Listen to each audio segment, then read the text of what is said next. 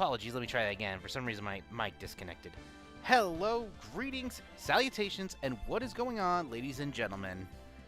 It is Angel Star of Star Jettison here, bringing you what might be the finale of Phoenix Wright, Ace Attorney. Why do I say that? Well, simple really. We have just finished day 2 of the trial. We just finished our second trial last time we played, and now we are entering what might be the final investigation and slash trial. We have quite a lot of stuff to go over, but I will generally say I hope you're excited to see what we're going to solve.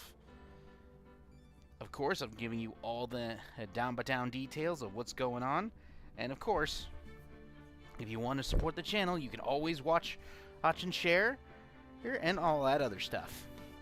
And of course, we also have a coffee if you want to support the channel financially. We're trying to see if we can hit the goal for a Nintendo Switch 2. Because, let's be for real, I work 3 jobs and the most money I've ever made was through unemployment. Which is either says a lot more about me or our economy. But either way, let's continue on. Day 3 of the investigation, Episode 5, Rise from the Ashes. Hopefully I don't have to... February 24th, 3:12 p.m. Wright & Co. Law Offices. I'm so sorry, Mr. Wright. I gave her a little bit of a nerdy accent. Well, I tried to be nerdy, but then turned into Boston. I'm sorry for what my sister said. Drastic crimes require drastic measures. That's just the way it is. We did what we had to, in order for him to get the verdict he deserved.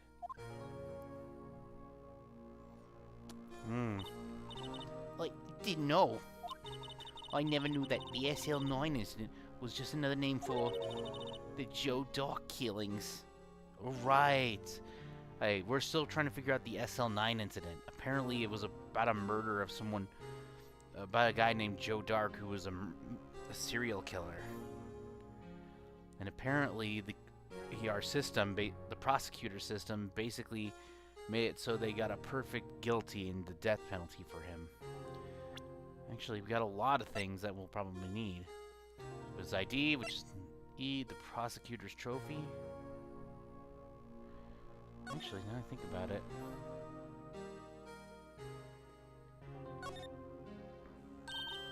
Check out, there's a middle plate here. Names of the previous recipients engraved on it. One guy's listed a bunch of times. Von Karma. Or whatever he's.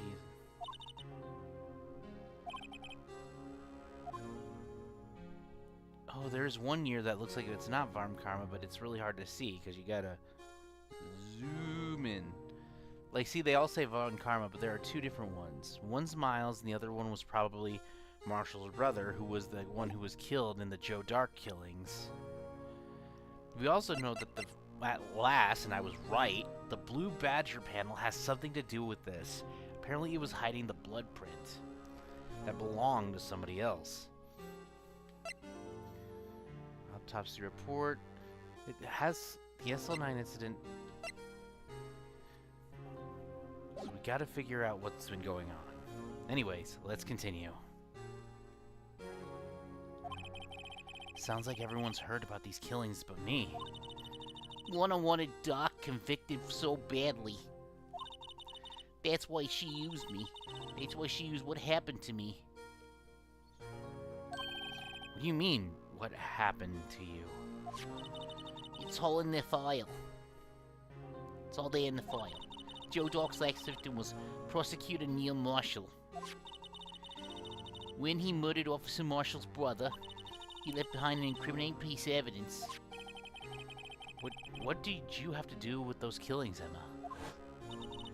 On the night Prosecutor Neil Marshall was murdered, Joe Dark tried to kill me. What? He tried to kill you? Officer Marshall's brother, Neil, was only trying to save me. Oh, so that means you... Yes, I was a witness in the Joe Dark trial. I didn't see that one coming. Let's see if we can... It happened 2 years ago. It was right about this time of the year, too. There was a terrible thunderstorm that day, unusual for the season. I was alone in my sister's office. We were planning to eat dinner together once she finished her work. Then suddenly, this terrifying man came bursting into the office. Joe Doc.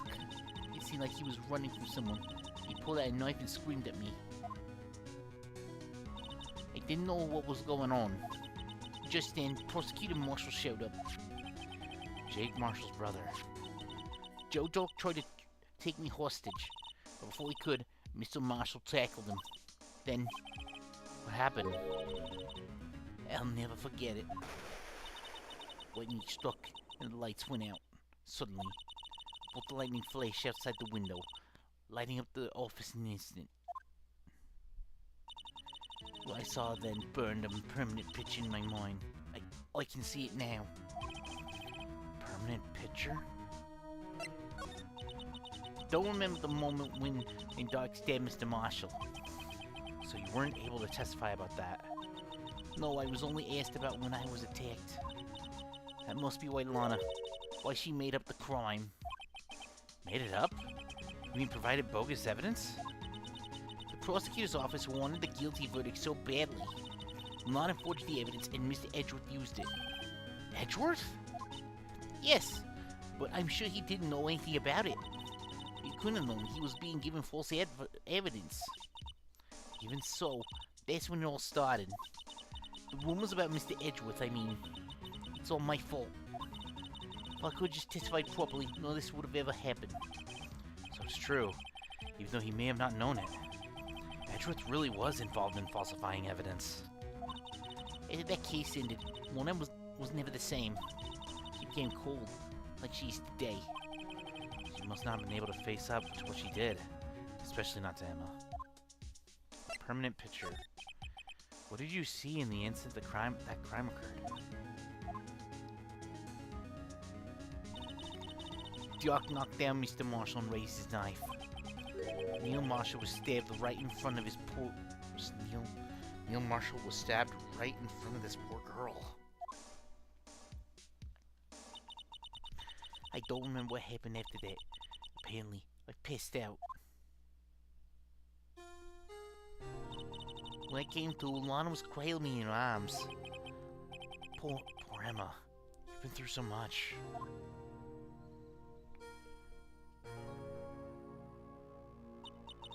I couldn't bring myself to testify about that instant. I tried, but the words just wouldn't come out. I drew a picture, but it wasn't any good. 2 years ago, you must have been 14. It's understandable.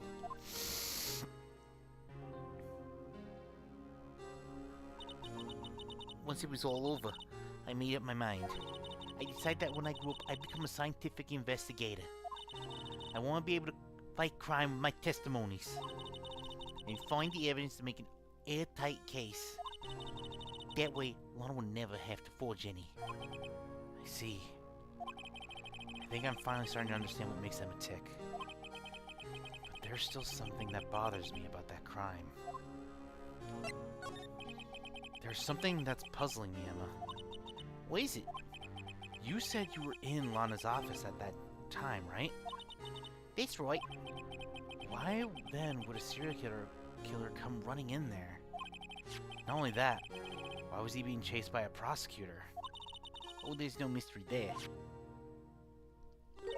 Joe Doc had been taken in for questioning that day.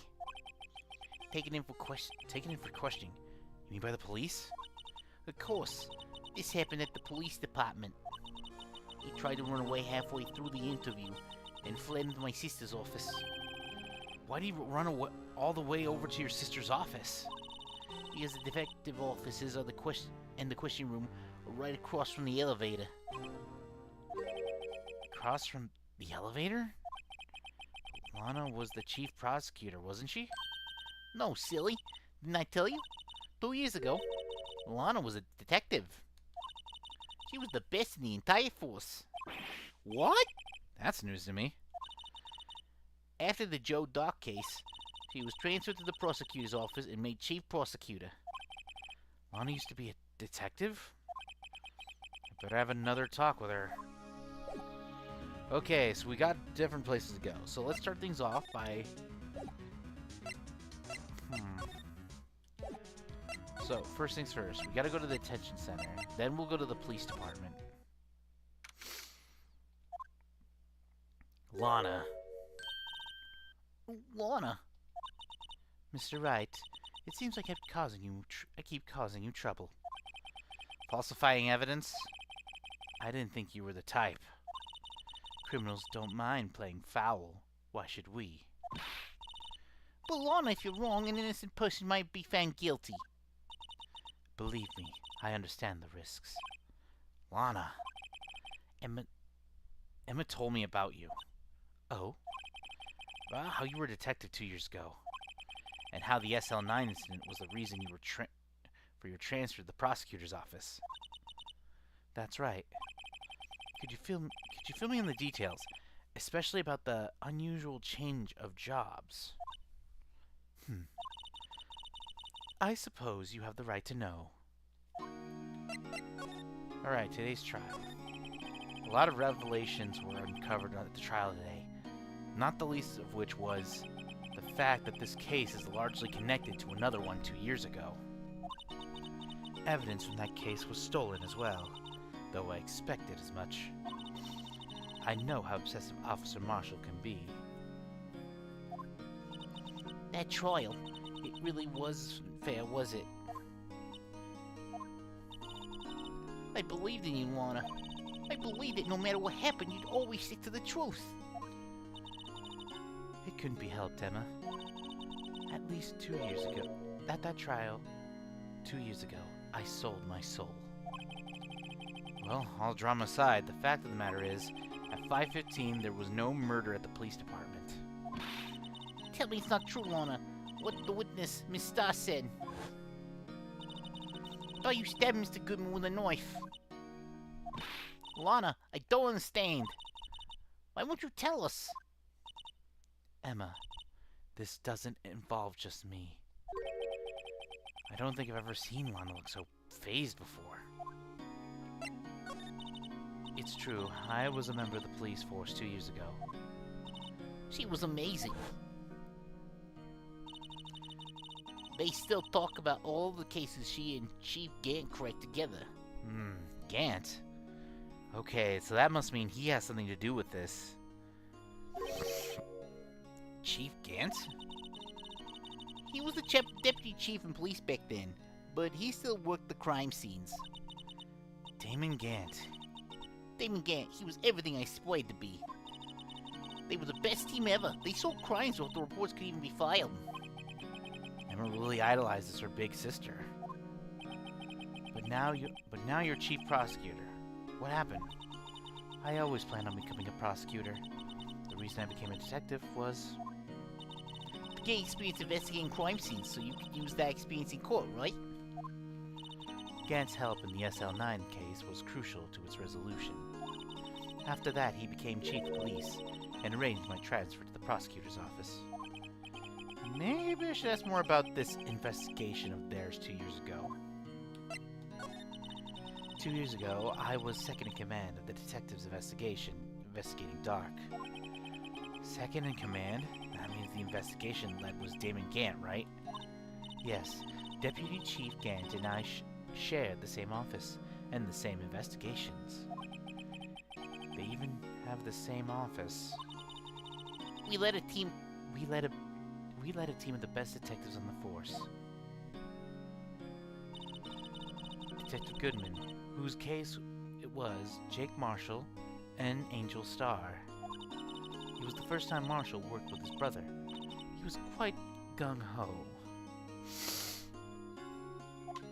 Gung-ho, yeehaw, 'cause they're cowboys. Without a doubt, Joe Dock was the serial killer.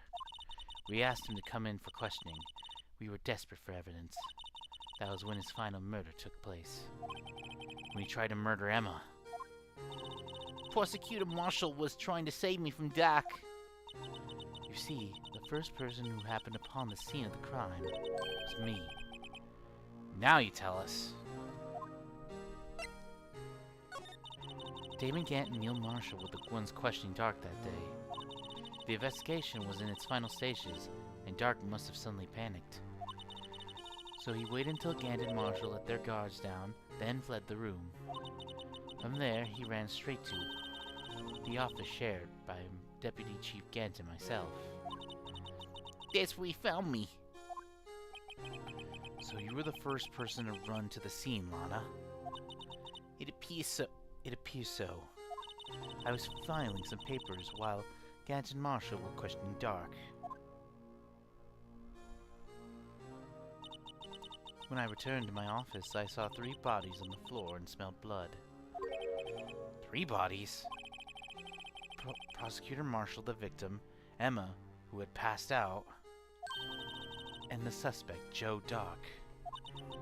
During the struggle, it seems Mr. Marshall struck a final blow before he died.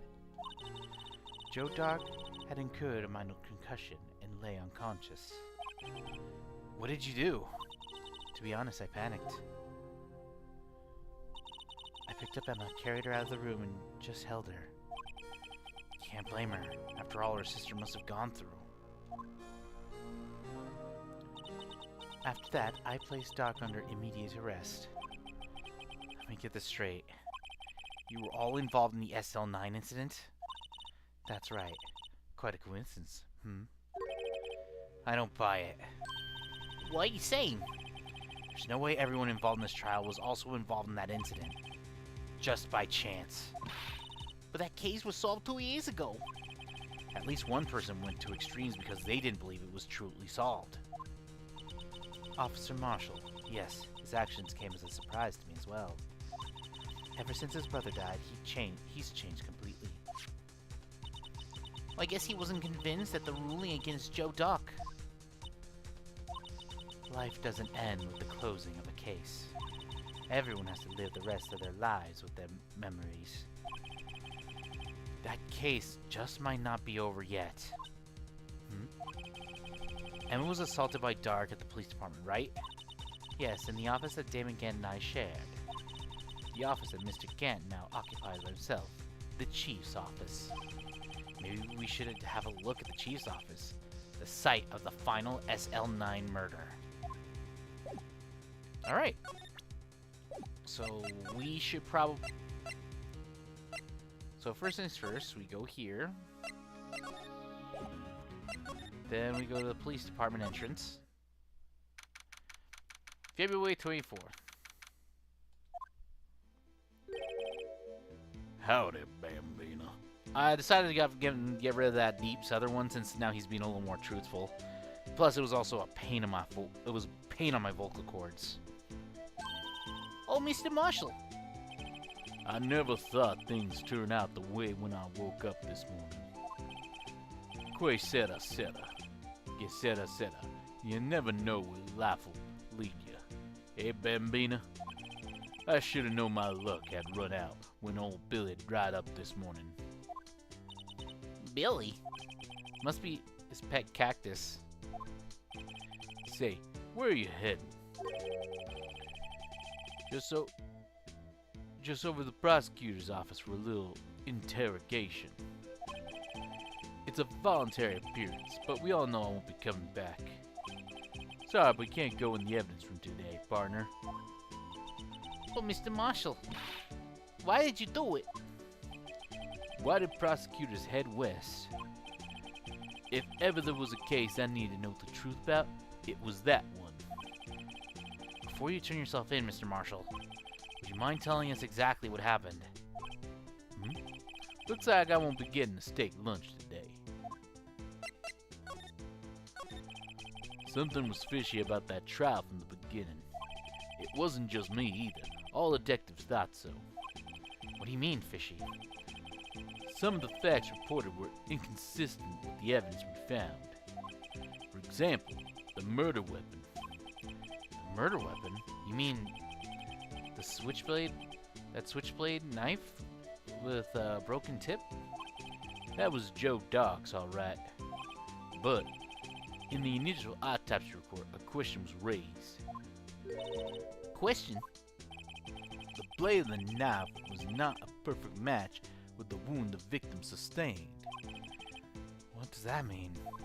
It means there was a good chance that knife was not the murder weapon. What? However, in the report that I finally submitted, that possibility had been erased. Could the facts have been concealed with the forged evidence? That case left behind scars on all of us. Hang on, I'll be right back.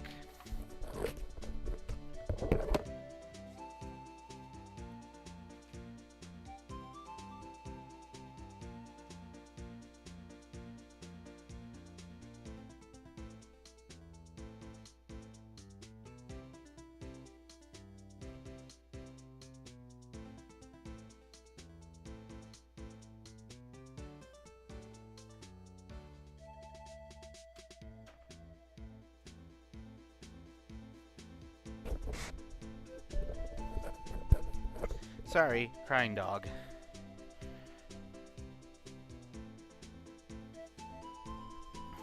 That case slipped behind scars on all of us. She just wanted in the house because she was done doing her business. The scars that the SL9 incident left behind. I got the looks, but he got the brains. He was one of the best prosecutors around. I just made detective when it went down. Ugh. Excuse. It was our first case together. How old was he? Your brother? He was 27 at the time. He was awarded the highest honor that very day. The highest honor? You mean the King of Prosecutors? I knew it. What are you looking at me like that for? That's an honor for a prosecutor. Mr. Marshall must have really been close with his brother. The day the SL9 incident took place, that wasn't the same day as... That's right. It was the day of the evidence transferal. Interesting. It was drizzling that morning, and by nightfall there was thunder. I can't believe 2 years have gone by already. I tried to steal the evidence so the case wouldn't die. Apparently someone tried to stop you. Detective Goodman was murdered, and the evidence locker was empty. There was something going on behind the scenes in that case. We all knew that later. Every detective involved in that investigation, save one, was taken care of.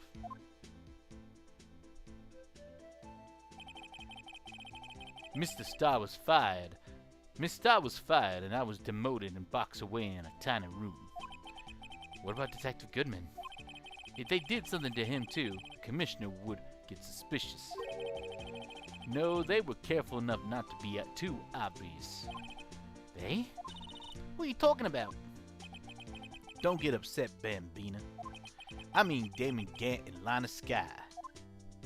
Gant and Sky. So they had something to do with their demotion. The investigation lead, Damon Gant, and his second-in-command, Lana Sky. There wasn't a person on the force who hadn't heard of that duo. That case was the biggest step in both their careers. After the case ended, Lana transferred to the prosecutor's office, right? Oh, wait, that was me. After the case ended, Lana transferred to the prosecutor's office, right?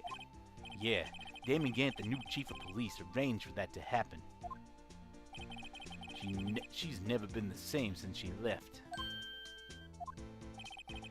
Everyone who knew her said her sorry, stutter.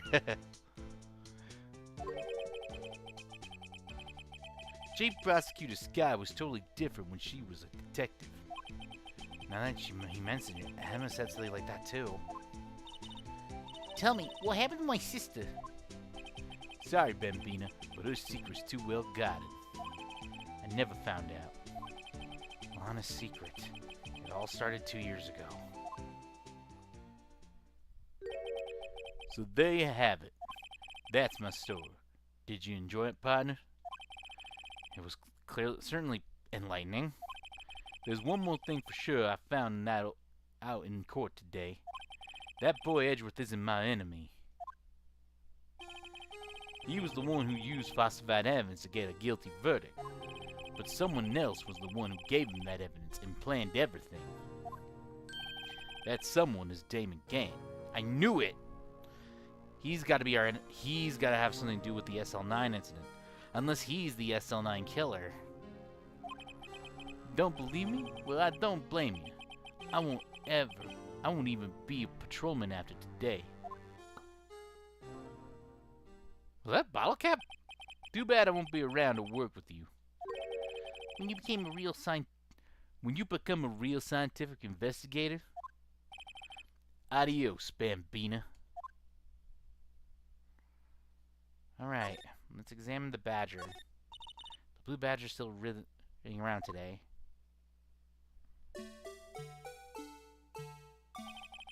Let's give the benefit down and say he's dancing. Alright, where is that spray?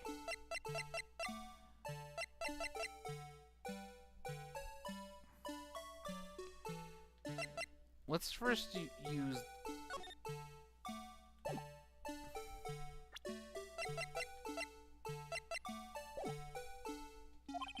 Speaking of dancing...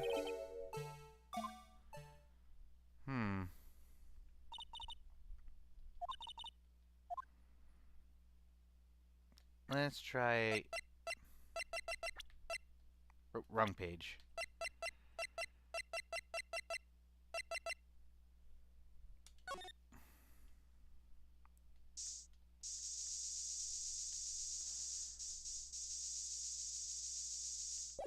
Okay, let's try the...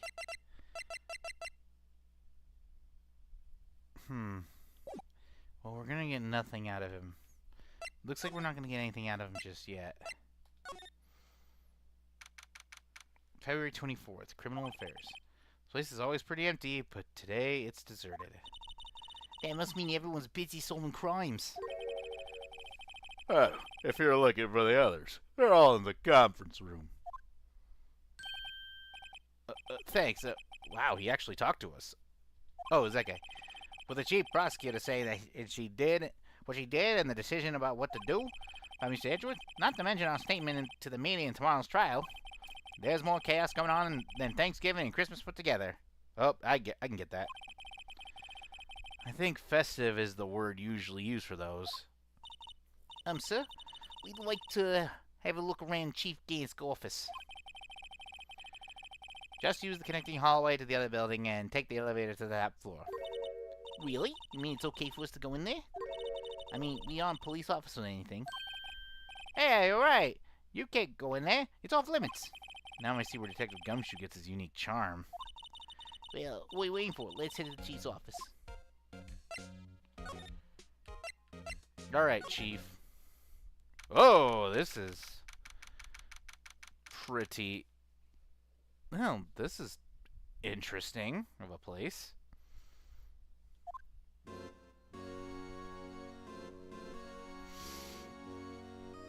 What the... Whoa, where am I? In the chief's office, silly. At least that's what it said on the door. Check out the pipe organ. That's real, isn't it? Hey, I used to take organ lessons in kindergarten. They used to call me Little Miss Bach. I thought I was a genius until he tried teaching me notes.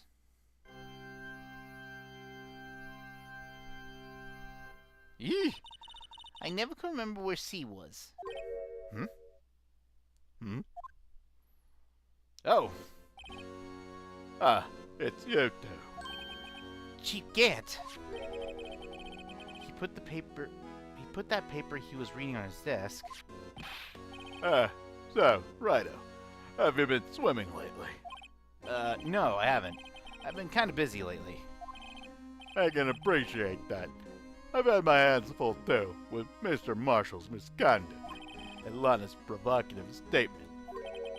Provocative statement? Oh, you mean about the forged evidence? 2 years have passed since that incident. My, how time flies. See that big picture on the wall over there? Huh? Wait a minute. That's not right. That is... Hang on. There's a sword missing. That's a picture of Lana, Neil, and me. So this is Mr. Marshall's brother, Prosecutor Neil Marshall. We took it to commemorate our work together. Something's not right in this picture. Can't quite seem to put my finger on it, though. Photo at the award ceremony of Gant, Lana, and Neil. It's the sword. That's the murder weapon.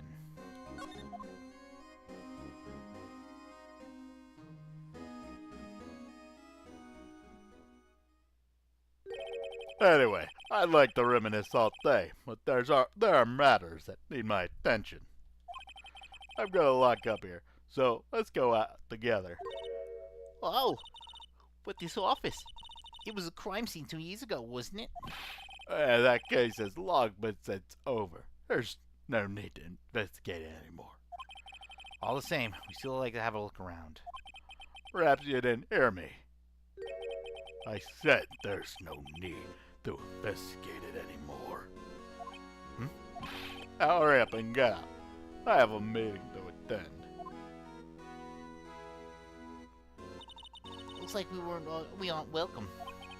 It seems that case isn't over yet, after all. What do you mean? Chief Gant denied our request to search the crime scene. That means there must be a reason, and he doesn't want us looking around in there. You mean like a clue? There's got to be a way to get inside the chief's office.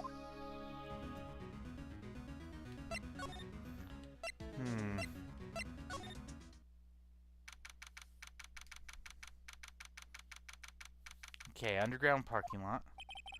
No one's here today, not even Miss Star. Everyone's probably busy looking into what exactly went down in the evidence room. That must be where the detectives are. We proved in court today that on the day of the crime. On the day of the crime, no one was murdered in the evidence room at 5:15 p.m. Yeah, well, I thought you were finally making some headway in our case. But instead, it looks like we just ended up making Lana look even more guilty. Hang in there, Lorna. I've got to find all the answers by tomorrow.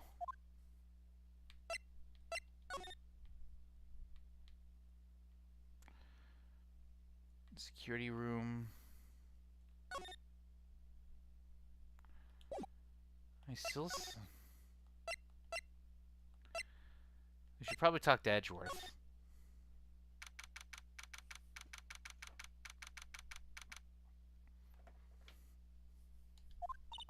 Mr. Edgeworth isn't he? Yeah. Maybe he's being questioned by an inquiry committee. He took a real beating in court today. Yeah, with Lorna admitting to falsifying evidence 2 years ago. I guess she'll have to come back. I guess we'll just have to come back later.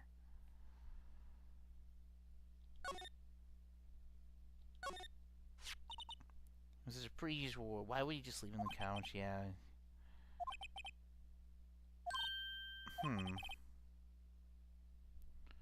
Board, speech contests, essays, playing the flute, golf tournaments.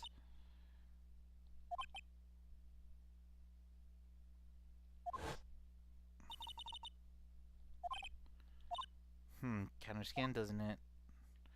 No. Actually, didn't I remember seeing blood?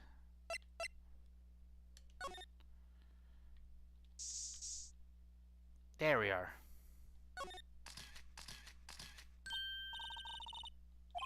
Judgment of the mouth, I guess it was from a nosebleed.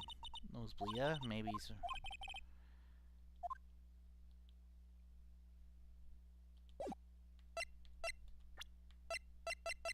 Okay, we gotta find another spot.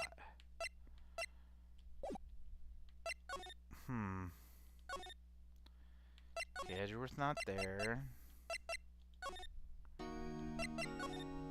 Nope.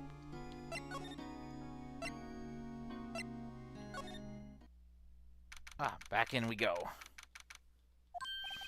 Hey, pal. Hey, Gumshoe! Detective Gumshoe, aren't you supposed to be in a meeting? I'm, just taking a breather. My feet hurt. I'm staying in so long? Actually, when I'm serving everyone coffee. Sounds like the gumshoe's still out of the loop. So, have either of you seen Mr. Edgeworth? Edgeworth? No. Why do you ask? He's under fire from both the police department and the prosecutor's office. It's almost like the bails between you two. It's almost like the bails between you two in court. That sounds serious. Is it because of what my sister said? That's basically what it all boils down to.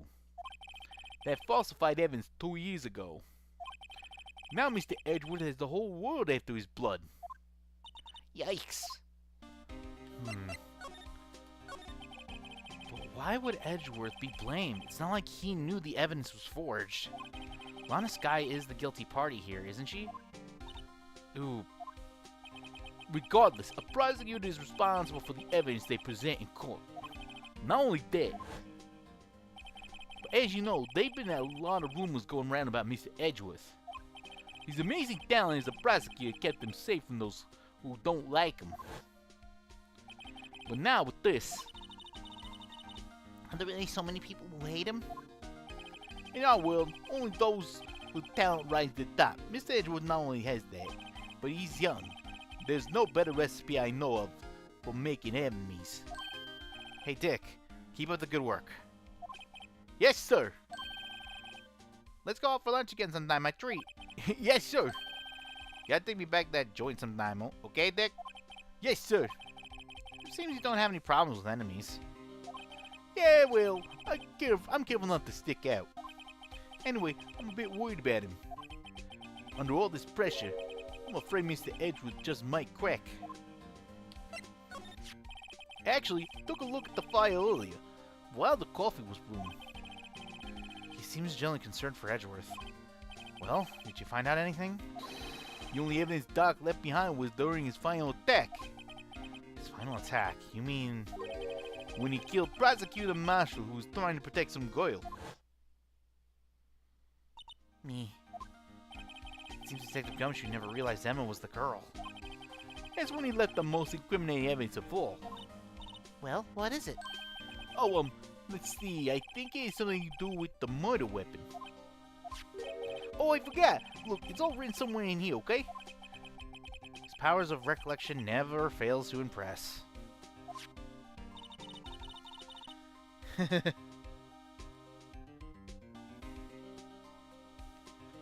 Maybe we should show him the murder weapon. It might jog his memory. Joe Doc was 42 at the time of the crime. He was just your run-of-the-mill businessman. Businessman? What made him take to serial killing? One day on his way home from work, he hit someone with his car. With his car? So it was an accident. An accident, yes, but it transformed him into an animal. An animal? He killed a man that witnessed the incident. Then he killed the lady who saw the second crime.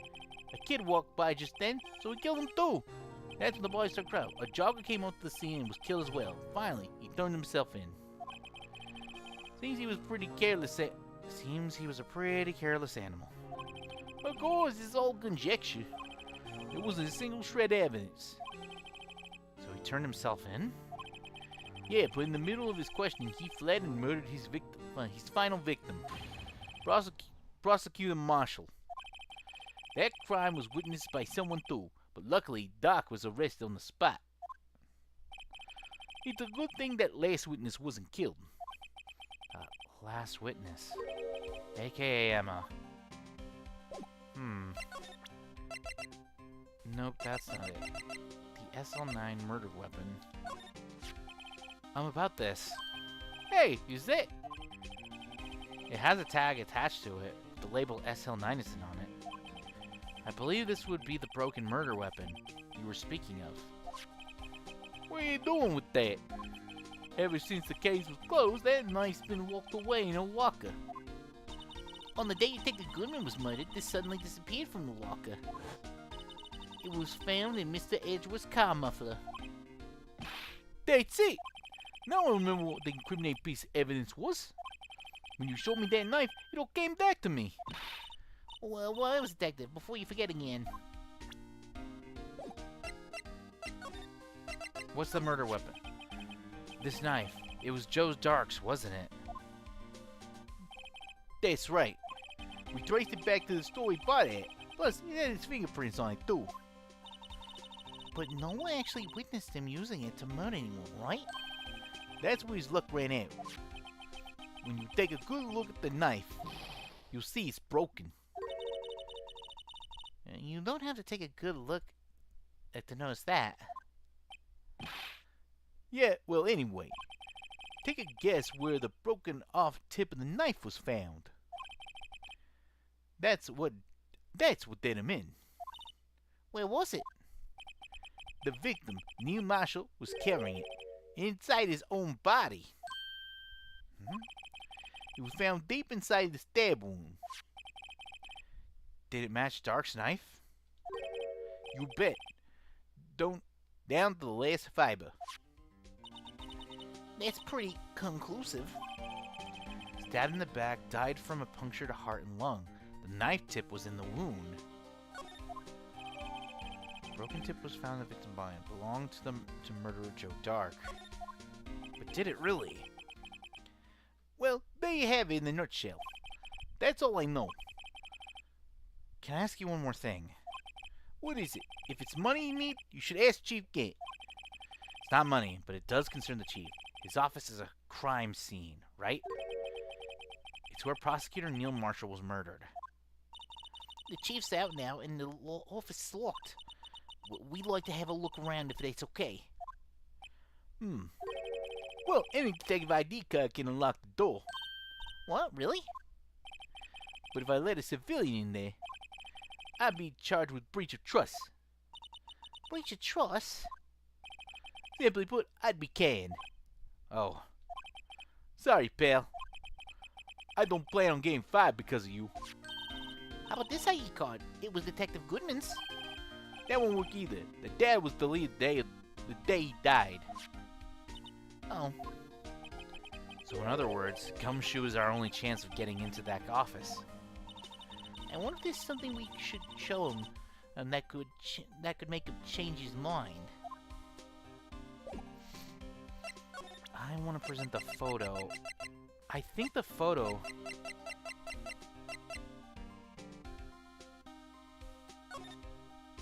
Name deceased, Neil Marshall, 27. Time of death, February between 7 and 7:30. Cause death. Assessment, died from blood loss in under 10 minutes. Weapon found, wound was missing a tip.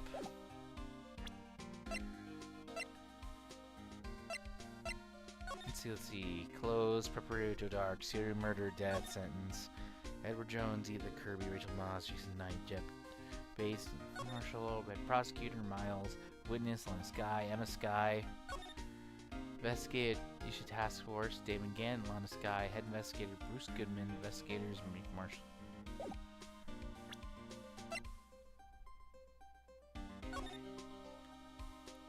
Yeah. Wait a minute. It's not only that. The vase is there too. The vase and the shield will have key evidence in the photo.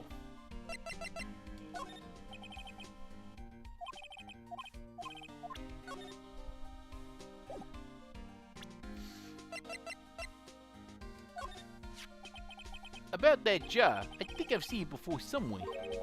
Somewhere. Or maybe it's one of those memories people have from previous lives. This must be the most uninformed detective I've ever met. Something about that makes me feel uneasy. It's like I'm in the chief's office and he's yelling at me. You can't. Where could I have seen that before?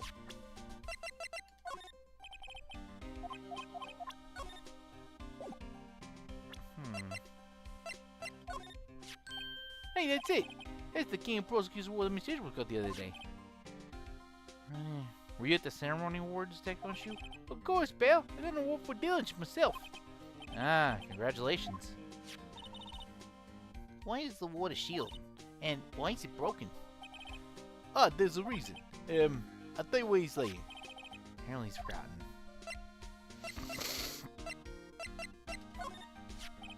This guy almost made us lose the case. This guy almost made us lose the case today.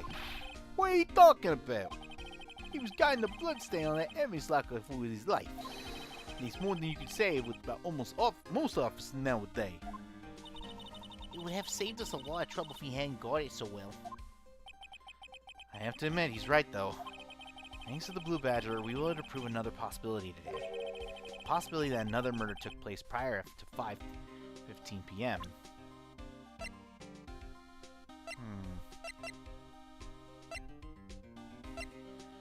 Well, whatever the evidence. That's the ID record, is it? Yeah, there's only one number left to investigate. At 4:20 p.m., the victim, Detective Goodman, must have entered the evidence room along with someone else. Someone with an executive officer number. 777777. That's 17 too many, Detective. An executive officer. Might just have a hunch.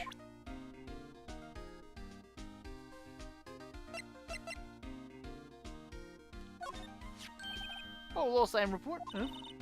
Very impressive, Detective. You knew it was what it was right off the bat. Well, I'm a master misplacement, you know. Master, that has such a cool ring to it. The way you see, if things aren't meant to be lost, then they're meant to be lost. There's higher power at work here. Our higher power. Maybe I shouldn't let Emma hold any evidence.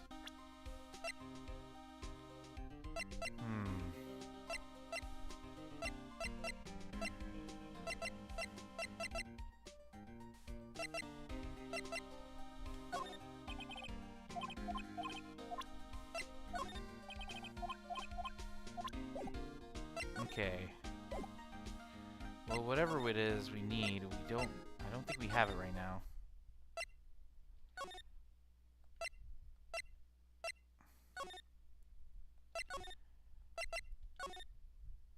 Ah, here we go.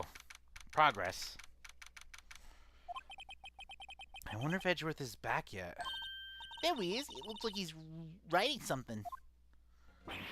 Oh, what are you doing here? He sure was quick to throw that paper on the floor.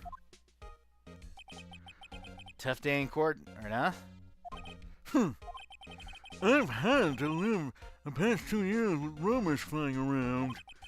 What's another allegation to me? Cheer, Mr. Edgeworth. I'm rooting for you. That's Edgeworth for you. Always try to hide his real feelings. So, what do you want? Unlike some people, I don't have all day. Alright. We gotta figure out what the dealio is. There's no excuse for what I've done. 2 years ago, I used false evidence to obtain a guilty verdict. That's what it all breaks down to, and nothing I can do to erase that fact. But you didn't know, did you? I mean, that the evidence was falsified. The police department and the prosecutor's office share a bond of trust. If that bond is broken, we stand to lose everything. The police department's error is my error. My responsibility as the prosecutor's in charge. That fact remains the same no matter what excuses I might have. Mr. Edgeworth. I take pride in my work. So tell me why. Why has it all come to this? Even Edgeworth can't keep this kind of emotion bottled up. Tomorrow's trial. Are you up for the trial tomorrow? First last year's trial, and now this one. It seems all you do is worry about me. To be honest, you're getting on my nerves. But Mr. Edgeworth, you can't just walk out on the trial. Tomorrow's the last day. It's too late to change prosecutors. I'll bet that's what my superiors are banking on. I never thought the case would come back to haunt me like this. What do you mean? The list of evidence, it seems too short. Most lists run twice as long. It's only half as long as most lists. That is odd. After Neil Marshall was murdered, he became prosecutor for that case. I may not have been part of the investigation, but I knew what I had to do. Use the evidence I was given to prove the suspect guilty. That was really the only thing on my mind at the time. Say, We just a picture taken. We just saw a picture taken around that time. That picture. Something seems strange about it. Could you tell us again about what happened that day? The day Detective Goodman was murdered. You were participating in the ceremony over at the station, right? I've never cared for ceremonies, but I had to attend that one. Cause you what this? Those receiving awards can't exactly skip out on the ceremony. I finished up at the 9 in the morning, then drove over to the police department. You finished up at the office? Yes, just odds and ends, clerical stuff. I didn't plan on returning to the office that day. That is until I was asked to take something back. Take something back? This! Oh yeah, Chief Gann asked you to hold on to that, didn't he? Yes, it was a piece of evidence in that case that was closed half a year ago. He asked me to bring it back to the prosecutor's office. That's the story we heard yesterday. So you came back here to the prosecutor's office because the chief asked you to? That's right. Let's examine the area. I wonder what he was writing before. Come on, Mr. Wright. Let's take a look. Are you crazy? Edgeworth is sitting right there. Just distract him. I'll check it out. Hey, Edgeworth.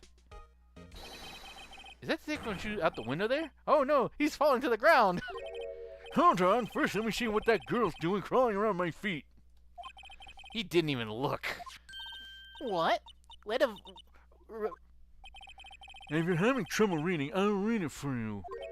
It says letter of resignation. Resignation? Edgeworth, you don't mean... I'm tired, right? I feel as if something inside me has died. But Mr. Edgeworth, none of it was your fault. I know the path I've walked. You don't need to tell me. And the path I've walked hasn't been a just one. I can't forgive myself for what I've done. And no one else should forgive me either. Uh-oh. I think he's serious. Mr. Wright, please, you had to do something. His letter of resignation. I wonder if I can use it for anything. Edgeworth discarded the letter of resignation. He's serious.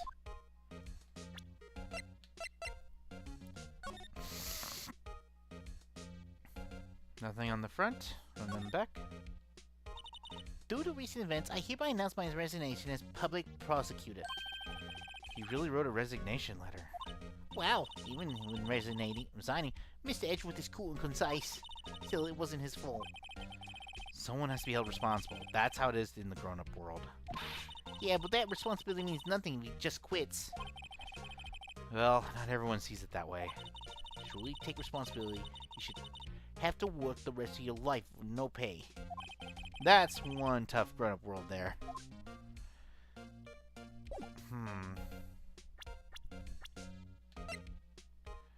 Let's see.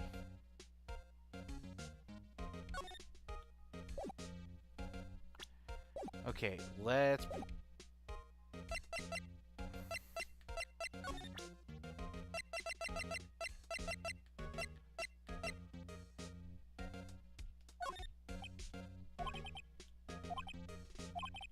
Oh, wrong button.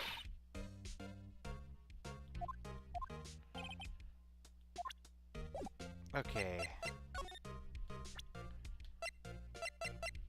Since he's here, maybe we can use the...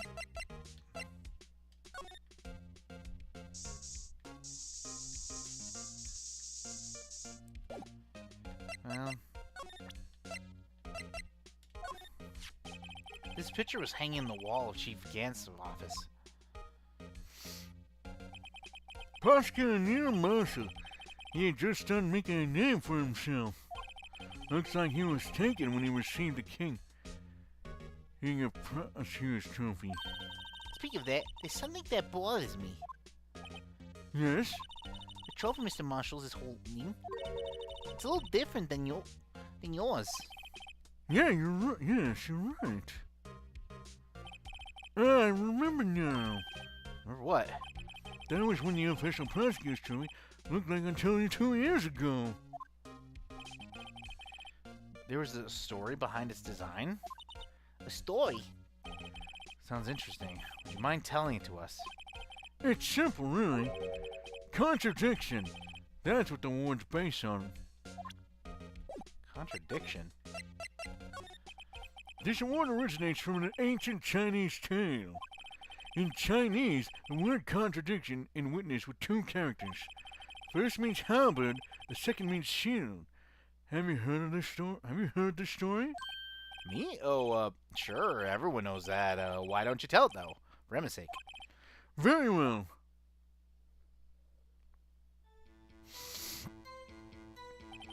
Long ago in the kingdom of Chu, there was an arms merchant.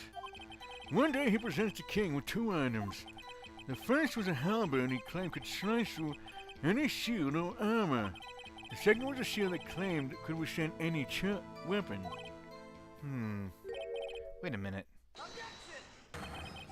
Those claims contradict with each other. Very perspective. Then again, you've heard this story before, right? Anyway, as you mentioned, the very description of these items discredit them both. When the king pointed this out, the merchant is left speechless. And thus the Chinese word for contradiction was born. Oh, I see. So the chipped shield and broken knife symbolize. Precisely so. They symbolize the merchant's items. The ancient tale ends with the merchant at the loss for words, but it's in our nature to pursue matters to their conclusion. If it results in something as ugly as this. Wow. Thanks, Mr. Edgeworth. I learned something new today. The more you know. That's funny. If that's so, then why were you only given a shield? You'll have to ask Chief Gant. 2 years ago, he had the halberd part of the war abolished. Chief Gant. Well, if my guess, he took the halberd part and he used it as the murder weapon. That's the real weapon.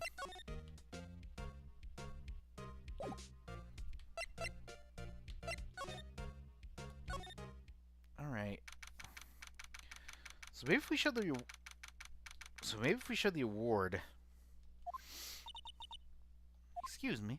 Oh, Angel! Would either of you care for a quarter pound of roast beef? Miss Star! I guess she's out of lunches.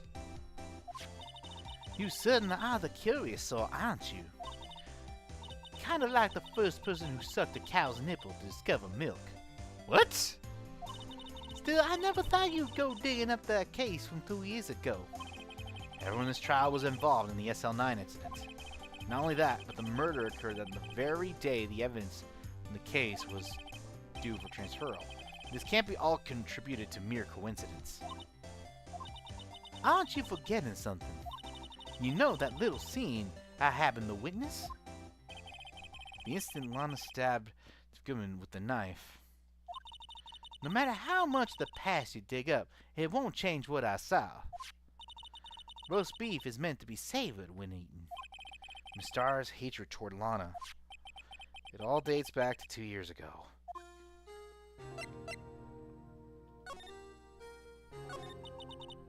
Joe Doc, that's the name I'll not soon forget. We trailed him for half a year. We trailed him for half a year over this pressure. See, I don't think I was even more alive than I was then.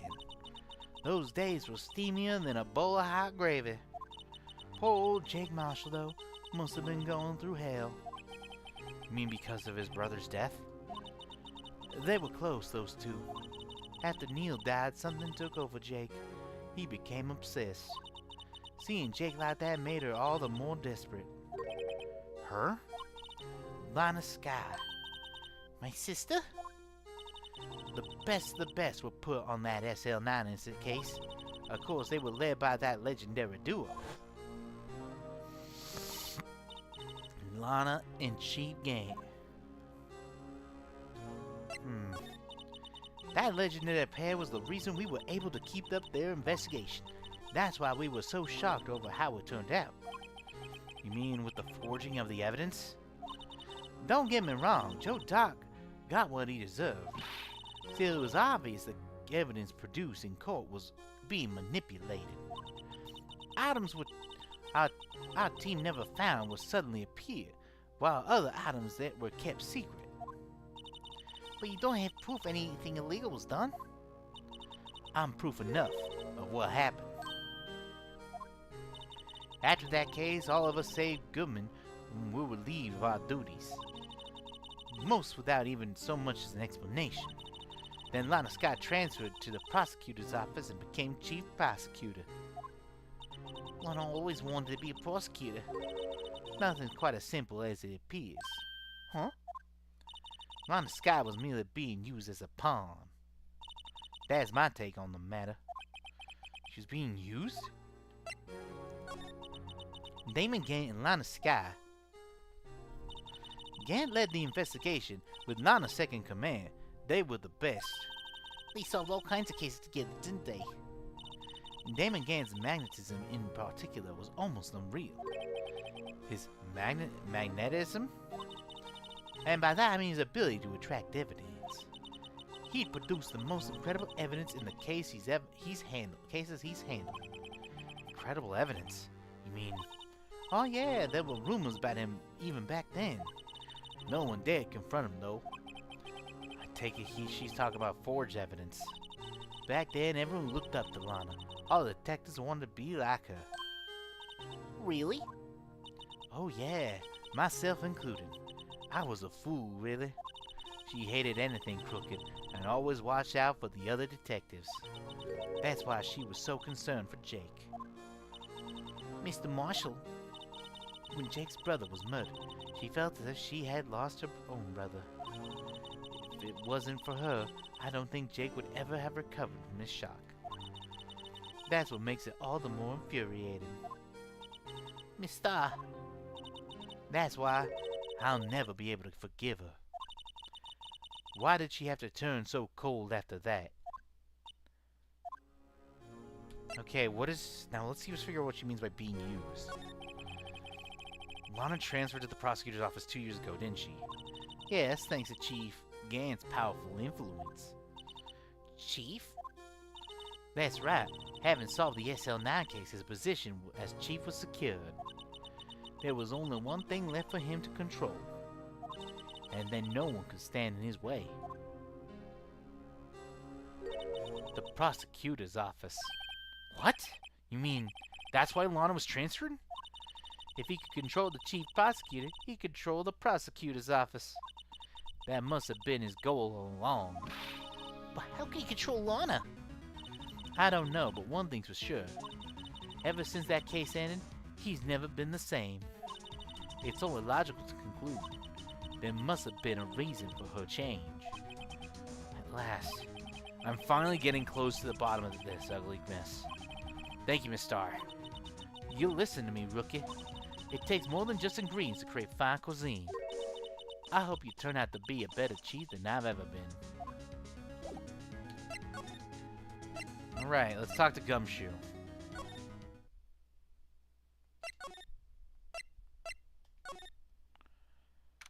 Where is Gumshoe? Oh, you're back! You're still here? I gotta make 150 copies of these files. Brewing coffee, copying files. I'm turning into a regular DJ. You're a DJ as well? If I'm not mistaken, I think he means desk jockey. Oh, that DJ. You gotta admire your persistency, but my answer's still no. I'm not letting you in Chief's office, period. It'd be my neck on the line. That office is the last crime scene of the SL9 incident. I have to take a look in there. There's gotta be something we can do to make the detective change his mind. Hey, sir!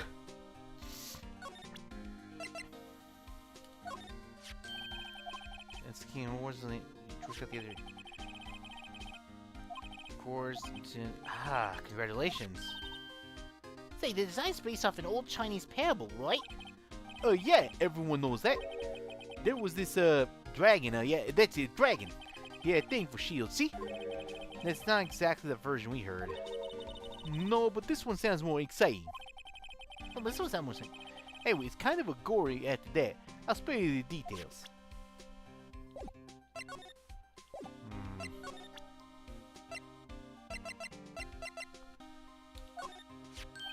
What's this crumbled up piece of paper?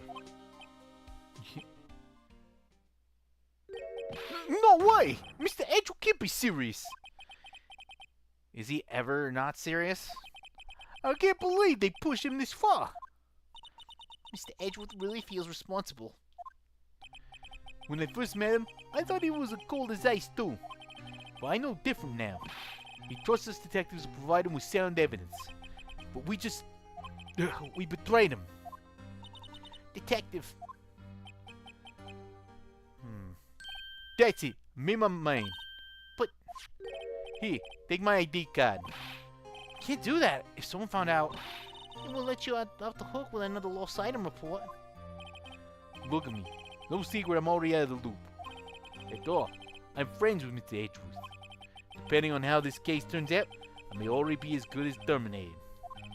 what? So at least let me do this, for Mr. Edgeworth's sake. All right, detective.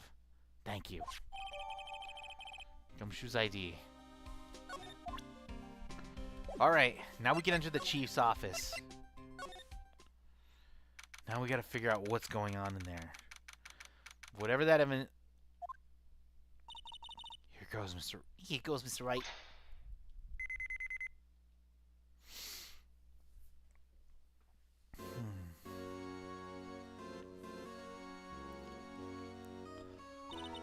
We're in. If anyone finds us now. Detective Gumshoe's a goner. If that happens, I'm counting on you to bail me out. Eek! Yeah!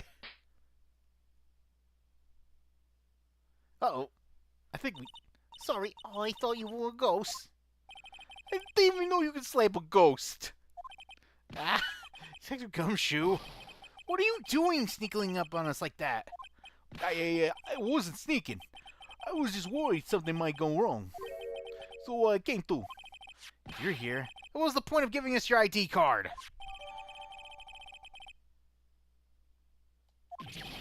Hey, don't do that on my ID card. I hardly ever get a chance to come in. So I figured I'd have a look around myself. Besides, we're all in this together now. You really don't want to get fired, do you? Not if you're lucky. No, not if we're lucky. Now, come on. Let's see what we can find out. Got a bad feeling about this. That desk on the other side of the room. Is that your sister's? Yeah, that's where I was waiting for Lorna. On the day 2 years ago. If anyone's using it now... No, sir. This is entirely Chief Gant's office now.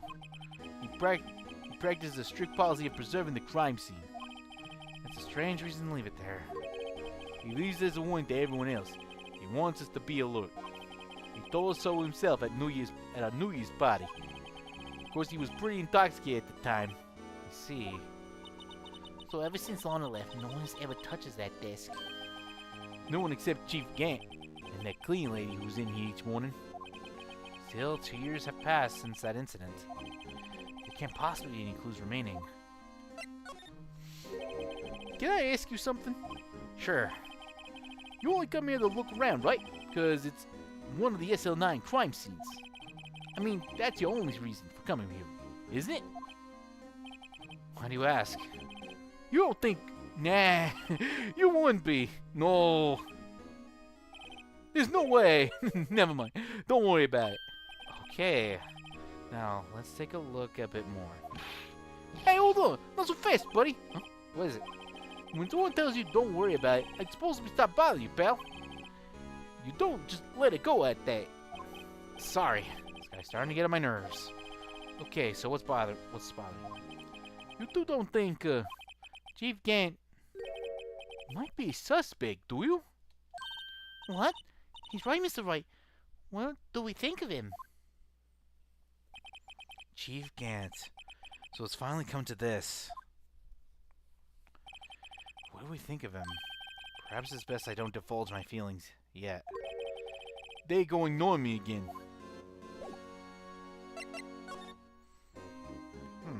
Weird phone. Wow, look at the size of Chief Gant's desk. Speaking of which, when we were here earlier... That's it, though. Chief Gant, put a paper he was reading on his desk. I wonder what he was reading. This looks like a list of evidence. List of evidence. In most cases, the list runs twice as long as this, though. Hey, look at the case's name. Huh? SL9 incident? Oh, what this was doing here? Hold on, detective. What did you say? I said, I wonder what... No, about the evidence lists. Normally, they're twice as long. That's right. I guess there wasn't a lot of evidence.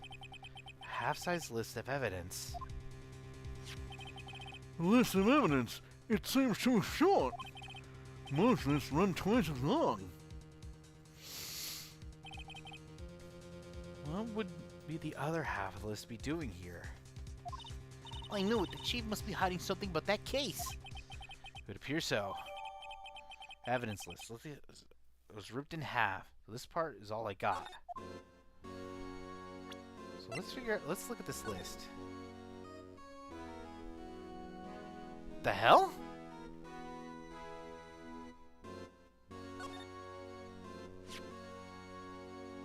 It's a pitch. I wonder what this is. It looks like someone drew some kind of sketch here. What is it? Did you find something? Can't make it out. I'd better keep it quiet for now. Huh? Oh, no, it's nothing. Why are you moving about like that, Mr. Wright? Better not forget about this picture.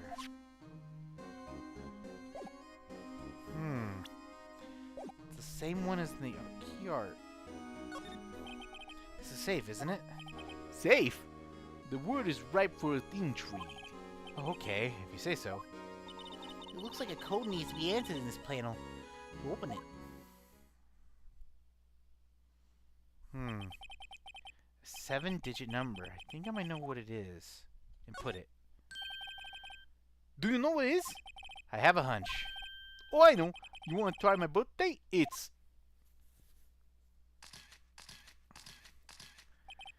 I have a better idea. Here goes nothing.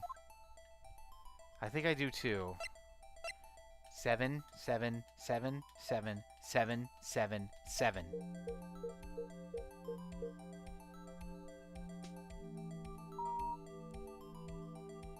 I was right. Bingo. What number did you enter? Whose birthday was it, pal? 7777777. 7. The final ID card number of that record. What? The number of the mysterious executive officer who entered the room that day. You mean 7777777, that ID number? I think you're 1 7 shy this time. You can only mean one thing. That's Chief Gant's ID number. Say, anyone care to look inside? Yep, I'd care. Is there any money there? How much does he have stashed away? Look, it's the missing piece. A shot from a broken cup? Something looks familiar. Where have I seen it before? There's something else in here too. Man, what's this? It looks like a piece of leather cloth. This is a hamper inside it. Hey, I saw someone wearing a shirt like that once. You think Chief made up the design? I don't think so. Oh, well, it's just a thought. It's it. This is all that was in the safe. Apparently so. It's empty now. A piece of cloth with a handprint on it. And a broken shot from a cup. It looked like a piece of evidence. Yeah, but unless you can prove they have something to do with this case, I'm afraid I can't just let you take them. After all, it's my neck on the line there. Great. Now I have to prove the relevancy. How are these two items related to the SL9? Come on, there's got to be something you show, detective. This is the real deal, isn't it? This armor and these weapons. Jeez, pal. Chief doesn't care for imitations. First the pipe organ, now this armor.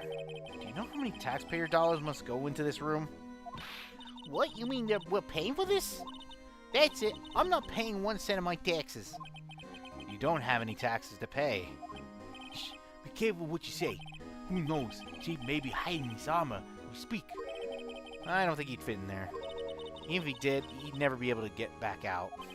Yeah, you guys don't know how scary that guy can be. Well, let's for one, Theft Gumshoe. Could you have another look at this jar? Running with the three, let's put that back together. Those were the days. It's kind of early to be nostalgic. Wasn't this jar a piece of evidence from the case? That's right. One of them shed an SL90 stick on it. Doesn't that ring any bells? You know, that fragment we just found? Oh, you mean this one? Oh, that was in the safe. Yes, that one. That was in the safe. Oh. Now that you mention it, it's ringing a lot of bells. See if it fits. Assemble fragments. Oh, here, let me see that shard. I'll take care of this. Go ahead, Bell. Show us what a rookie can do. Mr. Wright, here's some glue.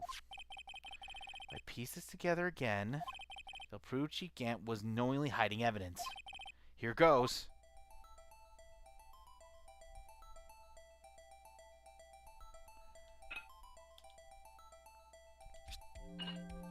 Perfect. It's a perfect fit. There. It fits like a charm. This, of course, means Chief Gant willingly and knowingly hid a piece of this jar in his safe. In other words, he concealed a piece of evidence from... Hang on, be right back, everybody.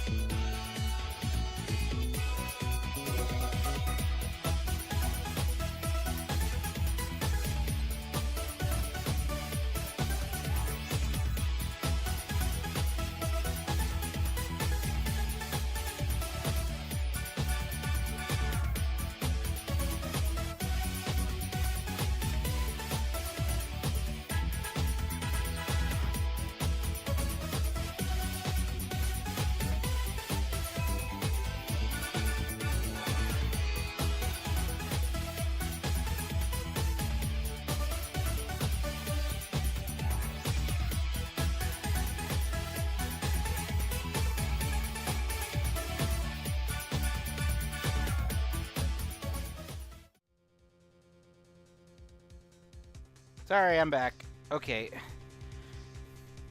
Just had to do something real quick and also get some beverage because these voices are killing me.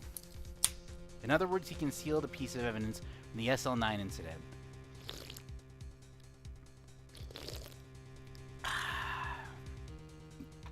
So it is true. But Hey guys, get a load of this. What is it?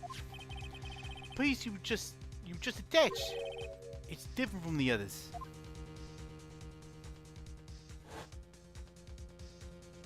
Huh? there's a reddish line in it. A reddish line? It's blood. I don't get it. Why would Chief Gan hide this in his safe?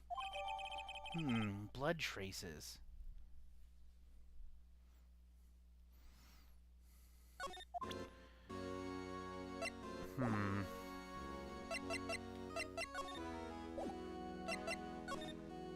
Alright, I think oh, desk. Wow, look at the size of Chief Gan's desk. We found this in the drawer. A list of evidence from the SL9 incident. Mr. Edgeworth had the other half on that list. What would this list be doing here? We better look a little more into this list.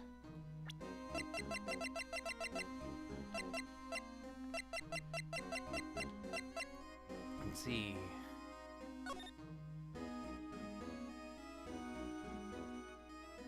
Come on! It's so weird that it would have a little doodle. Well, the murder scene. The Chief's organ sure is slight to behold. Occasionally we can hear him playing it from the criminal affairs department. That's on the second floor, and this is the 15th floor, an extremely different building. When a detective screws up, the chief calls them to his office and makes them listen to the organ for hours. What's so bad about that? Music soothes the soul. After that, the detective can't hear anything for days except for the ring in their ears. So it's an instrument of punishment, literally. Well, aren't the chief's ears affected? He never listens to anyone anyway. That's besides the point. Alright. Looks like a giant window. Makes me want to crash through it and jump outside. This is the 15th floor. I know! I was just saying! Saying what? Ever since being detective, I've always dreamed of doing something like that. Like in the movie, like in an action movie. Note to self, Detective Gumshoe has a lot of dreams. So long as he doesn't go crashing through that window when he gets fired. Don't say that! These shelves are mostly empty. Lana must have cleaned them when transferred over to the prosecutor's office. There's a small picture frame on this left shelf. Hey! This is when Lana and I went to that theme park.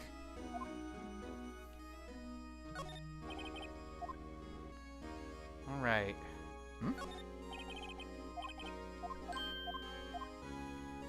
Sure is a lot of fishy stuff. Oh! Almost dropped.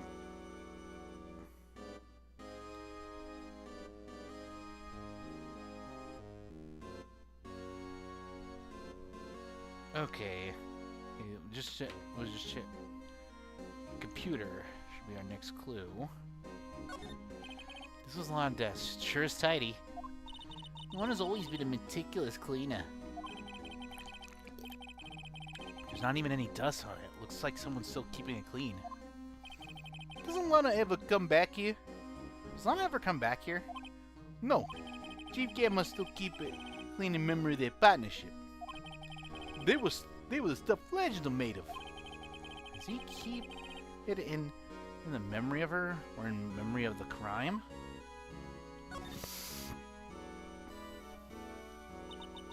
This was taken on the day 2 years ago.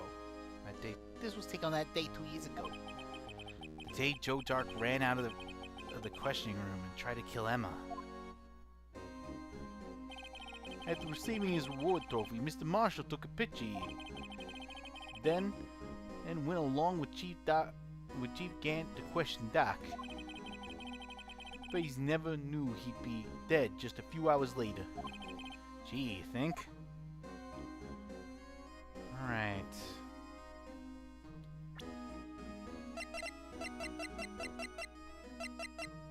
Let's spray the place. Nothing. Aha! Blood. Whoa, this area must be covered. Must have been covered in blood. Is this from the incident? Must be. And Prosecutor Neil Marshall was murdered. 2 years have passed, so the Reaction's kind of dull. murder really did take place here.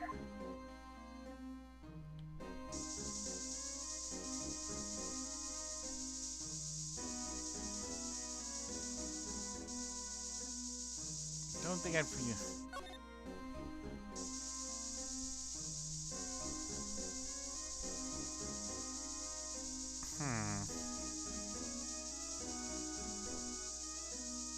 Just want to see if there's any more blood.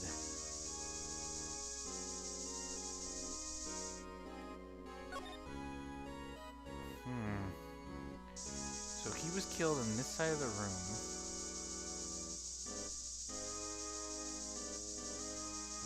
Wait, but that's kind of weird. How would she see the death here?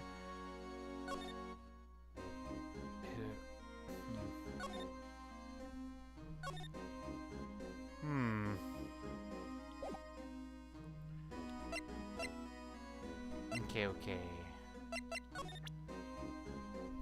Now, where is that bloody foot?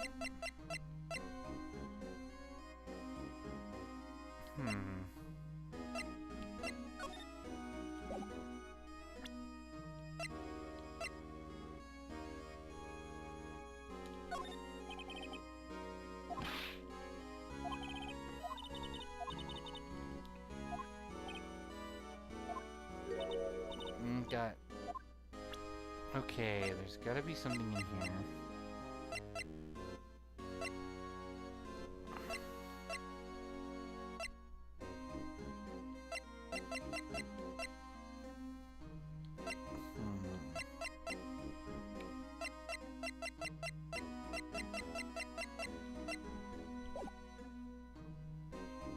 What's the other piece am I missing? There's got.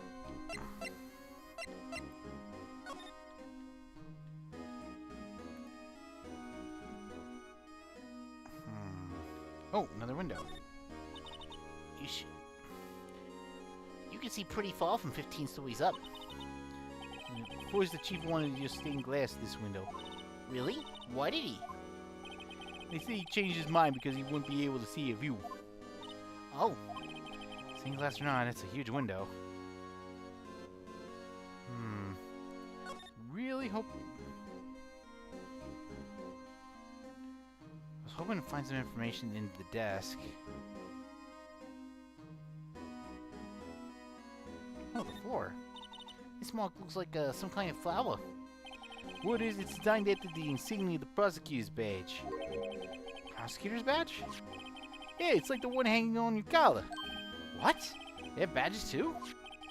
Design's supposed to be portray the severity of the punishment system. Now that you mention it, it does look all pointy and kind of painful. But Mr. Edgeworth never wears a badge. That's because he's a sharp dresser. A badge like that wouldn't go too well with his outfit. So he sharp dresses? So sharp dressers don't need to wear badges? I guess everyone just kind of lets it slide. I don't see how that's supposed to signify severe punishment. Alright.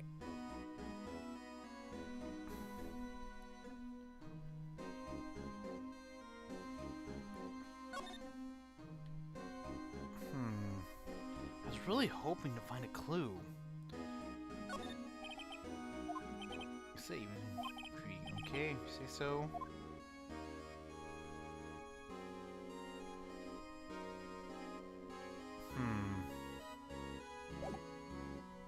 Wait, hang on. Can I use the finger? Nope. Nope.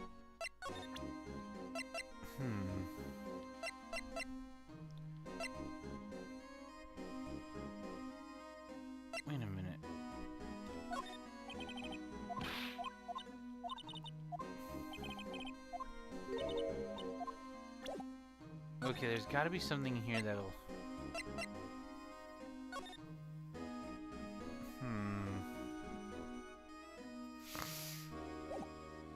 No.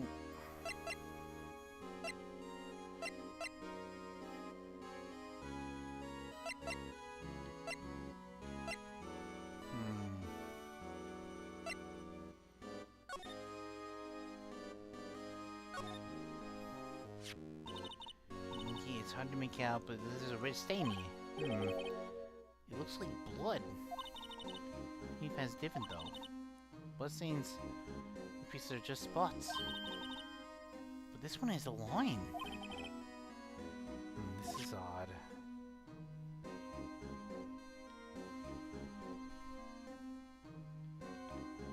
I wonder why the vase still has a hole.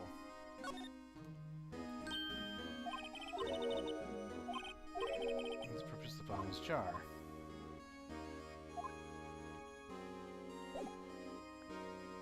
Alright.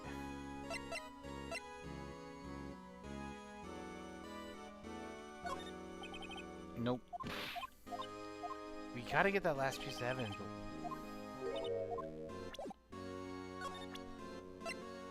It's got something to do with one of these.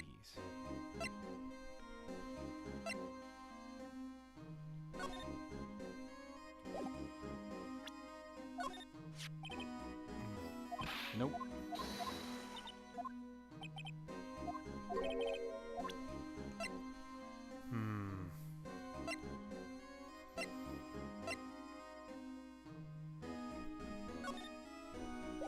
Nope.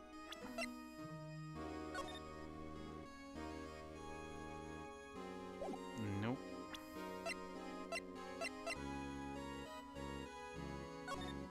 Let's see.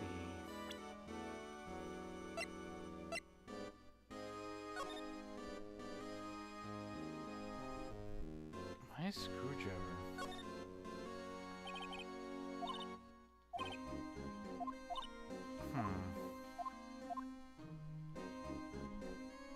Wish we could just spray this stuff.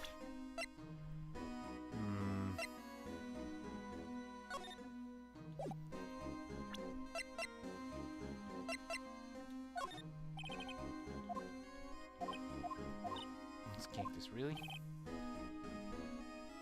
Any troubles? No cell. Take one shoe talks to a cactus. Hard to believe that he's just a patrolman now. Someone on a tree. Okay.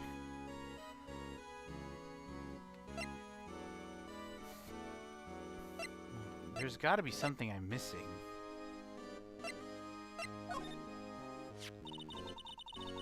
That's what the chief was reading before, isn't it? You know, when we first came in here. Yeah? It looks like the right one's been torn off. Mr. Edgeworth's list really was only half the whole thing. Something else is bugging me more than that. Take a look at the back of the form. That form, pal. Back.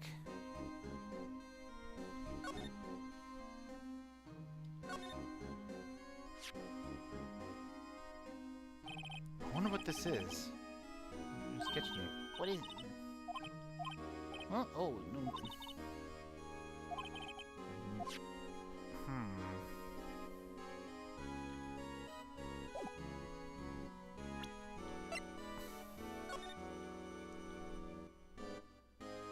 Turn long,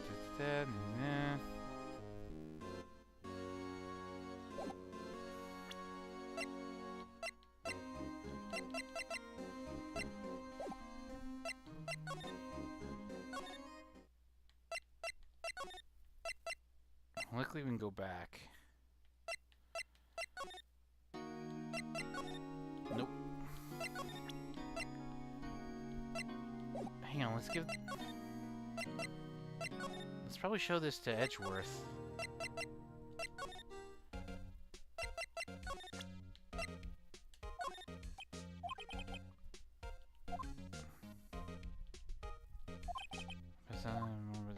Mr. Wright. Maybe if I just show him. Nope.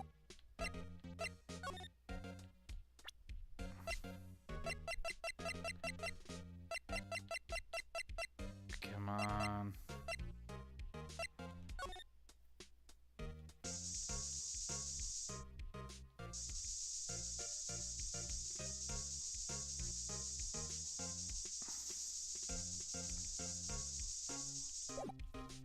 Maybe if I examine more stuff in his office.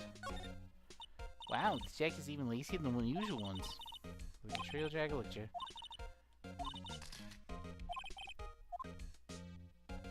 Nope. I know I'm missing something, but what?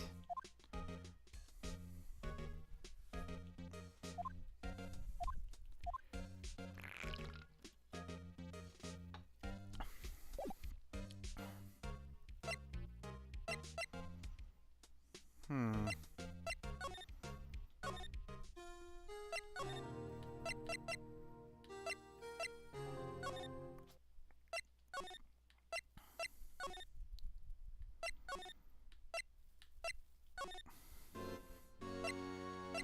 All right.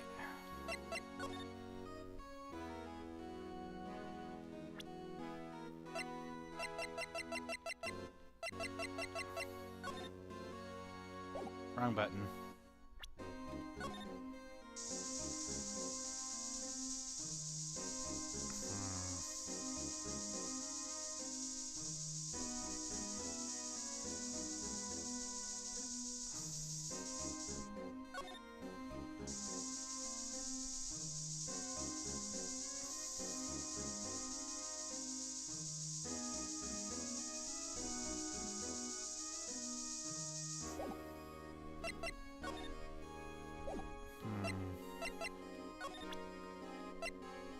Well, I guess I'll just keep on using everything until I find the right one.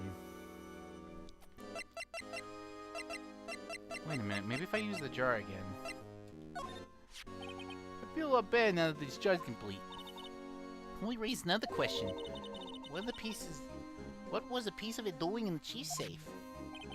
More importantly, why wasn't there any more money in there? Isn't that what safes are for anyway? I have a feeling that outcome of tomorrow's trial just might hinge on this.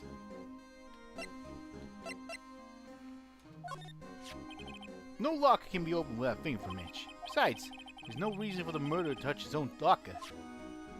Hey, wasn't your locker the one with a blind detective? The handprint of the real murderer's gloved hand. Not any fingerprints. Hey, come to arrest me? You'll defend me, won't you? If that happens, I think do better pleading with Wedgeworth.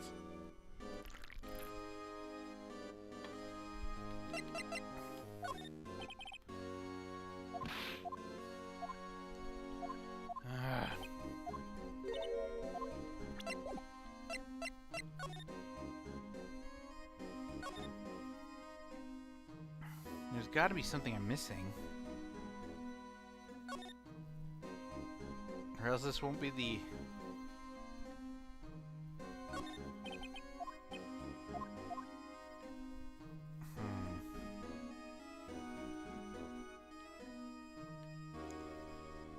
Nope. Nope.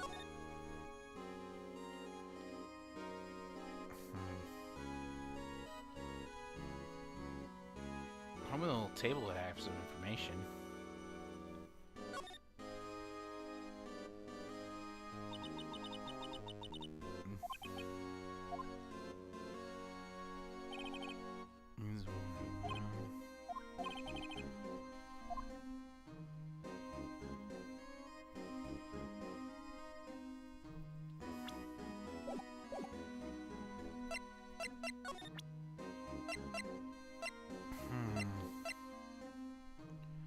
Wait a minute.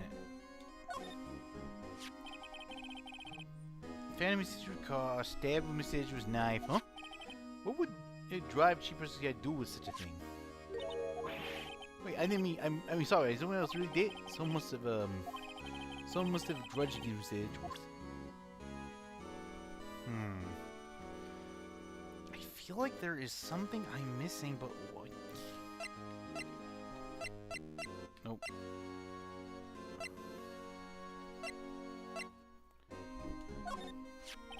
The knife belonged to murderer Joe Drake, right? You bet. If it wasn't for that piece of evidence, he would have been found guilty. Broke until the knife was found inside the victim's body. It's been Detective Goodman's locker. How could it have possibly gotten into Mr. Edgeworth's car? Not only that, but it was wrapped in Lana's scarf. what's even more mysterious is whether that's called a scarf or a muffler. It ain't to be that, pal. Where is it? Yes. The only number left is 420. The victim, Ted Goodman, is in a room alongside him. Someone with the executive officer number. That's 1-7 too many detective and big problem.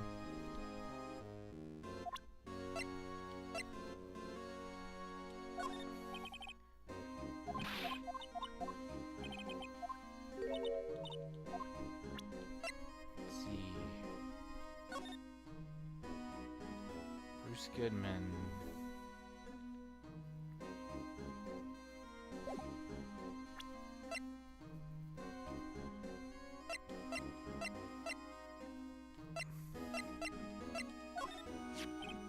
Studying up all those files, there's nothing wrong with Mr. Edgeworth's presentation. I think people are accusing him of justice. Everyone by, pal. You're looking at the case for Miss Edgeworth? Yeah, it was a pretty big deal, you know what's going on, you know? After all, the serial killer was on the loose. Well, was pretty clear of her impression. Forged evidence in order to prove Joe Dart guilty.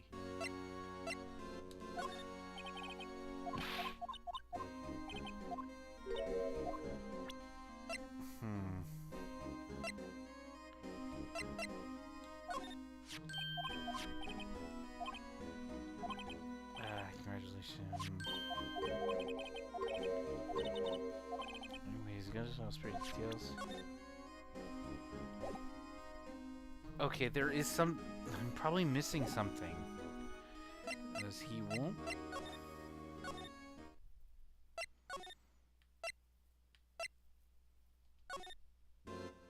Nope. Went the wrong.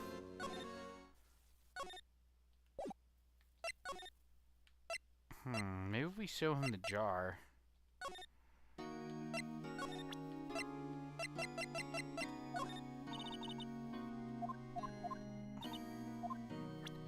Nope.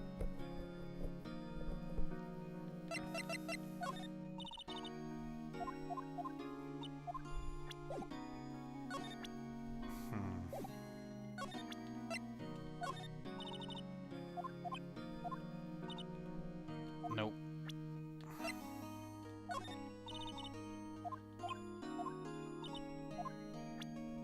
Okay.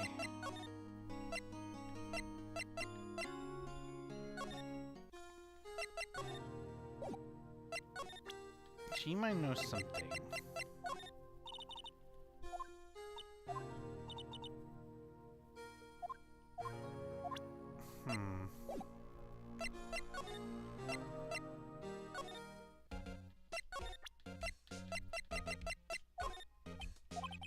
Ugh. What am I missing?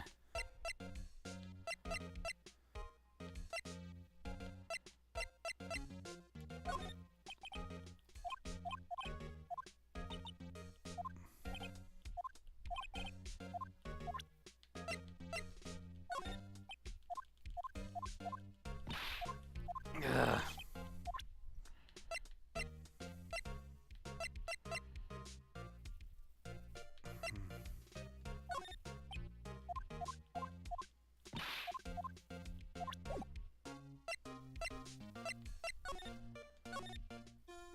Okay.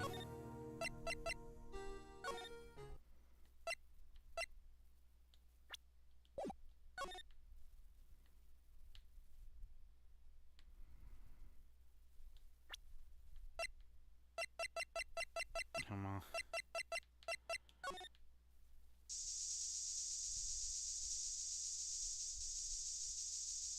I know you're hiding something, Badger.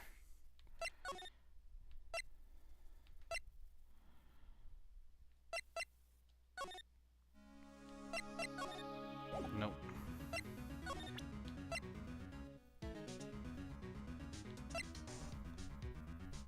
Let's see.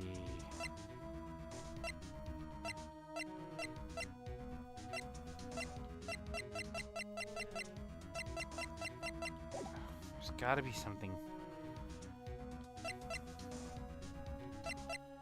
You know what? everything somehow relates to this incident.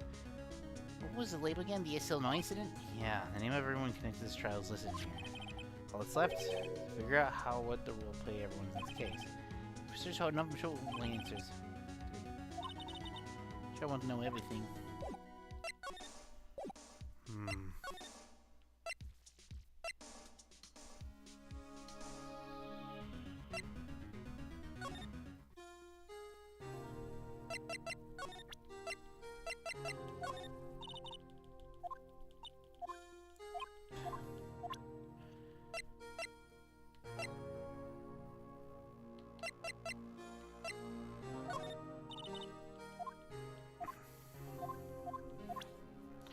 So Star is basically not going to give us any information.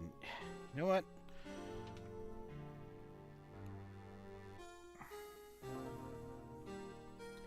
This is getting royally annoying now.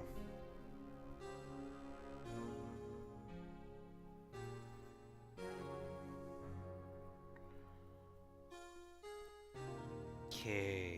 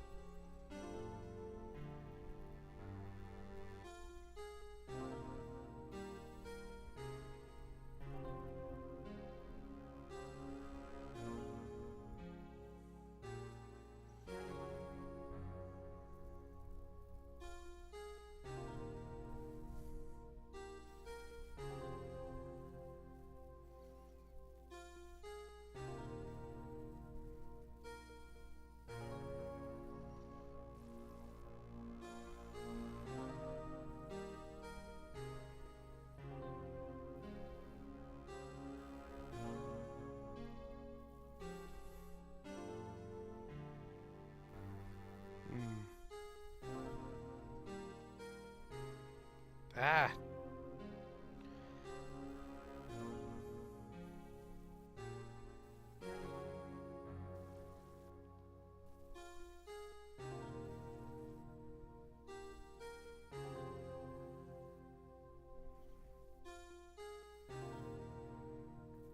Okay, I'm just having no luck trying to get it. Phoenix Wright. Ace Attorney. Case 5. Safe fingerprints.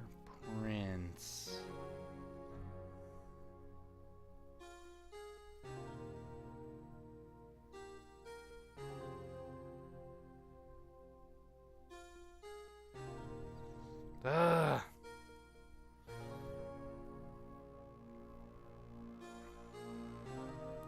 Wait. You know what? I think I might have an idea.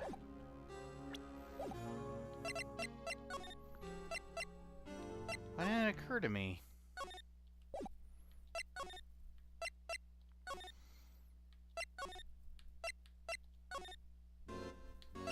Present. Why didn't I think of this in the first place? I'm an idiot. Detective Gumshoe, I'd like you to have a look at this.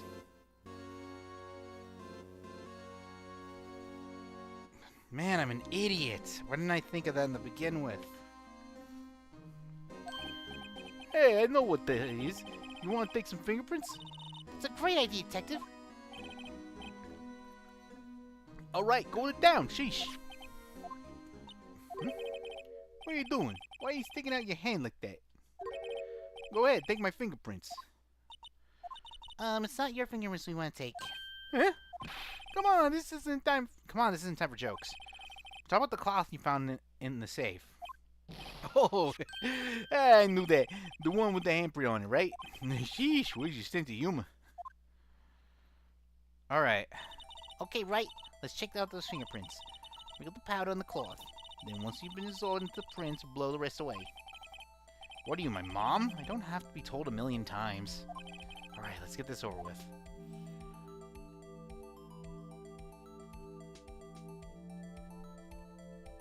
Okay.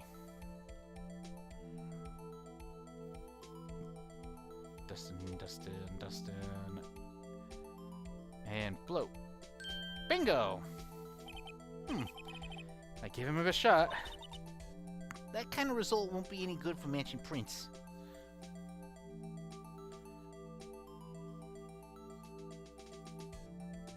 Oh, hey, Nightblade. I don't know. I just see. It seems like the right thing to do because I mean, he is like one of those police. He looks like one of those old school policemen or Columbo, I guess. But it doesn't look like we'll get a clear result from this print. Okay, let's try a different fingerprint. Let's try the middle finger. I forgot I selected a finger and then I can't believe I didn't think of this. I am an idiot. Still needs a bit of a cleaning. Bingo! Okay. Not Gantz, not Meekins, not Angels. Emma's!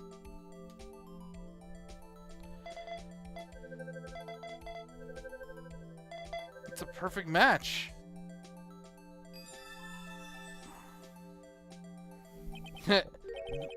How can this be? What are Emma's fingerprints doing here? Hey, you found a match. Whose fingerprints were they? Huh? It seems the prints are too old. They aren't clear enough to get a match. Oh, that's too bad. I thought they'd be Doc's prints. Psst. Hey, you, over there. What's going on here? What are the kids' prints doing inside the cheese safe? Don't ask me. Let's just keep this information from Emma for now. Here, maybe you want this. Okay. Found in Chief Gant's safe evidence for something, but what? Bears Emma Sky's prints. Yeah, we're on Rise from the Ashes. This is the last case in the first game, isn't it? Because if it ain't, it's gonna be a while.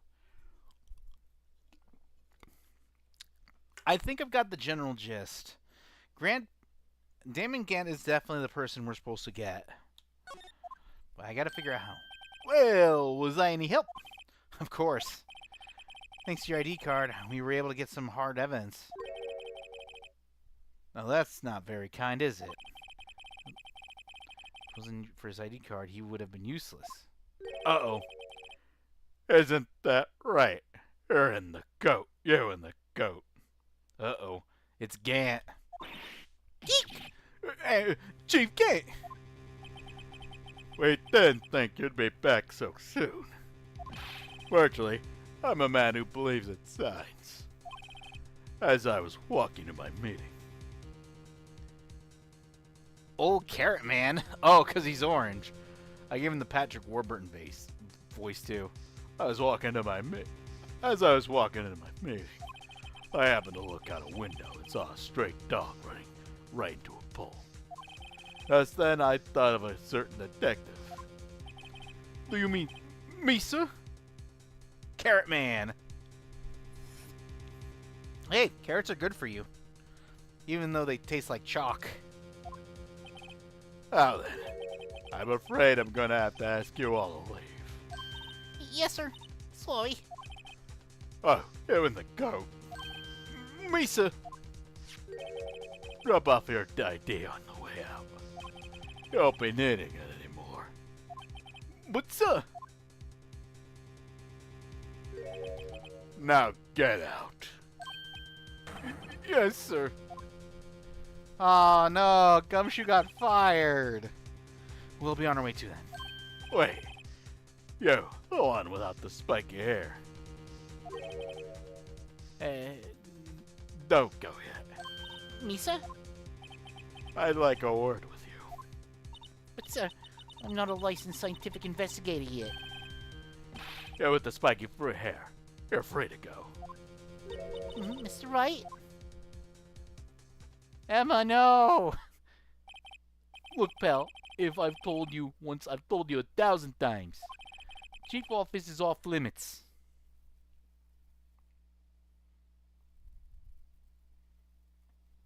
Everyone's got different tastes. But no, you just had to go sneaking in there like that, didn't you? I thought you said you didn't care anymore if you were fired.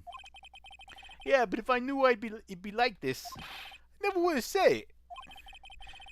Now that I've seen evidence Chief Gant was hiding in his office, I think I'm finally starting to get the picture. Why was she kept eerily silent about it all this time? Anyway, you listening to me? I'm gonna try to smooth things over with the chief again. Hey, pal. After that, I heard from Emma. She said that the police wanted to ask her some questions. So she'll be busy for the rest of the day.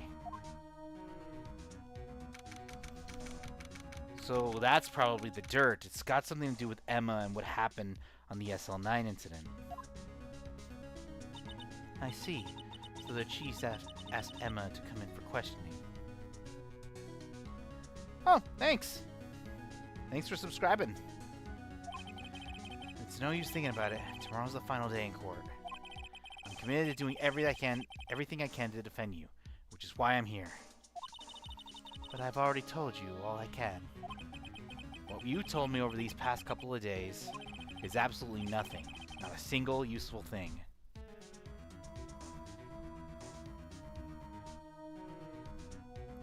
Oh, you'd be surprised how often people get congratulations spelled incorrectly. It's a common thing. I also stream on Twitch, too. Really? I believe I did mention something quite important. Something I told you right at the beginning. I said that I was the one who stabbed Detective Goodman. You know, I think I finally figured it out. I know who it is that's lurking behind your words. Mia did a good job monitoring you. I'm rather jealous. It seems Edgeworth was right. Edgeworth? Once you're convinced you know something, no one can persuade you otherwise. Thick-headed is the term he used, I believe. Oof. Now's my chance to get her to tell me the rest of the story. Keep cool. I have to admit, I was more than a little perplexed at first. You insisted you did it, yet there was no incriminating evidence. That's when it hit me. It's not that you're unwilling to tell the truth. It's that you're incapable of doing so because of a certain individual. Oh, excuse me. What an intriguing notion. Certain individuals, you say. So you think I'm protecting this person? Protecting? No, I think afraid is more like it. If I'm not mistaken, the person in question may have persuaded you to silence. For argument's sake, Mr. Wright, who may I ask is this person you're speaking of? The one I'm supposedly so frightened of. What is this person's name? Damon Gant. Well, Miss Sky? Oh, hey, turn around. Mr. Wright, are you addressing the chief prosecutor? Do not forget your place. I take it she's still not ready to spill the beans. My apologies.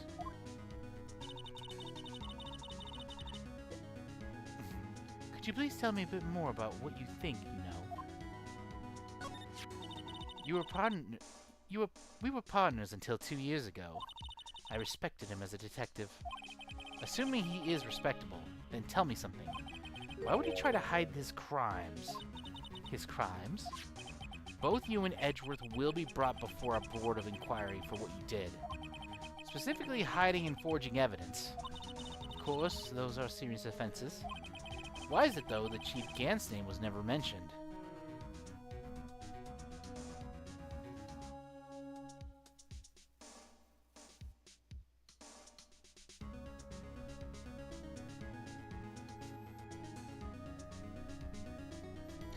You know, I've actually seen the live-action version, and it's actually pretty cool. It was only in Japan. It's Japanese, though. Chief Gant? Edgeworth didn't know the truth behind the forgery. The only party who could have possibly tampered with the evidence was me. I had access because I was second in command of that investigation.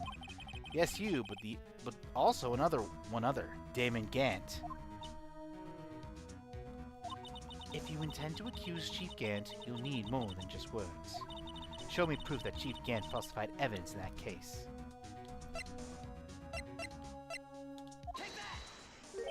I just found this in the safe of Chief's office. A jar piece and this piece of cloth. Do you know what these are? They're pieces of evidence for the SL9 incident. The person concealing evidence was none other than Chief Gant himself. Now tell me, why are you taking all the blame for him? Touché, Mr. Wright. As you surmised, I cannot disobey the Chief's orders. Oh, so it's blackmail. Even if it means being found guilty for murder. Why not? Come now, Mr. Wright. You can't possibly expect me to be able to tell you that. 3 days ago, I had no choice but to cooperate. In the murder of Detective Goodman? Perhaps I should say, follow orders. Yes, that's more accurate than cooperate. Although I can't tell you the details, I can say that I was given an order that day. I need you to dispose of Bruce Goodman's body. You'll find it inside the trunk of Miles Edgeworth's car.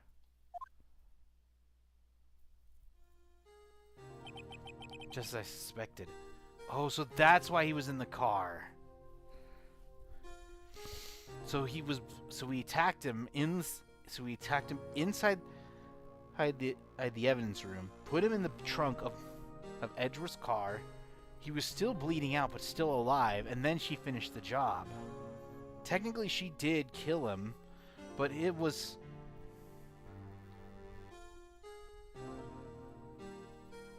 It was still surprising, despite what everyone believes. You were not the one who murdered Detective Goodman. Correct. I was trying to take the body out of Edgeworth's car. Oh, it was backwards. So it wasn't him stabbing the knife, it was him taking the knife out. Trunk's lock was broken. I discovered that murder weapon while inspecting the body. The murder weapon. You mean Edgeworth's knife? No. When I found the body, this was the knife stuck in it. The knife from the SL9 incident. Serial killer Joe Dark's knife. I couldn't just leave that knife with him. I used to do bridge parodies, believe it or not. So I took it out and stabbed him with another knife. So he was already dead. That's what Angel saw. That would be Edgeworth's knife. That would be Edgeworth's knife? That's right. Even though he was already dead, my hands were shaking at the thought of stabbing him. That's why I ended up cutting my hand. And that is the reason for the bandage on your right hand. Yes, it seems I got the blood on the victim's shoe as well. And then... she saw me as I plunged the knife in. Miss Star, huh?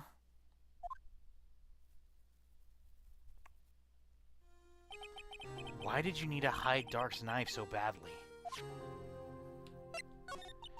It took a lot of work to finally close the Dark case 2 years ago. It was over with. I didn't even want it to be opened again. My intent was to prevent that by whatever means possible. So, you hid Dark's knife? The weapon used to stab the detective was evidence in the Joe Dark case. If word got out, which it would, the reporters would have a field day with it. So you wrapped the knife in the scarf and hid it in Edward's exhaust pipe. Right. Then I called my sister. Tell her what happened, and ask her to hide the knife that was inside my muffler. You asked Emma? I didn't want anyone on the force to know about this. That she would explain why Emma is so confident. That would explain why Emma's so confident. About Lana's innocence. Speaking of phone calls, I had a bad feeling about one of them that day.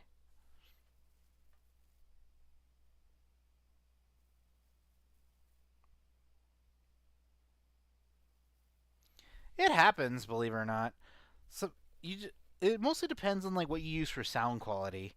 To me, I just use a headset because I've tried pro mics, and I'll be for real, they don't usually work for me.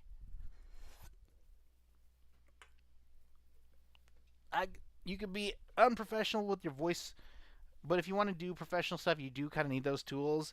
And in this day and age, you can now basically do voice acting from home. Don't mind me, I'm just drinking a Nizzy. Apple flavored. Tastes like apple cider. Speaking of phone calls, I had a bad feeling about one of them that day. A bad feeling? The truth is, after I see those orders from Chief Gant, the first thing I did was make a phone call. A phone call to Patrolman Jake Marshall. Marshall? Why on earth would you call him? The lead investigator of the SL9 incident had been murdered. I wanted that fact to be kept hidden, and I needed help. He was the only other person I could trust.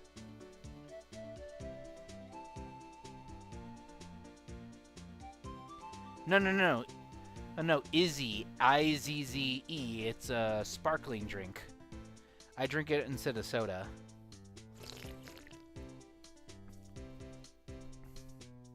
No added sugars, no artificial sweeteners. Because I've just been kind of quitting soda. It's just more of a better alternative. Surprisingly enough, only 70 calories and 15 grams of sugar. But it's natural sugar, believe it or not. It's sparkling water. Usually I'm not a big fan of sparkling water, especially from a can. It tastes like burning, in my opinion.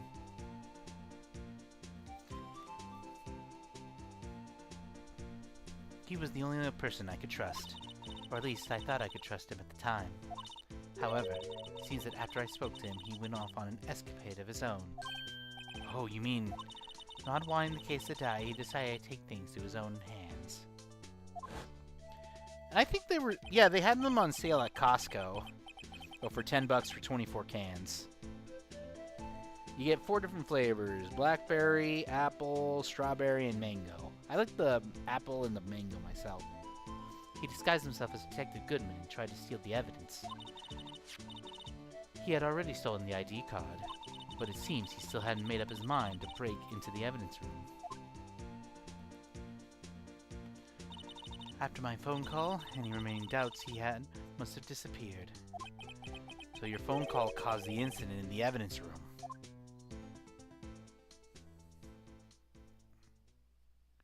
Still looking back at me, huh?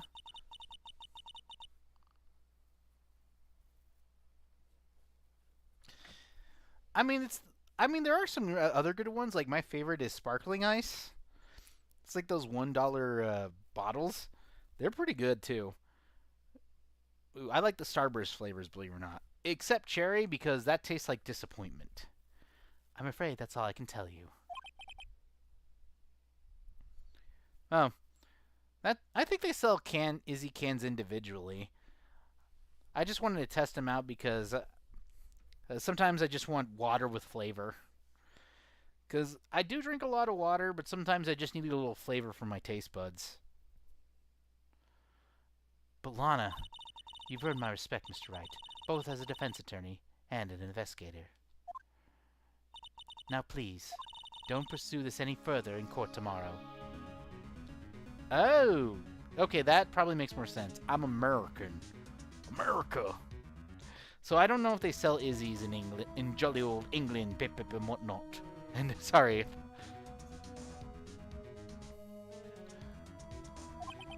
Tomorrow's trial. There's only one way to drive off Lana's demons. I've got to get to the bottom of everything. Detective Goodman's real murderer.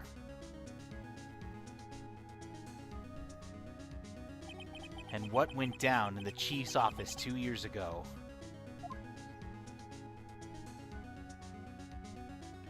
Okay, this is it. The big trial. It's trial time. Is this the grand finale we've been waiting for of Phoenix Wright Rise from the Ashes? The final day. Oh, good to know. Oh, it usually is pretty quiet in these chats sometimes, especially on the Twitch side. February 25th, 9:47 a.m. District Court, Defense Lobby number 2. This is a defendant lobby, alright, but there's no defendant. I've been trying to reach Lana all morning. Where could she be?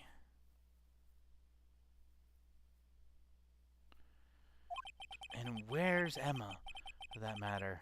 It almost seems as if something's been happening behind the scenes. Edgeworth! Knowing you, you've already figured it out. Who the owner of the 7777777 ID numbers, that is. Well, I have a pretty strong hunch. Looks like I'm not the only one who's figured it out. It's be like that. Most people do prefer the videos over the streams. But hey, it's just something to be productive on. I mean, I do stream YouTube on the weekly, and we usually switch games. Next week, I'm playing Mario and Luigi Brothership here, and if this is the finale of Ace Attorney, we start doing Metroid Prime, the whole trilogy. You know, the only reason this trial didn't reach a verdict yesterday is because there was still room for doubt regarding this ID record. If that number does belong to who you suspect, then no doubt will remain. After all, he hasn't been officially charged with anything. True. Not yet. And in any event, once all doubt has been removed from the list, I can call for a ruling. Oh, I tried to make him too British, but I tried to change it sometimes because it kills my voice. That's why I got the Izzy here. It's Leviosa. Also, it kind of reminds me of that Cray Dilly from Salty DK Dan's friend lock in Black and White. You should watch that. It's pretty funny. But I'd recommend the first friend lock because there's some funny moments that too. Like everyone doing the pufferfish voice meme that goes, oh! I can't stop laughing at that one scene because it always cracks me up. 5 minutes, Wright and Chief Prosecutor Sky will be found guilty. But she didn't do it. I figured you'd say as much. That's why I came here, to hear what you have to say. This is the first time he's ever done something like this. Lana's hiding something, and the only way we'll ever know the truth is to draw it out of her. The truth? Everything goes back to the SL9 incident. Don't be stupid. Today's the last day of the trial. We don't have time to reminisce about the past. That depends on you. If she's found guilty, you'll lose your only chance to find out what really happened. I'll think about it. See you in court, Wright. This is it. If I'm ever going to find out what Chief Gant has on her, it's now. February 25th, 10 a.m. District Court. Courtroom number 9. This is it, everyone. Court is now in session for the trial of Miss Lana Sky. The defense is ready, Your Honor. The prosecution is ready, Your Honor. Normally this is when the prosecution puts forth its opening statement. Huh? But before that, the police chief has a proposal to make. Chief Gant? I'm back from the ether. Morning, folks. How's everyone doing? Gee, been back to the pool yet? No, I've been drowning enough as it is in my work. The Krabby Patty secret formula was shooting me mad.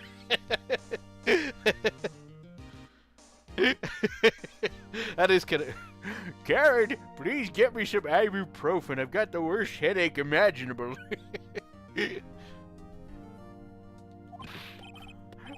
That's a good one. I don't think I can top that. Later. If you don't mind me asking, Chief, what exactly is this proposal of yours?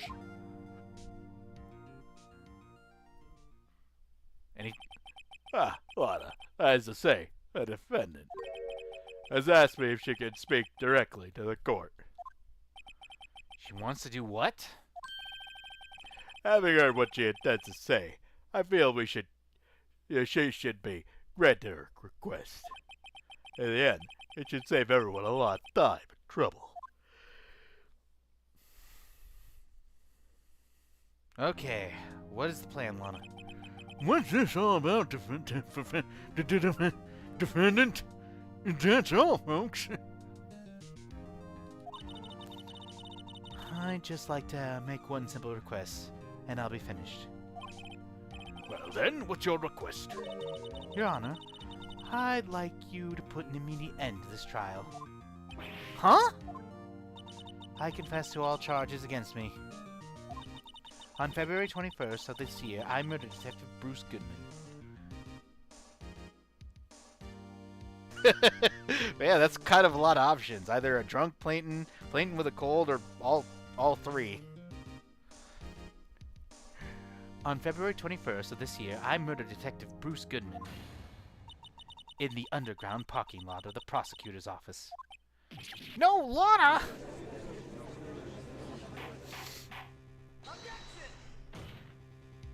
You can't! Your Honor, the defendant's claim does not change the defense plea. In that case, Mr. Wright, I no longer require your services. But Lana! Your Honor, I hereby forfeit my right to an attorney. The prosecution may lack direct evidence against me, but it has sufficiently proven its case through testimony and circumstantial evidence. I would like you to render your verdict now, if you please. Well, the defendant certainly has the right to self-representation. Her request is legally valid, although this is an unprecedented situation.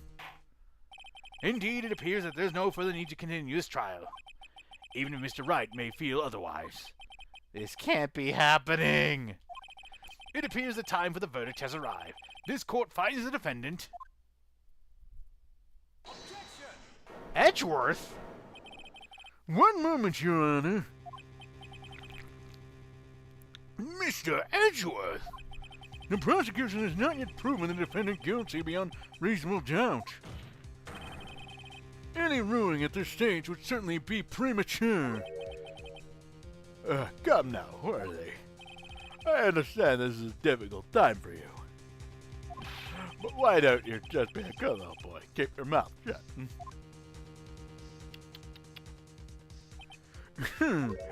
I don't think I care for your tone, Chief Gant. What? Creating another fabrication to cover up your past mistakes. Sorry, but I'm no longer the naive little boy you'd have me be. With this stunning confession from the defendant, It's obvious to me some kind of deal was struck behind the scenes. Some kind of deal, Mr. Miles Plankton Edgeworth, soon, Crabs, I will win this court case and then have the secret formula all mine. You know, funny enough, that's actually an episode in SpongeBob. I sue Mr. Krabs for the formula. Some kind of deal. Not everyone operates as you do, worthy. Or should I say, unworthy. Oh. Huh, I thought so. Your Honor, the prosecution would like to change its first witness. Oh? To whom? As its first witness, the prosecution would like to call Miss Emma Skye. I request the court hears her testimony. Mr. Edgeworth, I am exercising my right to self-representation. I don't think we need to I don't care what you think, Miss Skye. The exposure of truth sometimes results in tragedy. However, no matter how tragic the truth may be, it would be an even greater tragedy to avert one's eyes from it. Very well. The court shall grant the prosecution's request. Yep, it is an episode. I think I mentioned it. That's okay with you, right, Chief Grant? Worthy. You'll live to regret this. Mark my words. Miss Emma Skye, please take the stand. Looks like Edgeworth has decided to take the horse by the reins. Oh, she's depressed. Now then, witness, please state your name and occupation. My name is Emma Skye. My occupation, I'm Lorna's little sister, and I want to be a scientific investigator. 2 years ago, you encountered the serial killer Joe Dock of the Joe Dock killings. Is this correct? Yes. I'm trying my hardest to forget about that, though. I'm sorry, but I'm afraid I'm going to have to ask you to recall those events one more time.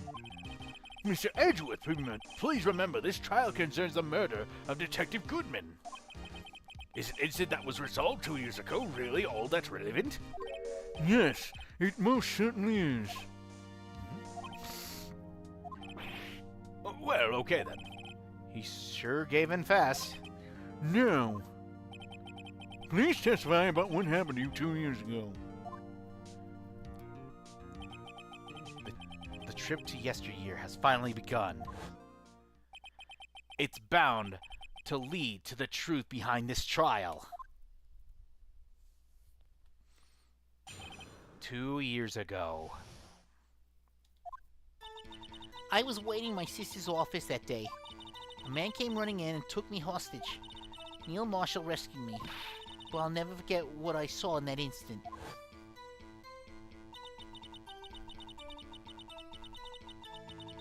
No, actually, I'm just moving my jaw a little bit. I kind of moved my jaw a little to the right. Like I look like that one guy from Family Guy, a bottom tooth. Man raised his knife. Man raised a knife to stab Mr. Marshall in the chest. It's a good thing you weren't harmed. I passed out. I don't remember much.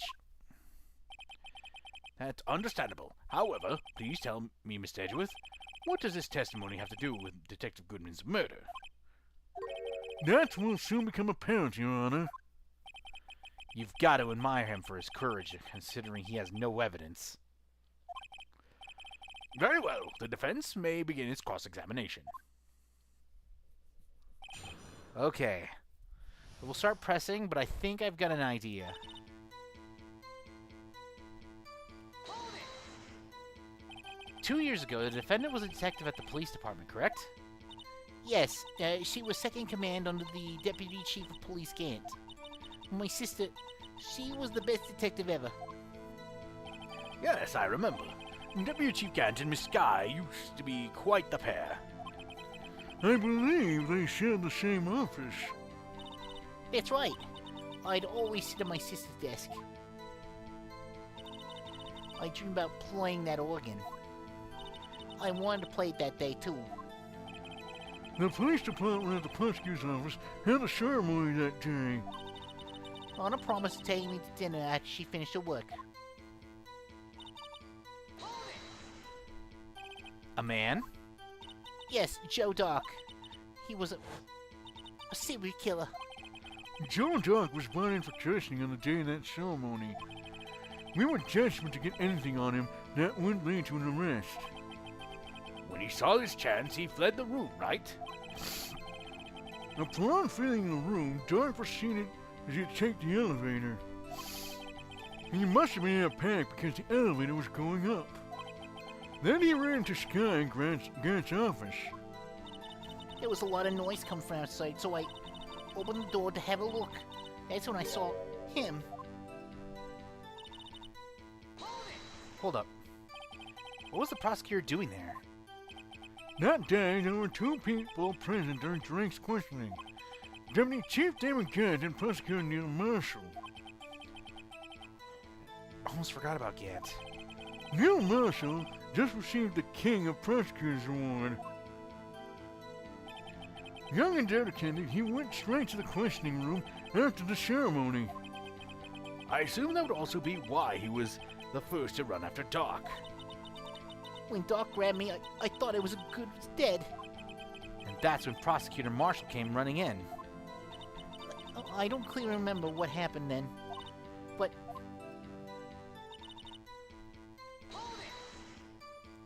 Can you tell us about that? Mr. Marshall jumped on Doc. Just then, the lights went out. The lights? It was just about this time of year. There was a terrible storm going on and lightning struck nearby. So the electricity went out. Wait a minute. If it was pitch dark in the room, you shouldn't have been able to see anything, right? Right, but just then the lightning flashed again outside. That sudden flash left an unforgettable image of a scene in my mind. I see. I told the detective about what I saw then. The detective? Yes, Detective Goodman. He was in charge of the case. Detective Bruce Goodman, the victim. Hear more. So you spoke with Detective Goodman about this 2 years ago. Yes, that's what was so scary about this trial.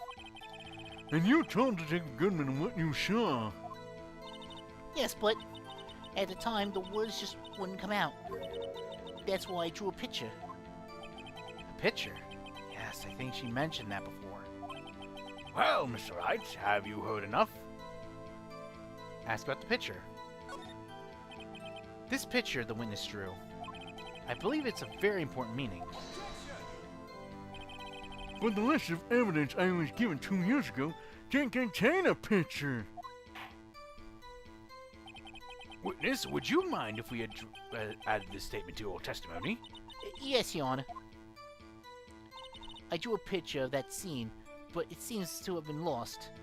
And that's what we present right here. Shabooey! Mr. Edgeworth? This little girl put all of her heart into drawing that picture. And yet, you would insist on denying its existence. Huh? Hey, I'm not the bad guy. All I'm saying is that as the prosecutor for that case, I wasn't handed such a picture. That may well be. But that doesn't mean it doesn't exist. Behold! This is the evidence list for the SL9 incident. Please turn it over, Your Honor. Turn it over. Turn it... Oh! What's this? It's a drawing. Yes. Yes, what is that? Hey, that's it. That's the picture I drew. There it is. Indeed, two men appear to be wrestling here. Not that kind of wrestling. What's the meaning of this? What are you doing with that list? Me? Only the prosecutor in charge should have access to that list. Huh? These lists, they're different from each other. What?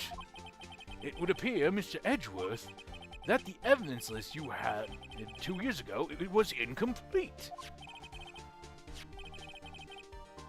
Wow. Yeah. These two lists fit to form to one. You can see the marks here where they were torn apart from each other. So you see, Mr. Edgeworth, it's quite obvious what happened. 2 years ago, only half of the evidence in the case ever reached you. What? What? Order! But, Miss Skye, why did you draw your picture on the back of such an important list? Because that's what Detective Goodman handed me in questioning room, Your Honor. Wait a minute. If this list was torn in half, then that means... Your Honor? Are you all right, Mr. Wright? Your eyes are bulging from your head. If the evidence list was torn in half, then there might be more of the drawing on the back of Mr. Edgeworth's list. Hmm? Yes, that's quite conceivable, Mr. Edgeworth. It's possible. Let's see.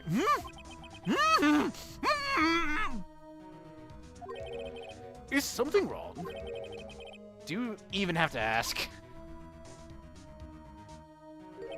Sorry, Your Honor. There is indeed something drawn on the back of my list. It's that thing.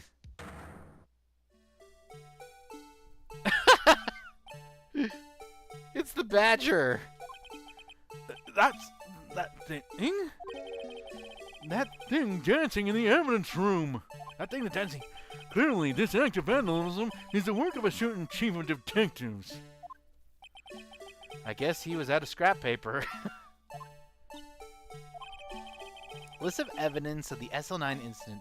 Half the list was found on Gant's desk. Very well. Witness? I actually kind of want to see what the back looks like. Huh? That's weird.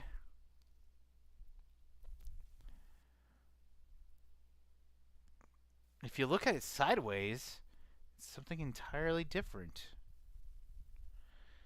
Maybe it's a big key of this case. Wait a minute. It kind of... Is it possible that if you look at it, it kind of does?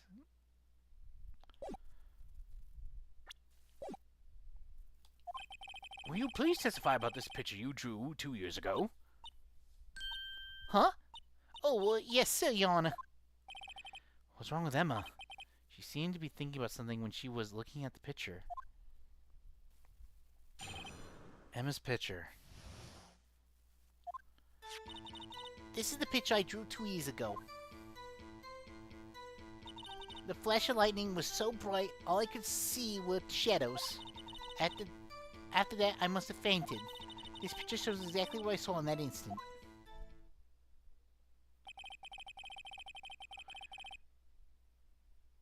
Badgered. That's very funny. You know, since it is the police, I'm surprised there is no badgering with the witnesses. To think a flash of lightning could burn such an image in your mind. Thanks to that, though, she was able to show us exactly what she saw.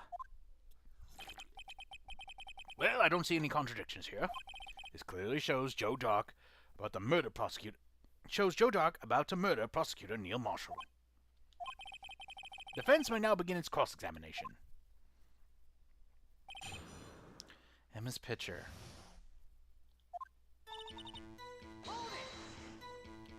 Did you draw this picture right after the incident? I think I drew it 2 or 3 days later. At first, I was in such a state of shock that I couldn't do anything. During that time, the investigation team was reorganized. Detective Goodman was placed in charge, under the direction of Damon Gannon on the Sky. 2 or 3 days later, the memory should still have been fresh in her mind. Excuse me, witness. But can you please tell us why the picture is painted all black? The flash of lightning was so bright all I could see were shadows. So at the time, you didn't even know it was Mr. Marshall who came to your rescue. No, I couldn't see him clearly. The lightning was so bright. And I was knocked on the floor. You were knocked to the floor? Doc had a tight grip on me. When Mr. Marshall jumped on him, I was knocked away. Turned around, and that's when the lightning flashed. Poor Emma. Just glad she wasn't hurt. What happened after the lightning flashed? You mean you didn't see the actual murder take place? No, I'm sorry. The flash of lightning only drove off the darkness for a split second. Not only that, but the trauma of the situation understandably caused the witness to faint. Do you really need to torture this girl any further? What? Hey, I'm not the bad guy here. Anyway, this picture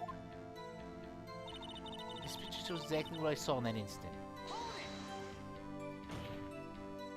Sorry for asking so many times, but are you sure you drew exactly what you saw? Of course, this is the exact scene. I wasn't influenced in any way from your talks with the detectives. Are you insinuating we somehow manipulated her memory, Mr. Wright? Oh, no, of course not. I better watch out or he might find some way to cut my salary. I drew this picture before I heard anything from the detectives, so I don't think anyone's story would have influenced me. Mr. Wright, is there something that's bothering you about this picture? Oh, well... That's strange. She claims this is exactly the scene that was imprinted in her mind. And yet... there's clearly a contradiction here.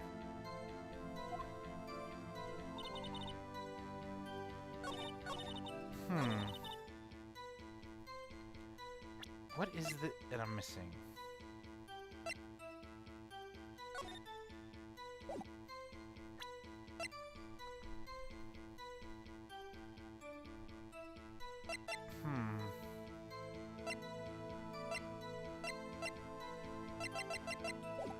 Well, when in doubt, save and guess it out.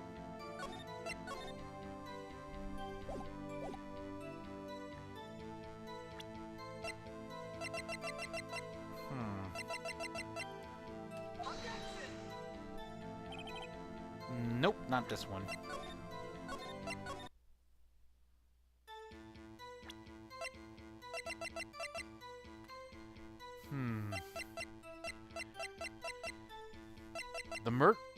Maybe it's the murder weapon.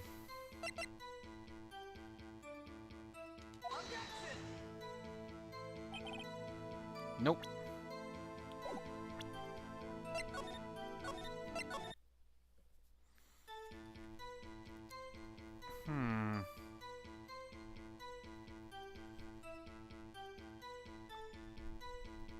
Wait. We'll just do the photo again, maybe. Nope.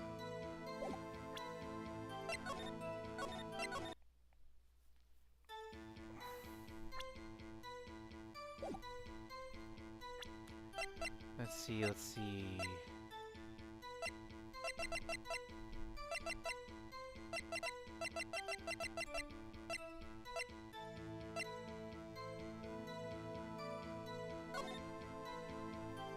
The vase, maybe.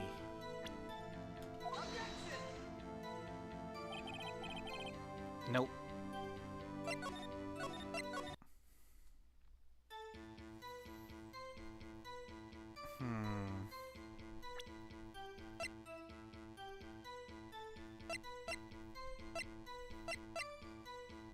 Oh, stabbed in the back. I hate to be the bearer of bad news, but this picture the witness drew contains a blatant contradiction. What? But I still remember it just like it was yesterday.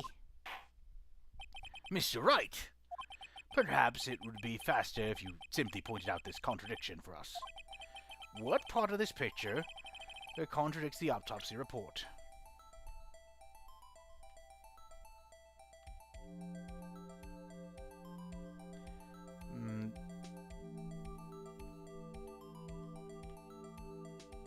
weapon, I'm guessing.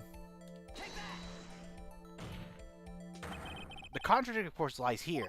Take a look at the knife the man is holding. If you look closely, you can see its tip is broken. Even I don't have to look closely to see that, Mr. Wright. Well, Mr. Wright, look at the evidence. See the murder weapon? The tip is broken too. If I recall, the tip of the knife was found broken in the victim's body. It was a conclusive piece of evidence that proved Joe Dock was the murderer. I'm afraid it's not so simple, Emma. And where, pray tell, could you possibly see a problem? It's obvious, really. The victim suffered a single stab wound to the back. If the victim was only stabbed once, then the murder weapon should not yet be broken. What's the meaning of this? Perhaps the knife was broken beforehand. Sorry, but I'm afraid that's not possible. The tip of the knife was found inside the victim's body. It was broken beforehand. If it was broken beforehand, it couldn't possibly wind up there. That's right. What does this mean? The tip of the knife was undeniably discovered within the victim's body. The only possible explanation is the witness' memory is mistaken. That's why I asked her so many times if she was sure she remembered correctly. I believe you were annoyed at the time. But she was sure she remembered correctly. But there's no way to explain this inconsistency. Not so fast, Mr. Edgeworth. There is another explanation. Have you forgotten already about a little something called falsified evidence? You're treading on thin ice, Wright. All I'm saying is that this broken knife tip might be the piece of evidence that was forged. You can't deny that possibility. No. Yeah. So someone stabbed him and then made a fake knife. I haven't stabbed him in the same spot, getting rid of the tip. Are you saying the investigation really was corrupted? Your Honor, please allow me to once again go over the events that took place the day of the murder. The police department and the prosecutor's office were holding a ceremony that day. After receiving the King of Prosecutors Award at the ceremony, Neil Marshall questioned Joe Drake along with Damon Gant. During the question, Joe Dark fled the room. Prosecutor Marshall chased after him and was killed by Dark. It is my belief that somewhere in this story, there is a lie. I'm not lying. The man really was holding a broken knife. If that's true, then there's no other way around it. This could not have been the actual murder weapon. There must be another broken knife. What are the chances there are being two broken knives? Another broken knife besides Joe Dark's? There have been one? There is another one. If the witness is adamant about the accuracy of what she saw, it can be explained by a simple observational error. Mr. Wright, In that instance, Emma really did see a broken knife. I assume, then, that you have some information about this other broken knife? If so, please feel free to enlighten us. The murder weapon was already broken prior to the murder. There's only one way. Take a look at this. Here's the real murder weapon. Behold! If anything's broken here, it's you. Huh? I'm sure this must all be very amusing to you, Mr. Wright. What? Sorry, Your Honor.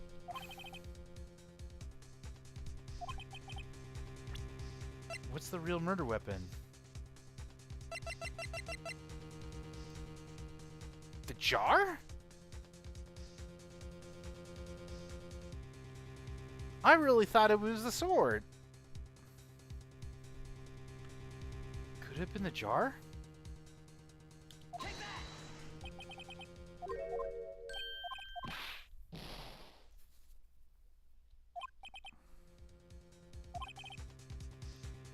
Okay, I gotta save this.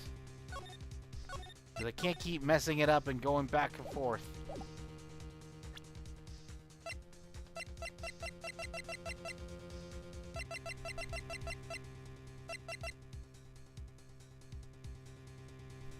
Oh, the screwdriver! That's my attorney badge.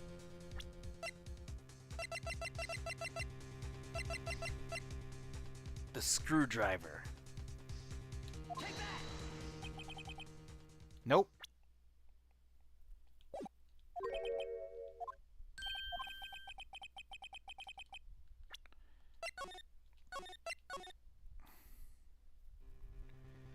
I don't really want to get spoiled it. Let's see, I gotta... Let's see. One off knife wound.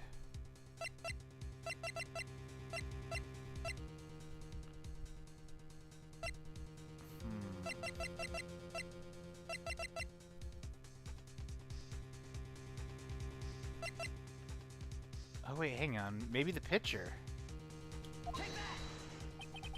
The answer lies in the past. 2 years in the past. Right here inside this picture. This is a picture of an... This is the picture of the war chairman. Ah! What is it, Mr. Edgeworth? It's the broken murder weapon. Notice the award Prosecutor Marshall is holding. I get it eventually. It's a broken knife. As we earlier concluded, the knife in the drawer was not Joe Dark's knife. That being the case, the knife the witness saw was in all likelihood from this award. Excuse me. I'll probably figure it out, but if I do say it, I'll just say, help. Order, order, order. Neil Marshall was awarded King of Prosecutors that day. As an award, he was given the broken shield and knife. When he chased after Joe Dark, he pulled out this knife.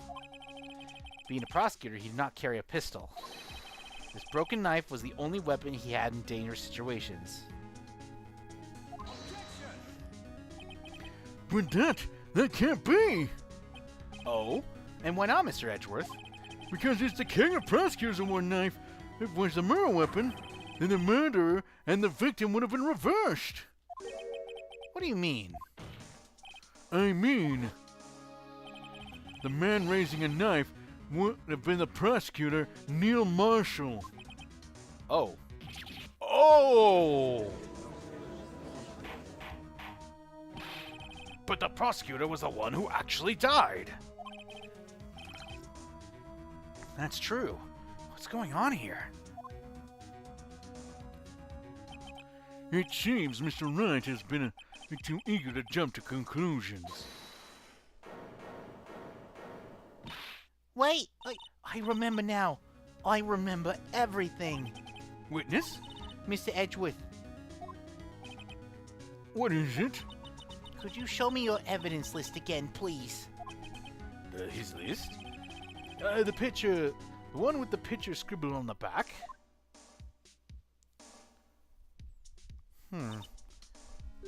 I knew it. This picture. I'm the one who drew it. Huh? What? You drew that? That's right. The list wasn't torn in half in the time I drew that picture.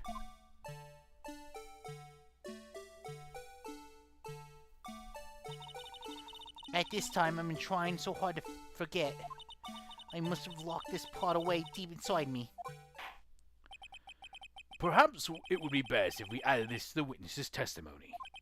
Would you please tell us what you recalled, Miss Skye? Yes, Your Honor. First the knife mix-up, and now the blue badger? This should be interesting. Emma's recollection.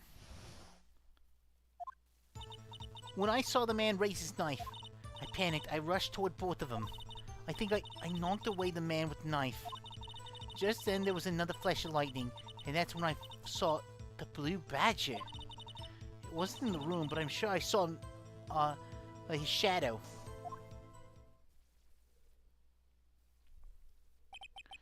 This This is certainly most unusual. Try impossible! The chief of detectives hadn't even designed him until this year. That would mean he didn't even exist 2 years ago. Yes, well, the defense may now begin its cross-examination. Hold.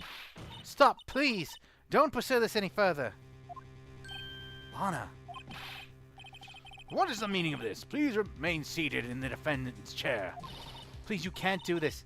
I already confessed to the crime. Why can't you just leave it at that? Chief Prosecutor Sky, we've already come this far. It's too late to turn back. Silence! The defense will now begin its cross-examination. Bailiff, please detain the defendant. Seems we finally getting to the core of the matter. Emma's recollection.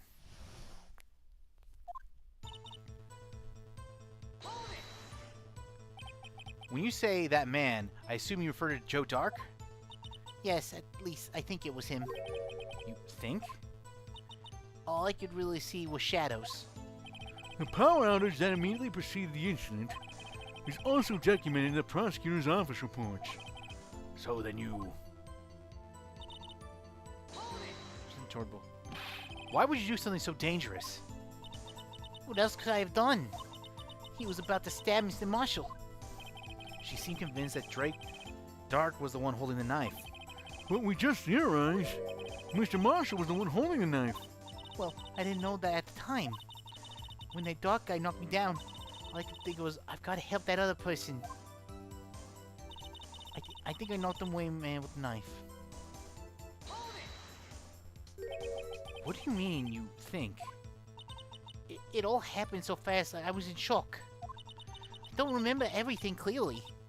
What I did, it's all kind of a blur. Miss Sky was almost killed before she was witness to a murder about to take place. With so much happening, in a matter of seconds, a little disorientation is only natural. I saw the man about to stab the other person, who I thought was Mr. Marshall. I knew I had to stop the man with the knife. What you did was very brave, young girl. So then what happened next? Just Are you sure about this? Of course. See, I drew a picture of him here. But it was the chief of detectives who thought up of a hideous beast. And it was just this year. The Blue Badger didn't exist 2 years ago. It was all quite verifiable. I know it sounds strange, but I was surprised too when I saw him at the police department. I had this nagging feeling that I've seen him before somewhere. Now I finally remember. Oh, brother. Just when you thought that that thing had caused enough commotion. Tell us, where in the room did you see him dancing? He wasn't in the room. I'm sure it was his shadow. His shadow? So you mean you didn't actually see his face with its winning smile and all? That's right, but still I remember it. It had 3 creepy horns. This is pointless.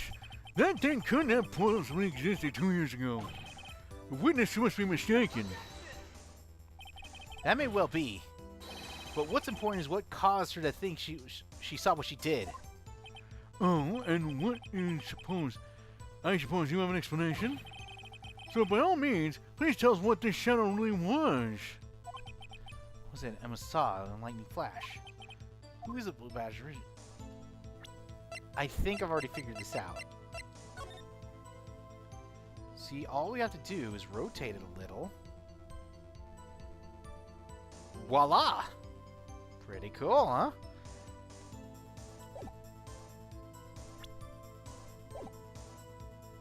I just might know.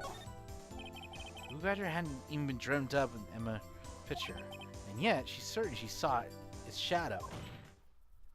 Ladies and gentlemen, it is the defense belief that on that fateful day 2 years ago, there indeed was something that looked similar to the Blue Badger. Never played Code Vein. Isn't that like that Souls-like with the anime characters? Something that is now sitting in this very room. Mr. Wright? In this room? Very well, Mr. Wright. What is it that the witness saw in that instant? Please show us the mysterious blue badger look-alike.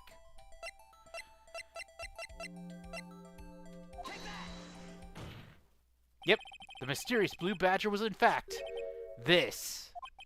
But that's... what exactly is that? I believe it's some sort of jar. Mr. Wright, that doesn't look anything like the blue badger. Indeed it doesn't, as it stands, but it's just a plain jar. However, what if you were to change our viewpoint? Our viewpoint? I've got to show them the correct angle to of the blue badger.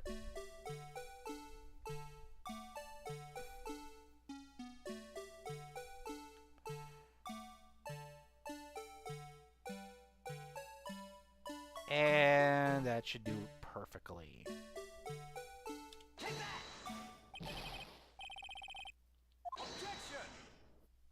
Allow me to remind the defense.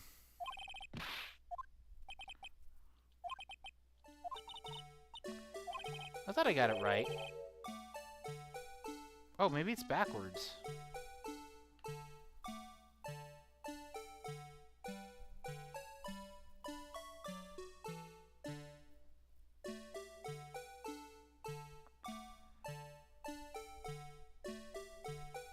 Come on.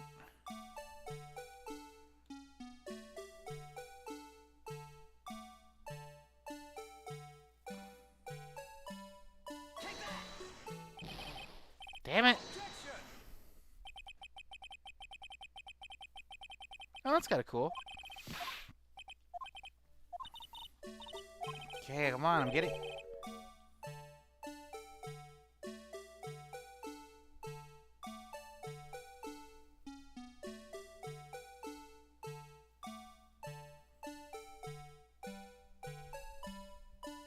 And... Oh, come on!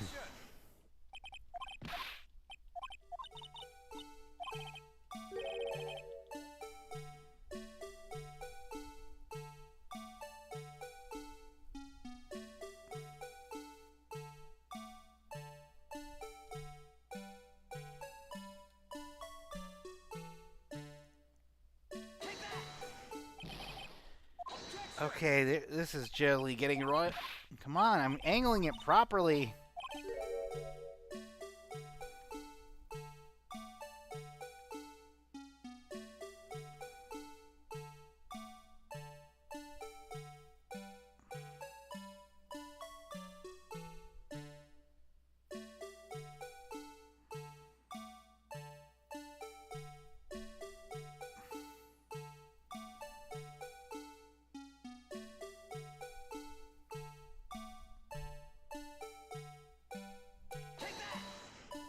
Finally! Well, is this a miracle or what? So she saw the vase. No one could possibly deny this jar's resemblance to the blue badger. No! It can't be! Order! Order! The defense has proven its claim. The mysterious blue badger witnessed on the day of the crime was actually this... Although we all enjoyed Mr. Wright's traumatic performance, one question remains. What's your point? What do you mean? Shaw the Badger thing was actually just a jar. That doesn't change anything. I'm afraid that's where you're wrong, Mr. Edgeworth. You see, this changes everything. Indeed? Very well then. Please tell us. What's different now that we know the witness saw this jar? The location, the murder weapon, the murderer.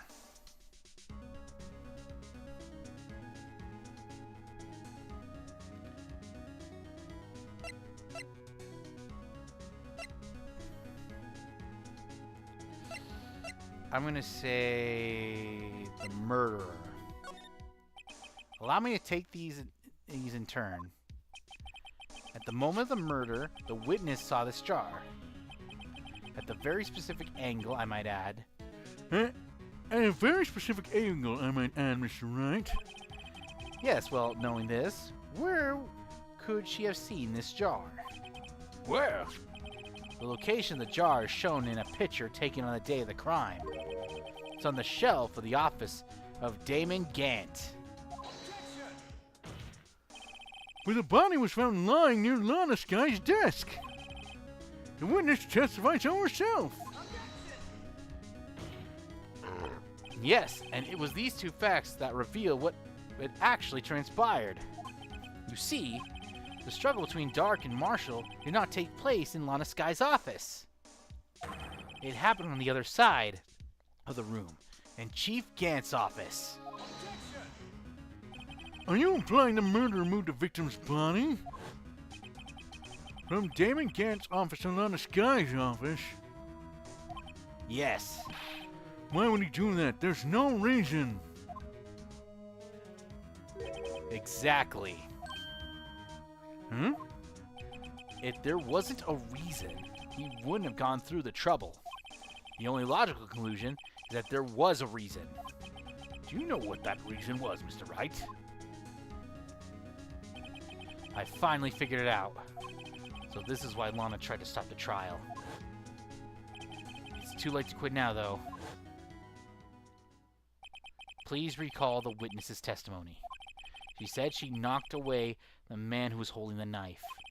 In the next instance, the jar was hit and flew in the air. Now tell me, what could have sent the jar flying? That would have been the impact the man made when he was knocked onto the wall.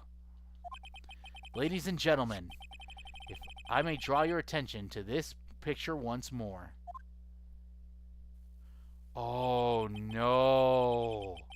If the man was knocked into the direction of the shelf the jar was sitting on, what would he have hit? Ah! The suit of armor holding a very sharp and dangerous-looking sword. Yes. And since the man was knocked into the armor, was carrying a broken knife, he would have had been Neil Marshall, wielding the King of Prosecutors trophy. No, Mr. Wright, you can't be thinking. Yes. There is another possibility of what actually transpired in that room. Another possibility? Of course, the perpetrator would have no idea, but nevertheless, I don't know if I can go through with this. Mr. Wright, what's the matter? If events took place in defense theorized, then the outcome is obvious.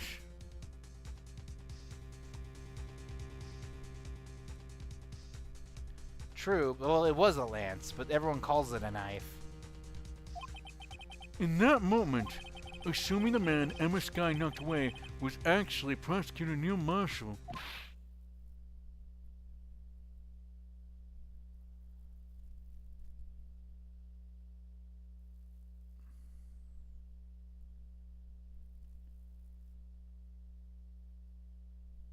Oh no. Emma might have killed him. You mean Mr. Marshall died because of me? No!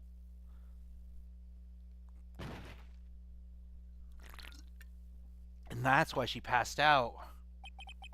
I never imagined her testimony would lead to this. So it was the witness who took the victim's life, and then proved so with her own testimony. This is unprecedented.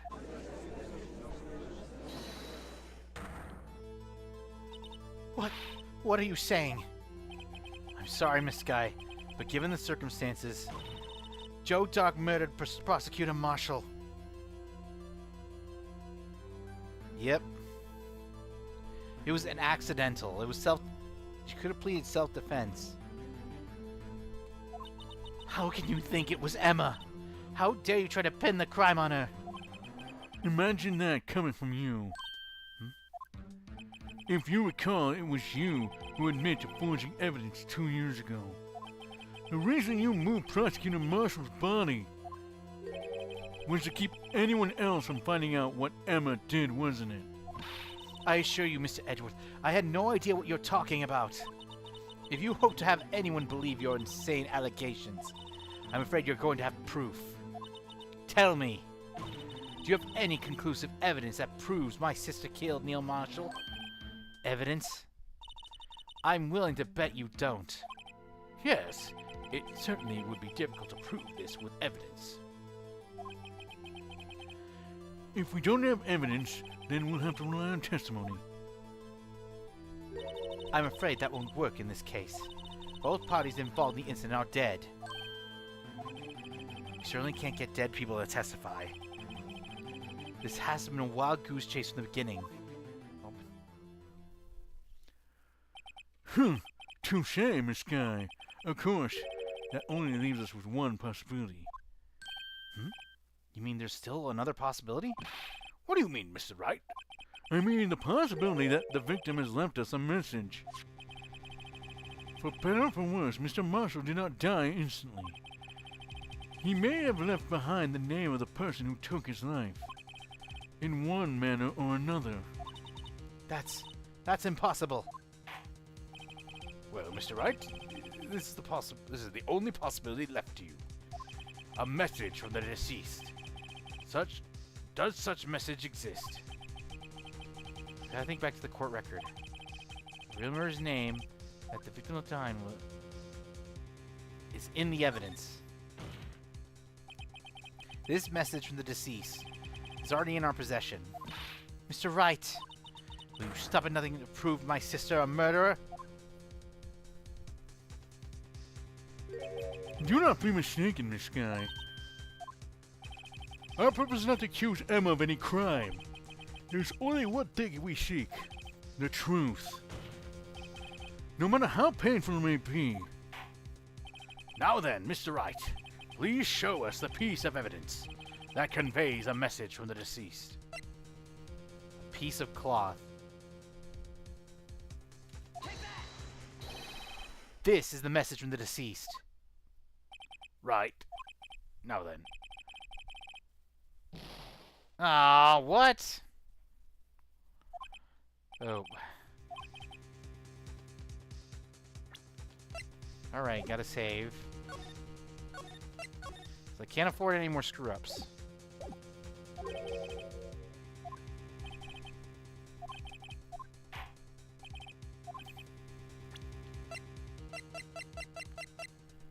Oh, what if it's all the blood right here?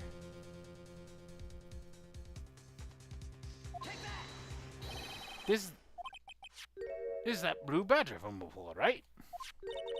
Oh, is he going to just speak the killer's name? If that thing could, I'm sure it would. Looks like everyone's forgotten that this is a jar. A message was left here, on the surface of the jar. What do you mean? If you look closely, you can see faint trails of blood on this jar. But it looks like someone wiped the blood away. Yes, but notice. For some reason, the blood for some of the fragments have not been wiped away. Oh, hold on just a sec. Be right back.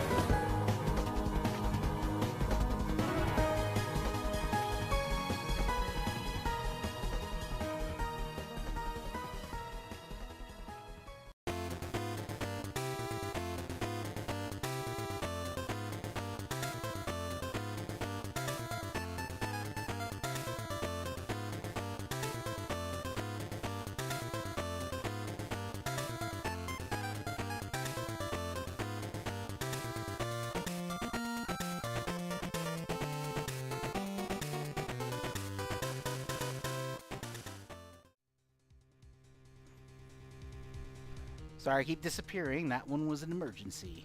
That's been solved already. Anyway, the line here drawn in blood. So what you're saying is that these dots were once lines? Prosecutor Marshall did not die instantly. He used the few precious moments left in the message to leave behind a message. One that someone apparently wiped away. Well, blood must have seeped into the jar where the lines changed directions. Wait, hang on. I never checked the cloth. There's no blood prints on the cloth. So that... Precisely so. All we need to do is connect these points, and the victim's message will become apparent. No. Mr. Wright, what kind of message did the victim leave for us? Your Honor, I believe these bloodstains will reveal us our answer.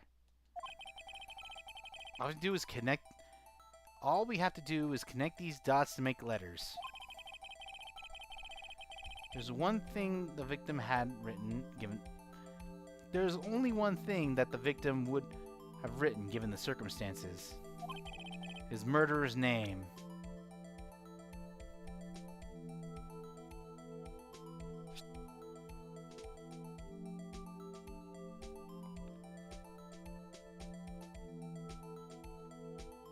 Oh, I see.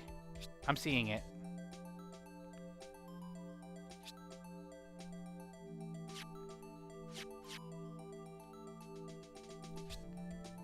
Okay, put that here.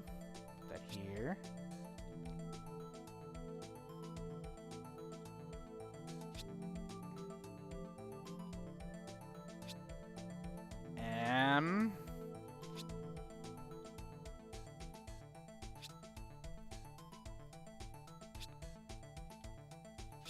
Present. Behold! It's a defense attorney's duty to prove their client's innocent. That's why all I've been thinking about is saving Lana. After all my efforts, I never thought it would turn out like this. Emma. So this is the final message Prosecutor Marshall left behind.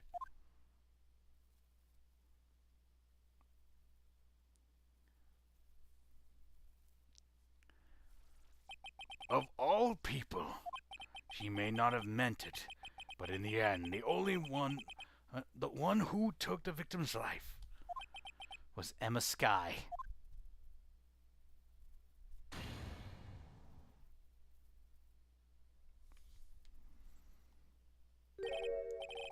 Say, Worthy, can't say I didn't warn you. Chief Gant!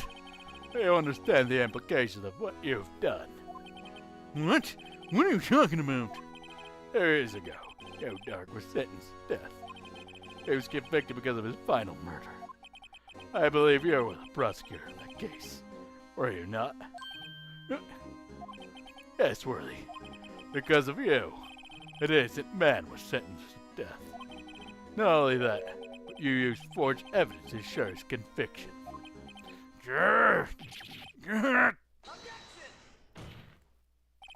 But Joe Dark really was a serial murderer. That's undeniable. Oh, what's that in my head? I'm afraid that's not important. Did you know we aren't defenders of justice? What? We're merely keepers of the law. Sentencing a man to death is no longer light matter. If there wasn't any cover-up or evidence forgery. Ultimately, the responsibility falls on the prosecutor in charge. Despite what anyone may say, this fact cannot be denied. But what's going on at the prosecutor's office? They might have sent an innocent man to his death. How could he just stand there like that? It was a... Order, order, order! Order! The gavel's pounding fell on deaf ears. Unable to settle the crowd, the judge declared a recess. Where this trial is headed, no one knows.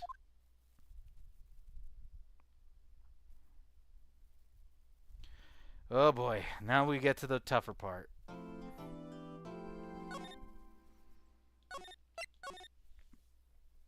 The ladder. This is it, guys. February 25th, 12:06, District Court, Defendant Lobby 2. Sorry, Edgeworth. I didn't mean to get you in trouble. Don't worry about it.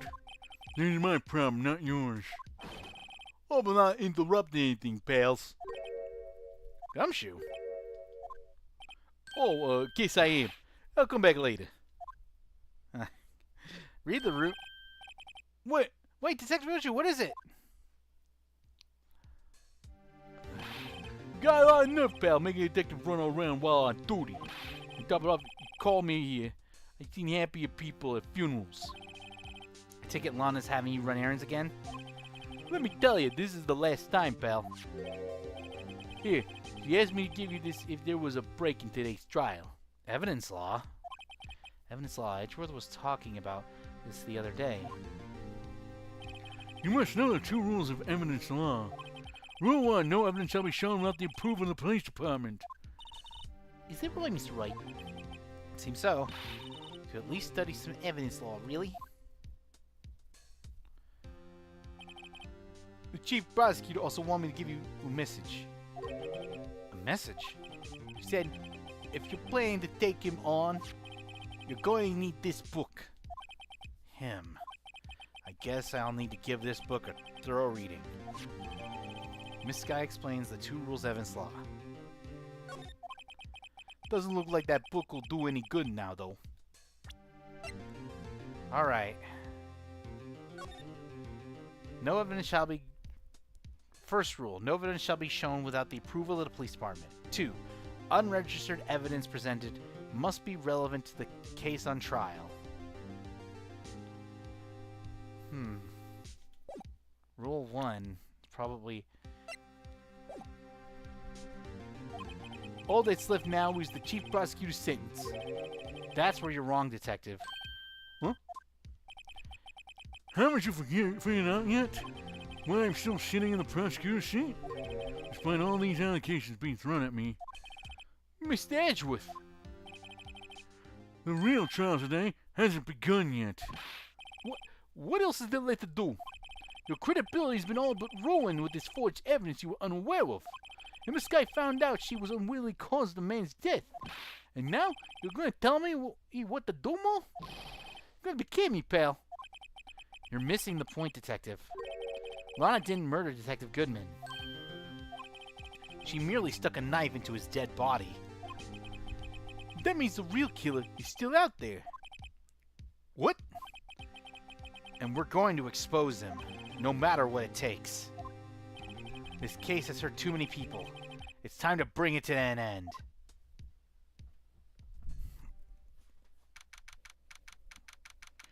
Here we go.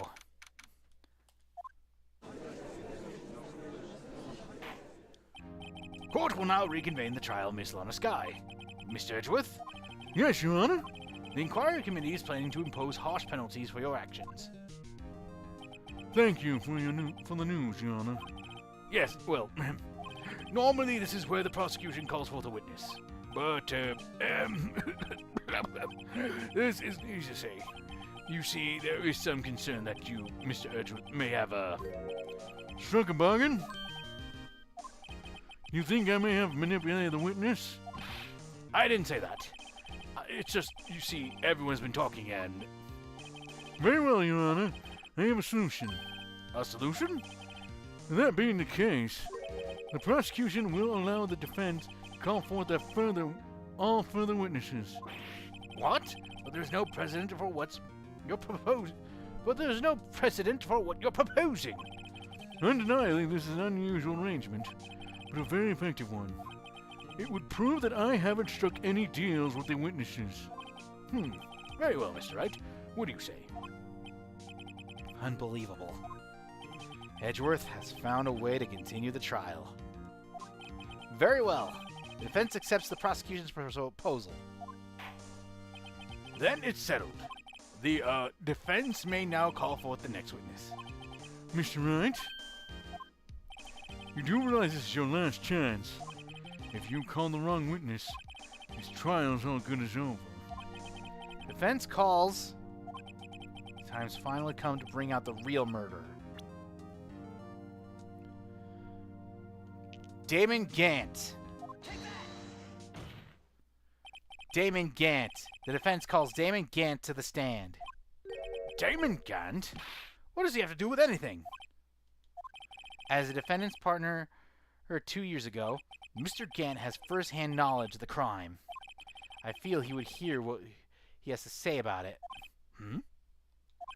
As luck would have it, he should still be in the courthouse.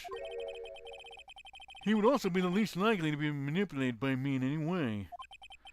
Wouldn't you agree, Your Honor? True. All right, bailiff, please escort Mr. Gant to the stand.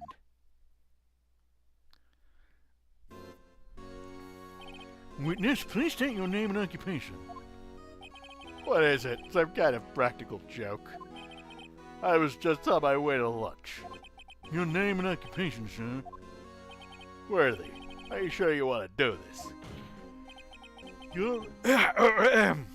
Your name and occupation. Oh, you want to play hardball, eh? Please, Mr. Gant. Fine. My name is Damon Gant, and I'm the acting chief of police. Now then, Chief Gant, the court requests to hear your testimony. Oh, righto. Waits with the grim face. First, let's clear up this SL9 incident. Oh, you mean that time when Lana's sister murdered that prosecutor? Personally, I think it's been made pretty clear already. There are still some things unaccounted for, Oh, like what?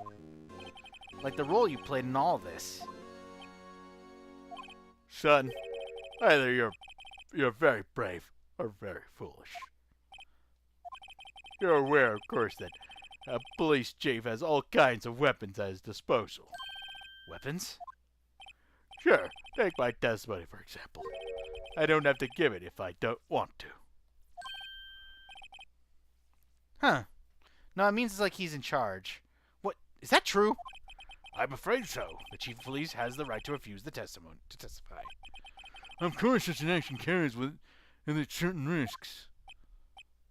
Don't worry. I'm not here to hinder your trial. Just remember, if this turns out to be a big waste of time, don't say I didn't warn you. Very well. The witness may now begin his testimony. The SL9 incident. As I recall, Neil and I were questioning him that day. To make a long story short, we slipped up. That power outage didn't help either. When I went to my office, I found Lana there. Apparently, she had already arranged the crime scene. As you can see, I had nothing to do with that forgery. And it was that when Doc was arrested. And is that when Doc was arrested? He was lying on the floor, conscious.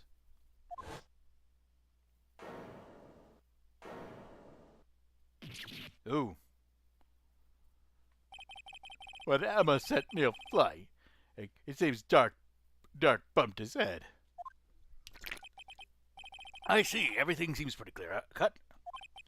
If the police chief has the right to refuse to testify, then I better hit him hard and fast.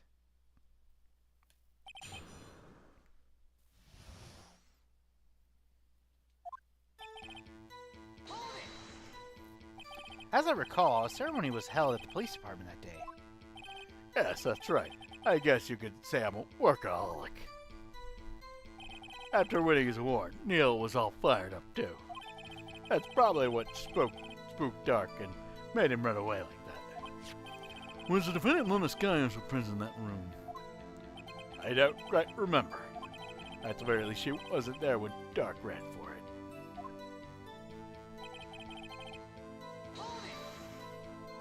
So the two of you ran immediately after him, right?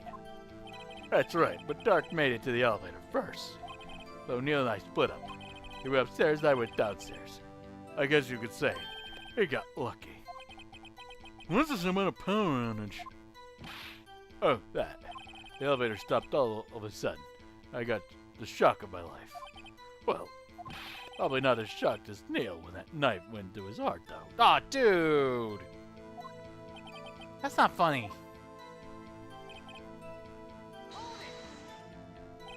Could you tell us what you saw? It was a shocking sight.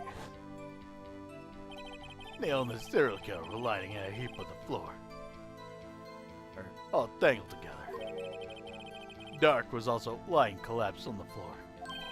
Yes, apparently hit his head and was knocked out. Next to them were those two poor girls, Lana and Emma. Lana was cradling Emma in her arms. Looking back at it now, she must have already known what her sister had done.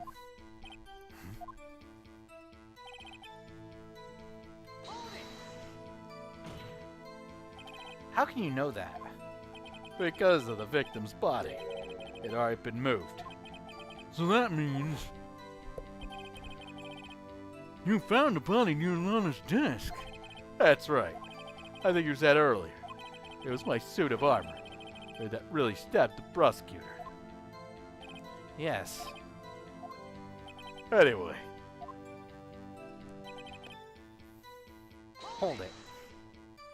So you're saying that the forgery that you already taken place by the time you arrived at your office.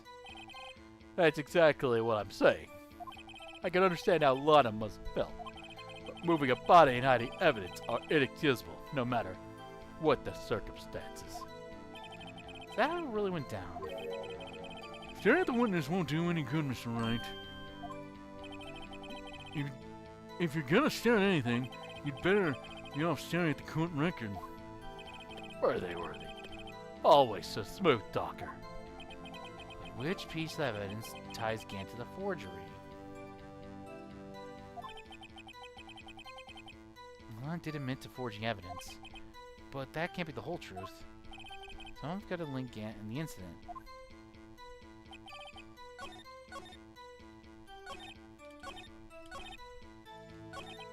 Alright, I'm gonna save.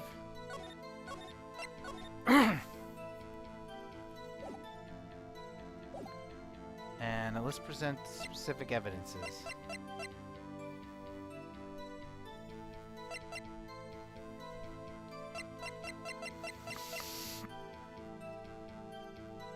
Eeny, meeny, miny.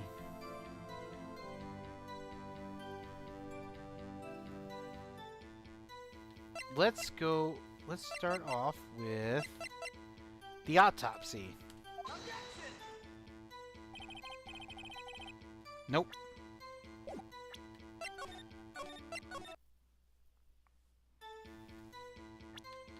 Let's try the fingerprint. Yeah, it was the fingerprint. If you really had nothing to do with the forgery, then how do you explain this?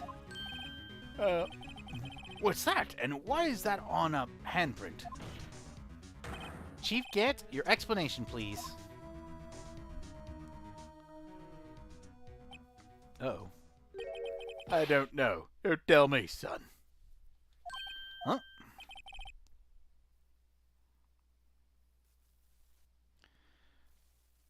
Oh, hang on just a second.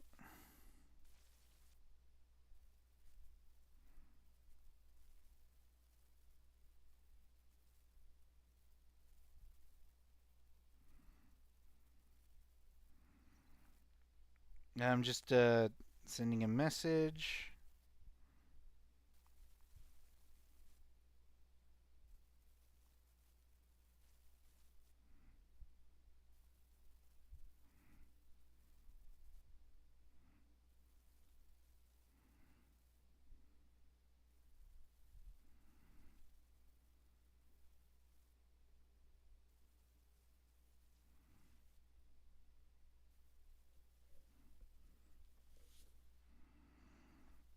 Okay. My dear, righto. Sorry, that was important message. Don't you know? The second rule of evidence law. Uh-oh, not this again. Evidence law. Rule 2. Unregistered evidence presented must be relevant to the case on trial. Tell me, how was that rag relevant to this trial? I guess it's too early to use that piece of evidence. Okay, I'll do it with this one. But only because you asked, Haji.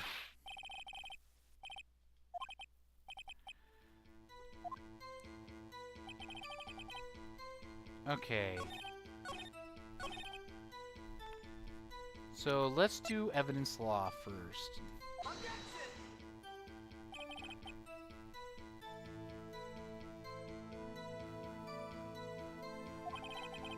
Okay, nope, that's not working.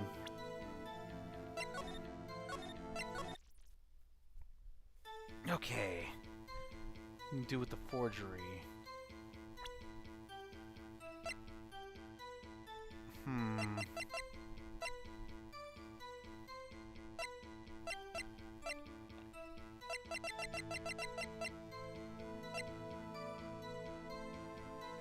Wait, tagged evidence of the SL9 had a rubber glove. Nope. Okay, this is gonna be tricky.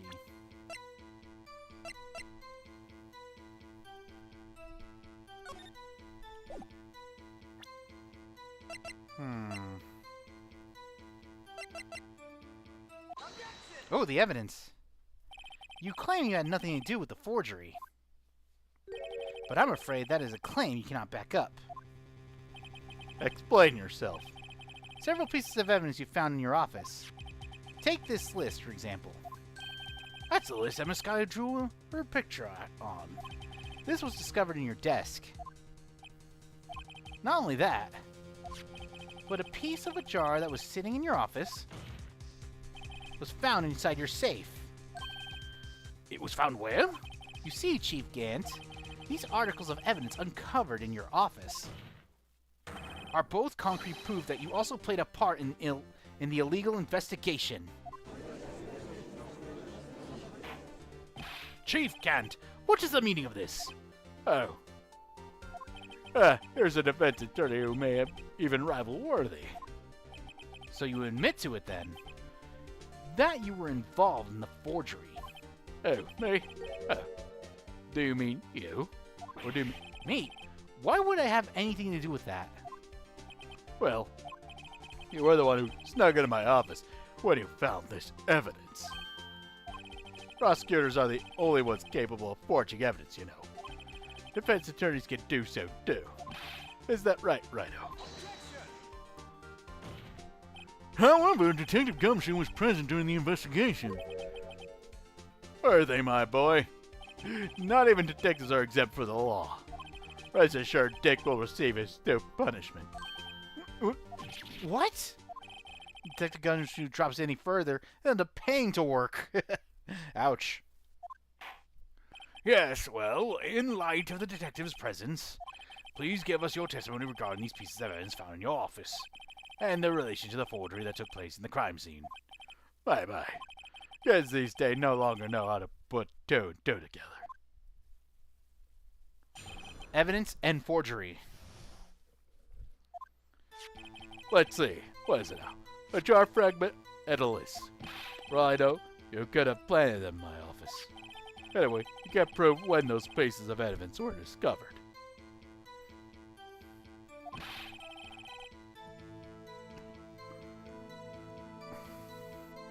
If they were found after Dark was convicted, then they're worthless.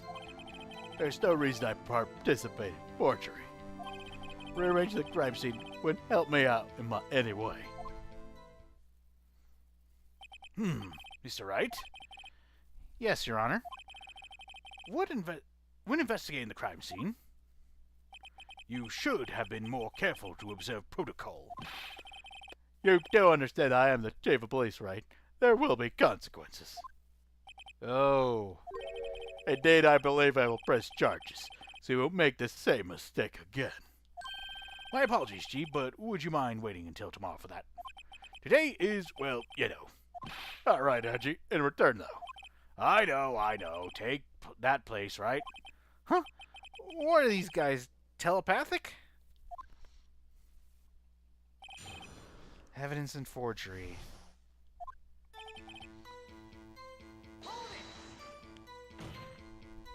I appreciate if you'd stop making these ridiculous allegations. Yes, you do have a point. You wouldn't have the guts to do something like that. What? I'll have you know, back in the day, I once broke into a cattle ranch and tipped. Mr. Wright, what are you saying? Anyway, you can't prove you did carry in the evidence, can you? If you have proof to the contrary, you're going to need it later. Later? What are you talking about? What else? I'm talking about when Rhino's prints are found. Yes, if they're found inside my safe, they'll prove his investigation was illegal. I never faced anyone as slimy as this guy.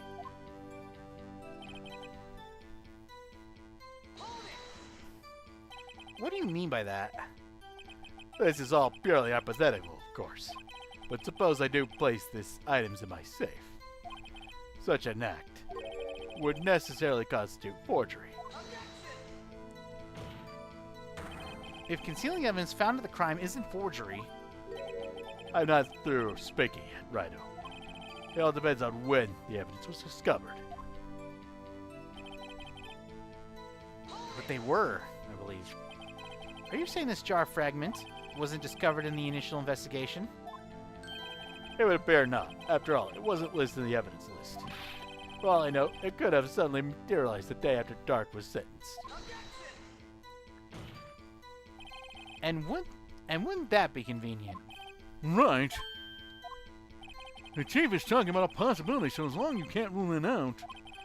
Your remarks, however, clever they may be, will exceed in wasting time.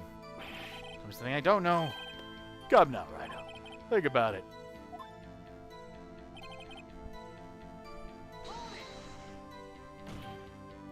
How can you look me in the eye and say that? Because I'm innocent. Remember? Who was it that murdered Neil? I'm not sure I care for the word murder here. But in the end, the person responsible for Mr. Marshall's unfortunate demise was Emma Skye. Well, now you see.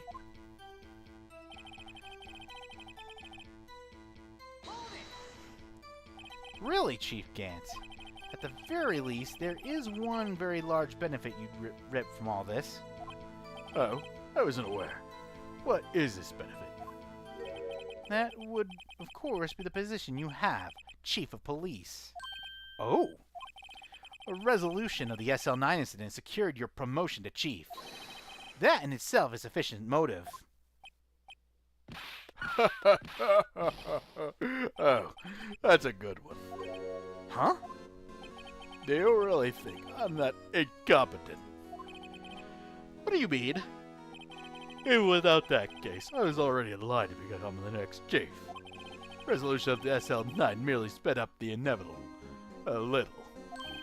Is that true, Edgeworth? Yes, he was going to be made chief anyway. Ah! Be careful when pointing that finger, or you might wind up being the one pointed at. So that means there's only one possible motivation for you to commit forgery. If you did do it for yourself, then you did it for someone else. Don't be silly, Worthy. You know me better than that. There are only 3 people I look out for. Me, myself, and I. There, it's out in the open now. Archie, would you mind if I change my testimony a little? by all means, please do. I would be anyone's accomplice. There's nothing in it for me.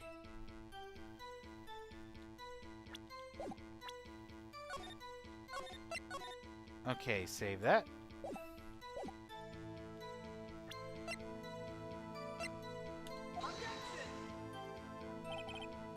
Nope. Let's press. Nothing in it for you. Sorry, but the only person I care about is yours truly. That girl, not his little sister, was it? If you think I felt sorry for her, you'd better think again. You're right. You don't feel sorry for anyone. Be tough on crime and tough on people. That's how I was raised. You seem to be lax enough on yourself now. That's a good one, Willie. There have been something in it for him. Given his selfishness, he would have point out an accomplice. True, you might not help out anyone for their sake, but if it would benefit you, you might decide to assist someone. Mr. Wright, it appears you're positively determined to portray the chief as a nice man who likes to lend people a hand. That's not what I mean. Very well then. Who is the person you believe Chief Gant might have held forged evidence? Simple. Lana Sky. Chief Prosecutor Lana Sky? The defendant? I believe it's quite obvious in light of the circumstances. Emma Sky fell victim to an unfortunate series of events. Who would have want to help her more than her own sister Lana? And as for Chief Gant, he would also have a reason to help Lana if she asked him to. That reason, of course, is self-profit. Self-profit? What do you mean? After the SL9 incident was resolved, Lana Sky was appointed chief prosecutor at the prosecutor's office. The person who arranged this job change was you, Chief Gant. How would he profit from all this? He would be able to use the chief prosecutor as his puppet. Essentially, he would acquire unchecked authority over all investigations. Do you mean to tell me that despite the chief's formidable appearance, he plays with puppets? Oh, wait. You must mean puppet as in someone forced to do his bidding. Never mind. Oh my god. Admit it, Chief. You assisted Lana Sky in forging evidence. Your motive to appoint her as chief prosecutor so you could control her. Righto, my boy. You have quite the imagination. Let me ask you something. What? Do you have any proof of this? That I controlled Lana? For example, is Lana testifying that I've done such a thing? Lana, she's keeping quiet to protect Emma. There's no way she'd testify against Gant.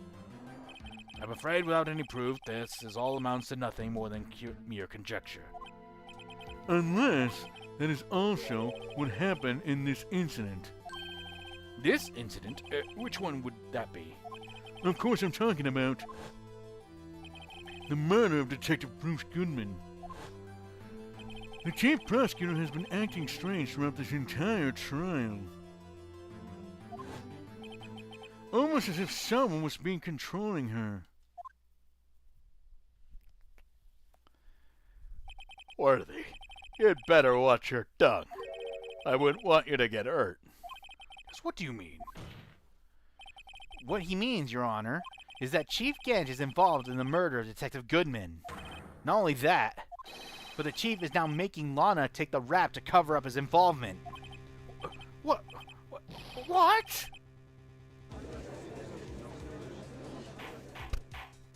Order! I said order! Mr. Wright, you can't be serious! Huh?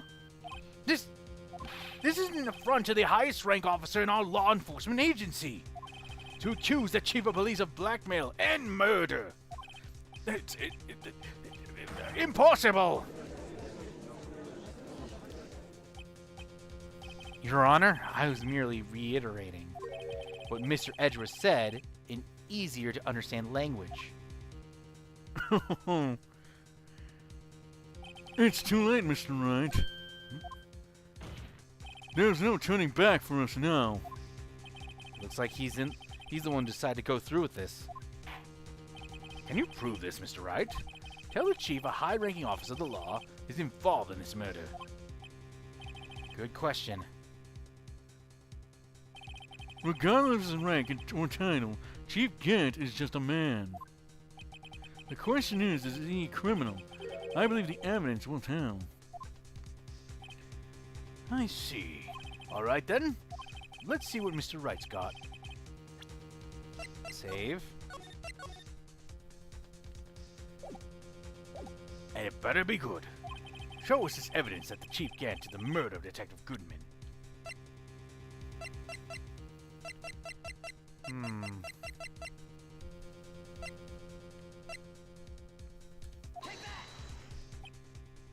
Well, Chief?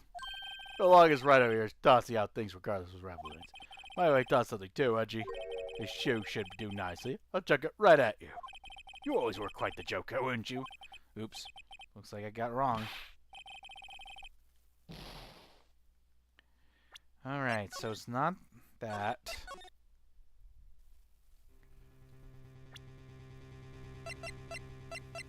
And that would probably be the ID record.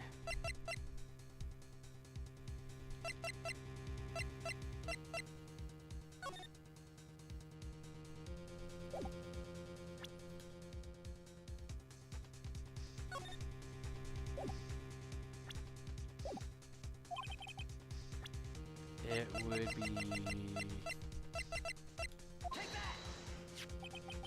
This is the ID card list. Yes, the one that shows who entered the evidence room on the day of the crime. There was one ID on the list we couldn't determine the owner of yesterday. 777-7777. Sorry, but there's no way you can prove that my ID card number. It's your number. What? How do you know that?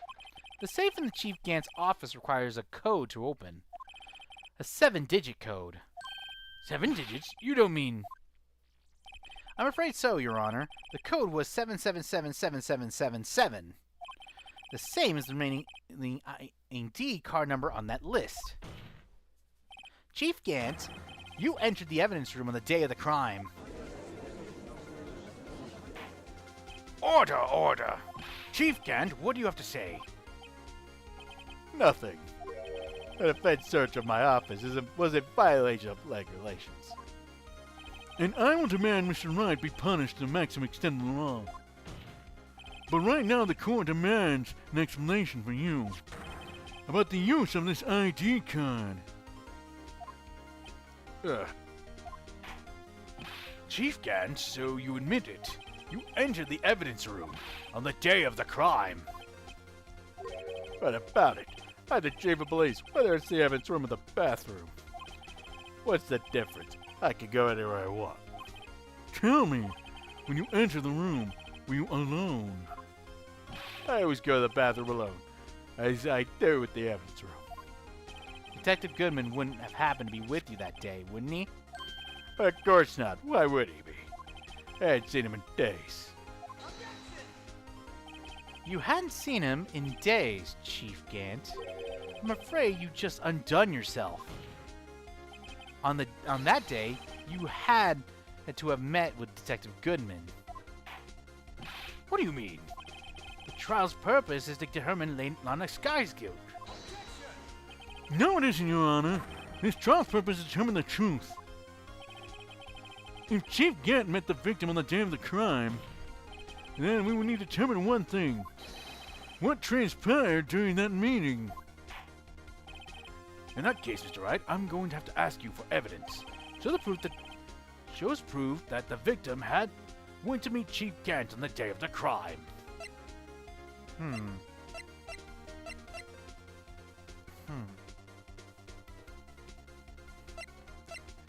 Let's see.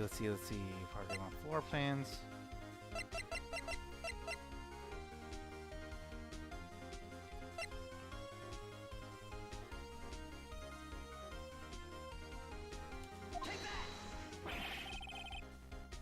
Ugh.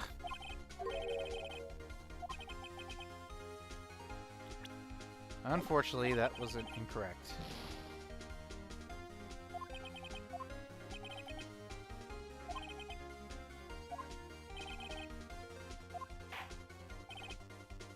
Safe here.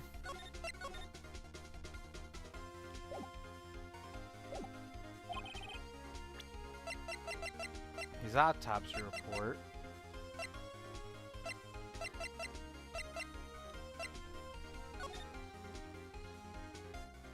Lost item. Oh, the lost item report.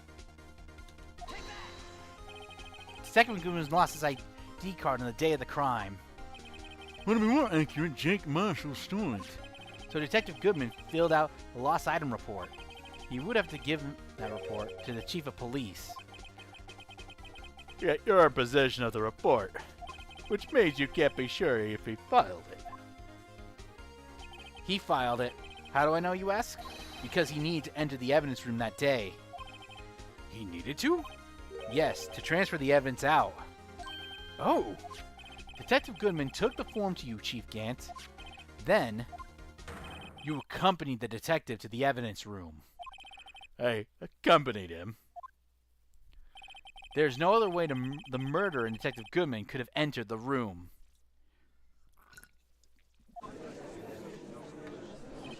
Hold on, let me guess what you're going to say next. Right, the chief of police murdered poor Goodman. Exactly. But wait! The chief didn't necessarily need to accompany him to the evidence room. He could have just lent him his ID card. Yes. Now that you mention it, I believe I might have done something of the sort. Sorry, but that's not possible. According to the record, your record was only used once. Yet you showed us your ID card earlier. If you had really lent it to Detective Goodman, it would have been found on his body. No! Whoa, that was a...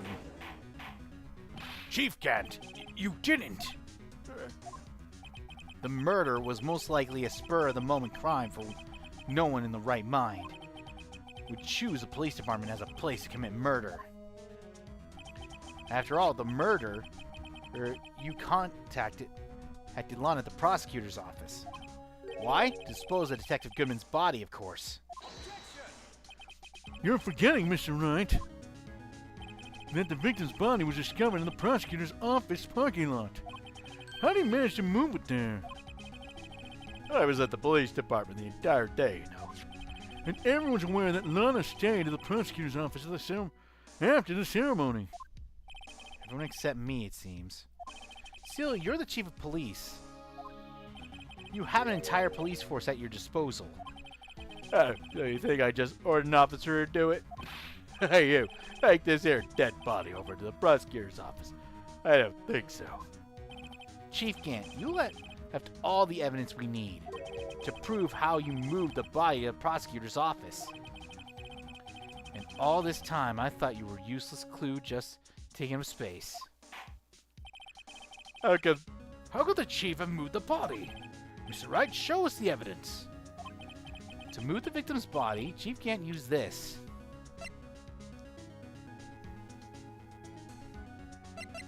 No, let's see.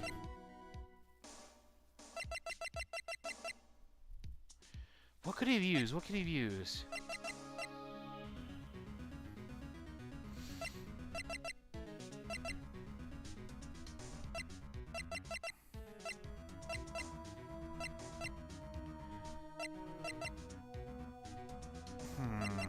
I'm trying to think.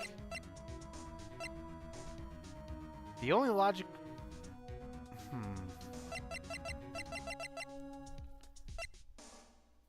IDs...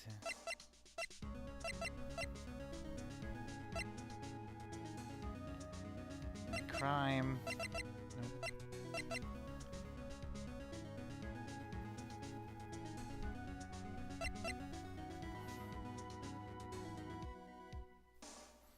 Huh. Interesting. I don't really know much about Code Vein, so no. We're trying to figure out how he moved the body. How would he move the body from the evidence room all the way to the car?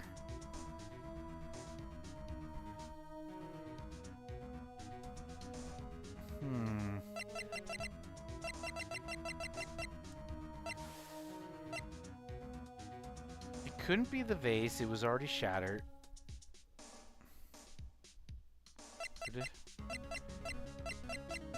I want to say it's the blue badger. Well? I see. Maybe I'll use this later. Move your dead body, Mr. Wright. Huh?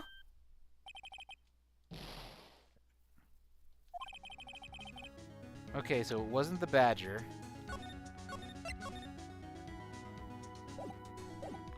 Wait, didn't...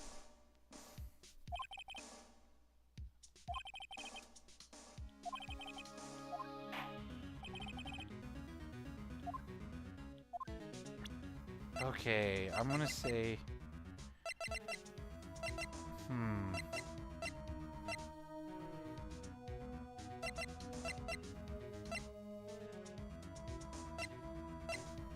The vase?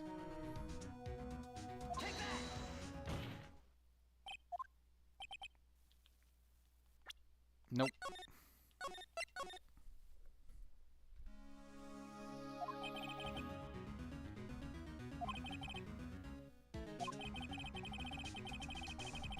And one piece of evidence did have something.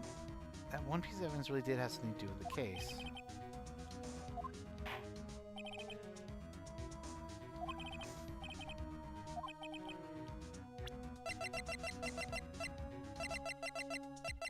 Maybe it's the screwdriver. The screwdriver?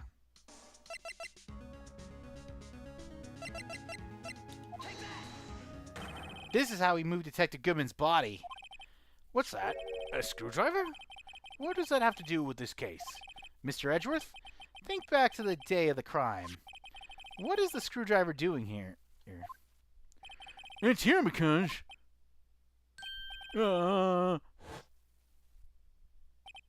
I was asked to go by Chief Gant, no less. He told me he wanted me to keep it here in the prosecutor's office. In any case, on the day of the stabbings, I brought this back here. After the ceremony ended that day, I didn't plan to return to the prosecutor's office. But you did, because Chief Gant asked you to. You mean I... The body was found in the trunk of Mr. Edgeworth's car. Hey, Depression. Welcome to the potty. I think we're about to break through this case.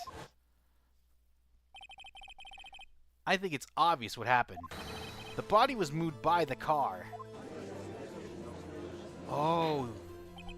Detective Goodman's body was carried in the trunk of Mr. Edgeworth's car? Yeah. Unless, of course, you have another explanation, Chief. Why else would you have asked Mr. Edgeworth to transfer evidence from a closed case? There's only one plausible explanation.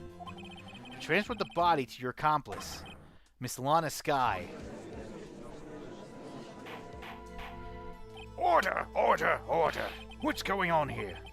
There's no room for rebuttal on the defense's outrageous accusations. Think back to the photograph Miss Starr took the prosecutor's office. This was not a photo of the body being stuffed in the trunk being taken away. It was exactly the opposite. Here's a photo of the body being taken from the trunk. Chief Gant, please say something. Oh boy. I believe, your time's up. My time's up. Sorry, Rhino. I'm having lunch with District Attorney General after this. We have to get going if we're going to make it in time for the early bird special. But the cross-examination isn't finished yet. Remember what I told you earlier? The police chief has all kinds of weapons at his disposal. Weapons? Like the right to refuse to testify. I'm invoking that right now. What? This is not a right to be casually invoked. There are certain risks to be considered. So you're going to just run away after all this? Run away? Don't make me laugh, Worthy. I stabbed old Goodman? That's what you say, right? But if you had any conclusive evidence, you would have presented it by now. Well, You think I had Lana dispose of the body? If so, then show me proof and get it over with.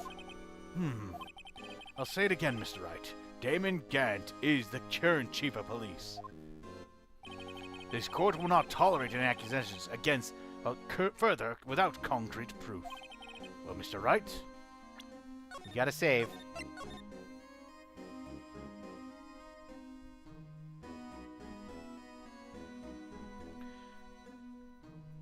Who's RT, by the way?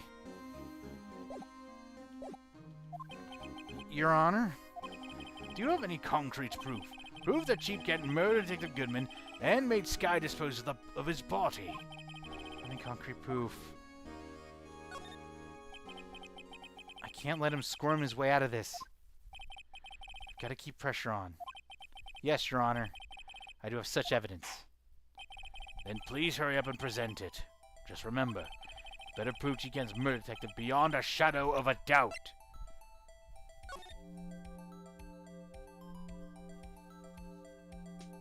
Oh, okay. Unregistered evidence must be relevant to the case.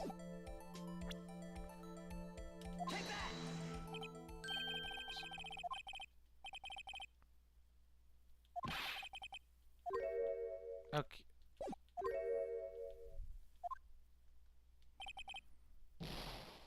Nope. Let's try this again.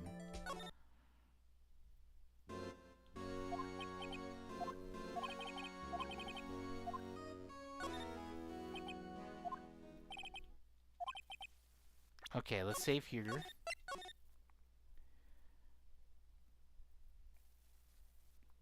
Oh, that's kind of interesting to learn. Alright. Something that'll prove...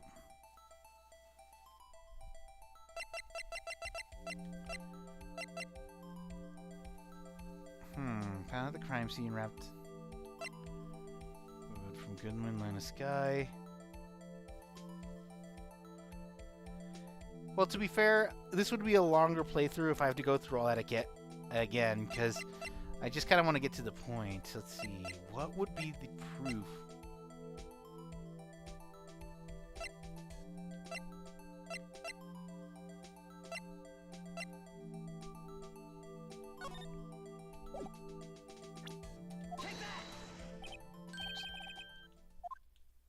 Okay, it's not this.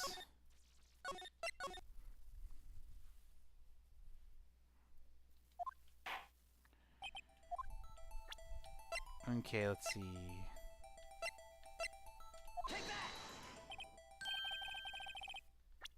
Nope.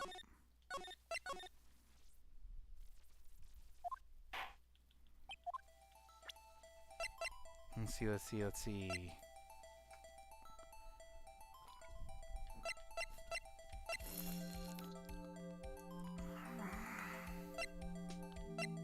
The Blue Badger? Nope.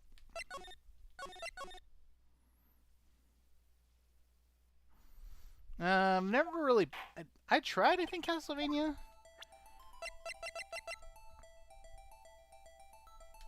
It's Autopsy. Nope. What is that defining evidence?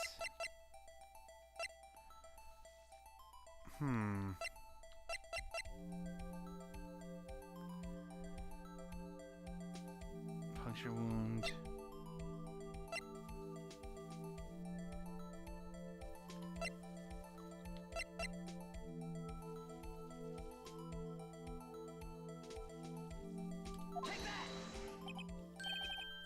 Okay, nope.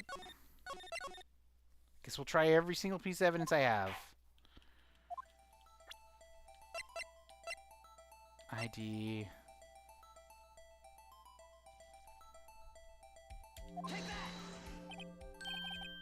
Nope.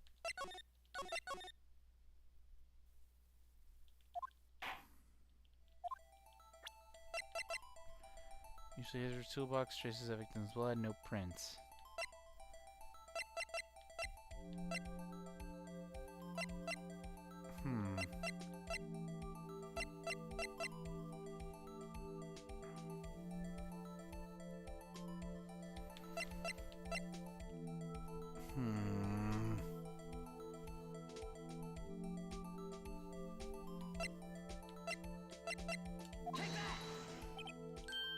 Nope.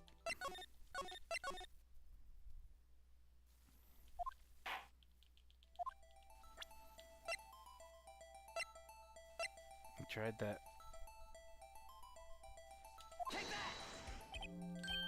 Nope.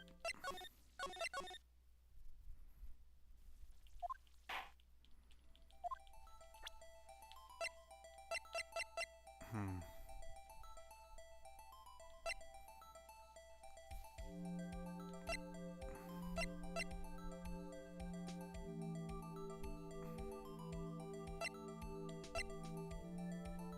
Take that!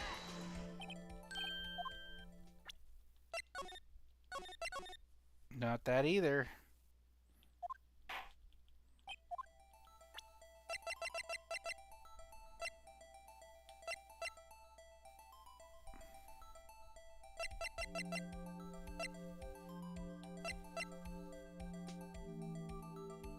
Take that!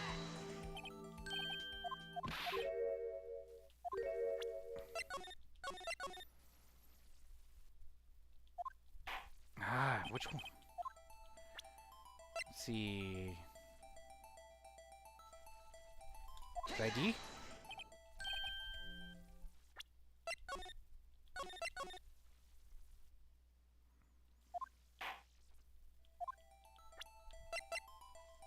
Take that!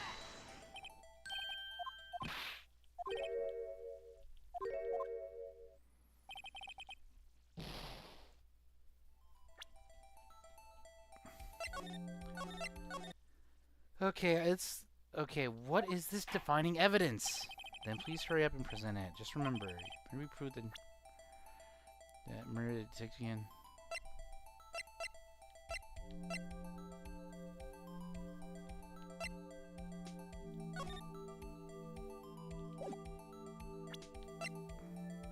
Take that!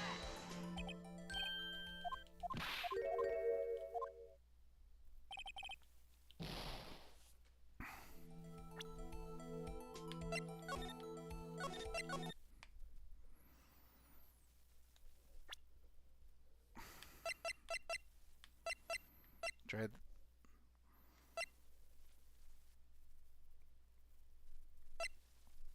Hmm.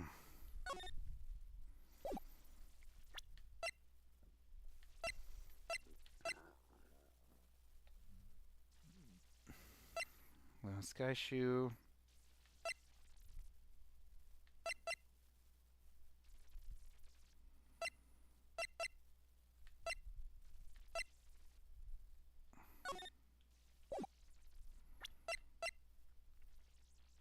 Tried that. Maybe the.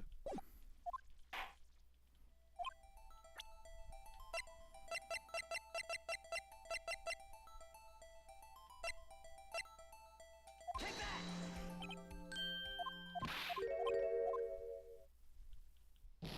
Mm.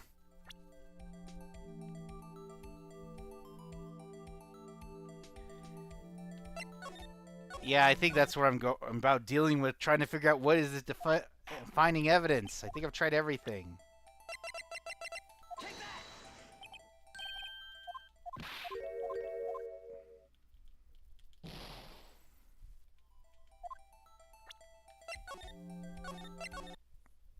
What is...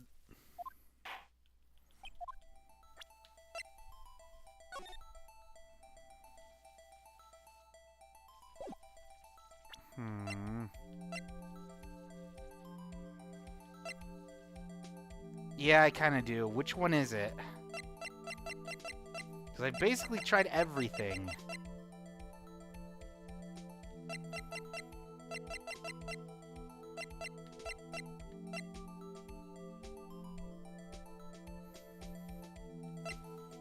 Tried the ID record. I think I've tried the fluid.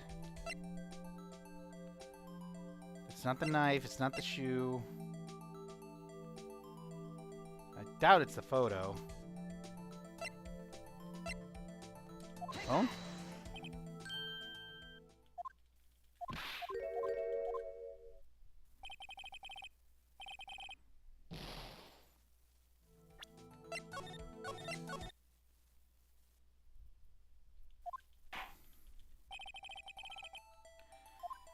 I'm trying to, but the thing is, I can't... Take that! Edgeworth's parking ticket?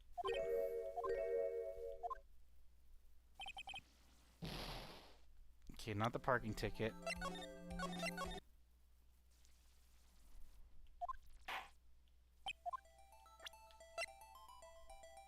Evidence law?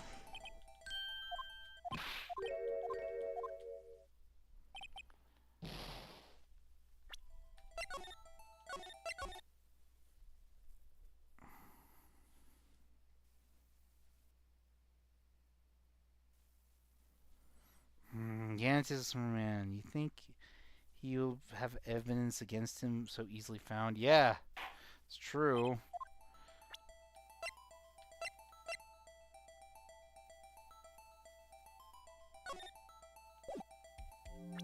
I think I've heard the evidence slips. Take that! Take that!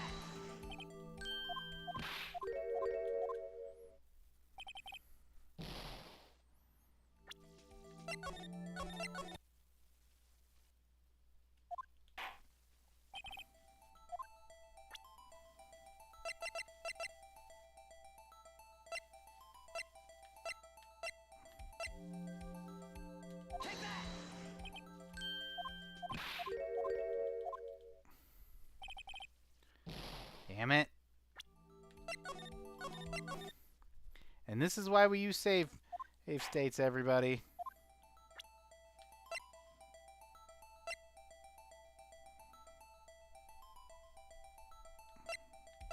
Take that!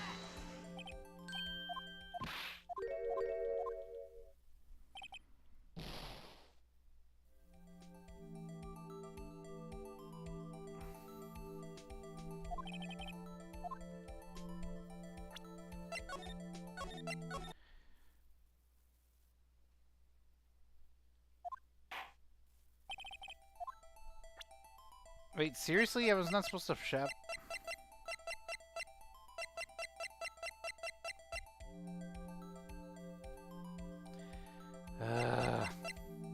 Take that!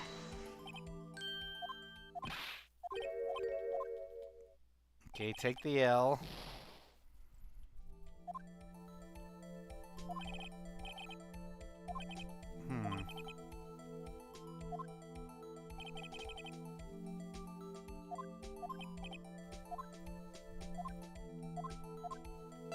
I have no proof yet. It's no use showing evidence I'm not even sure of myself. No, Your Honor. At present, I have no conclusive evidence. Huh? Sayaji? In that case, this court is forced to penalize you for your allegations against the chief. What? Here's a tip. Never gamble.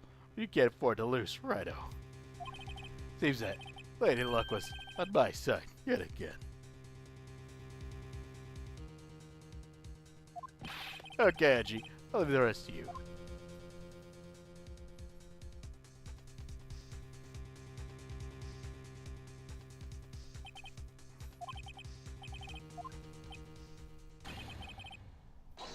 Oh, what? Lady Luck, huh? Maybe we should have a word with her. Mr. Edgeworth, what do you mean? There's one lady who knows the real truth behind this trial. We haven't yet had the honor of hearing her testimony. The lady who knows the truth. Another witness. In the absence of conclusive evidence, the only one method of proof is testimony. Chief Gant has invoked his right to refuse to testify. There's still someone else, one more witness, who can answer all the questions raised in this trial. Someone right in this very room. Mr. Edgeworth, who is this person? Why are you asking me, Your Honor? Have you forgotten? The defense is the one calling witnesses today.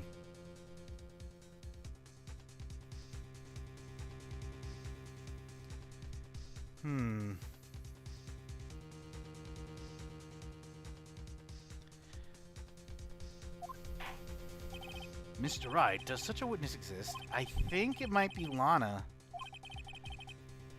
Hey, shoot! Ugh. Can you stop right now? Yes, Your Honor. The feds calls forth.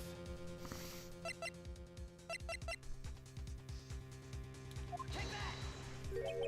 The defendant? Miss Lala Sky? She was in the underground parking lot at 5:15 p.m. on February 21st. Her task to dispose of the victim's body in accordance with a certain someone's orders. Mr. Edgeworth? The prosecution has no objections, Your Honor. Very well, the court will now take its final recess for the day. In 15 minutes, we will reconvene to hear the defendant's testimony. This court is now in... Hold on. Huh? Chief Gant? Chief Gant, I thought you were going to eat. Listen good, Lana. He's talking to Lana?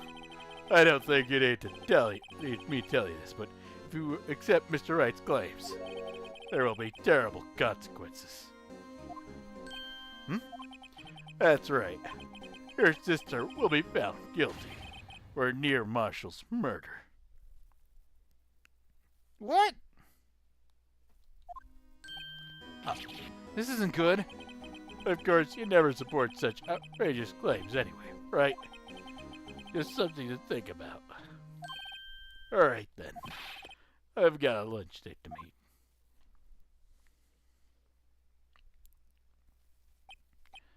Whoa, okay. Are there any further interjections?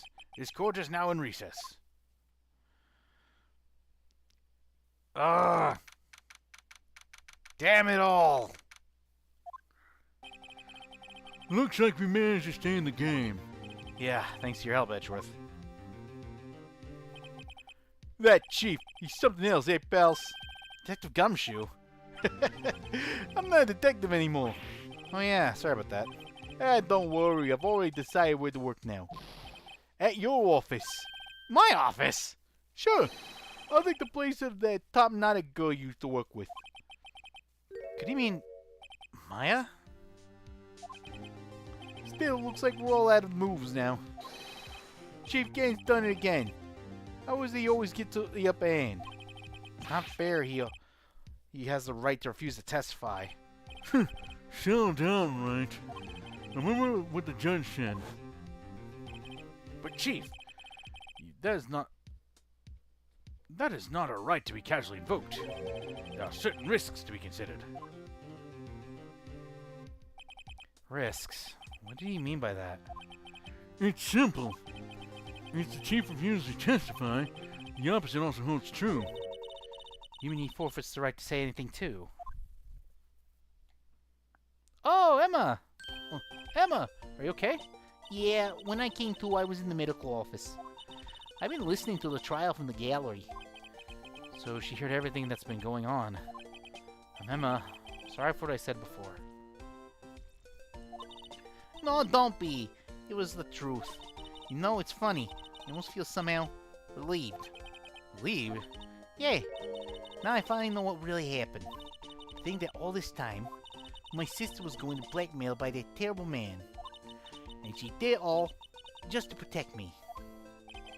Ever since her appointment as chief prosecutor, everyone who knew her said she'd change. Perhaps it was easier that way for her. What do you mean? Well, I think to follow Chief Gant's orders, she must have shut herself up deep inside. Forced herself to do anything and everything the chief told her to do. That must be why she became so cold. It was all my fault. It's all because I murdered Mr. Marshall. Hey, don't go blaming yourself now. If you want to blame anyone, blame society, pal.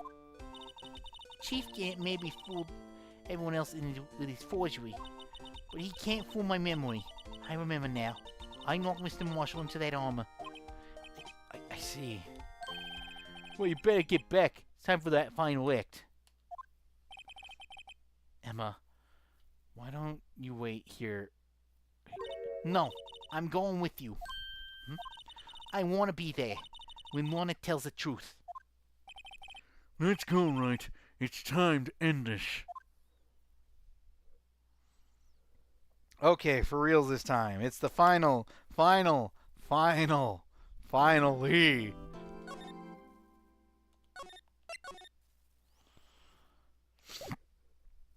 Oh, my voice is killing me. But this is it. Now then, will the defendant, Miss Lana Sky, please take the stand?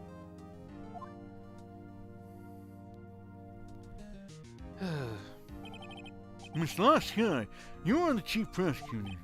I'm sure you're aware of what is required of you. Yep, wish me luck. But, Mr. Edgeworth, you already know everything. You know all that I've done these past 2 years. Please provide the court with your testimony, Mr. Sky. And remember, you are under oath. We want to hear the truth. Of course. The truth. Lana, no matter what happens, I'll always be your sister. Now then, your testimony, if you will. First, tell us about your relationship with Chief Gant. Everything hinges on your testimony. You're the only chance we have to get Gant. Gant and the fabrication.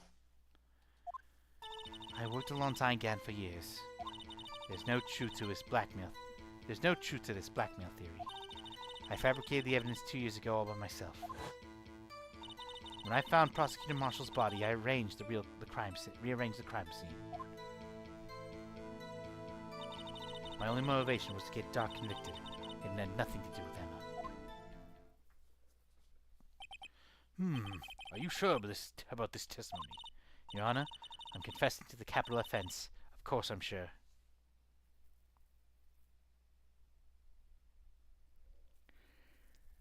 And when she tells the truth, the Krabby Patty secret formula will be mine, and I can't stop pretending to be a lawyer.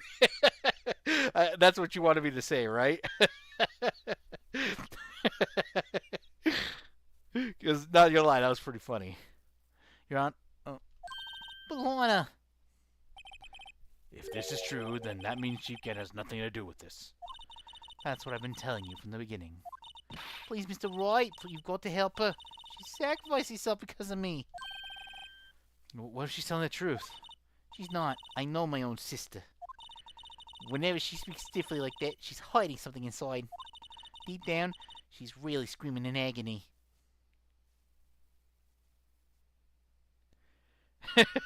Yeah. Hey, come on. If you have any funny ideas for me to say, as long as they're not offensive to any other people, I'm okay with it.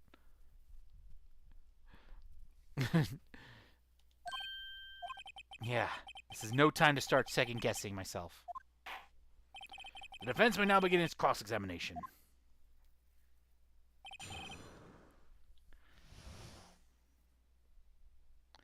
Castlevania's pretty cool, but I know...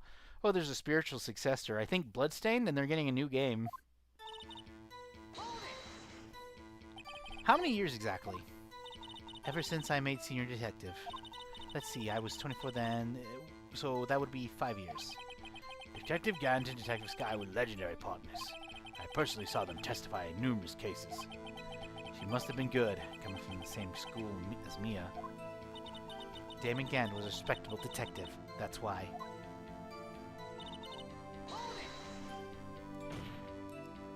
But think about it, Miss Sky. You didn't murder Detective Goodman. You told me as much yesterday in jail. You still don't get it, do you, Mr. Wright? Any testimony you cannot present in court is as useless as idle gossip. I stabbed Detective Goodman with a knife. And?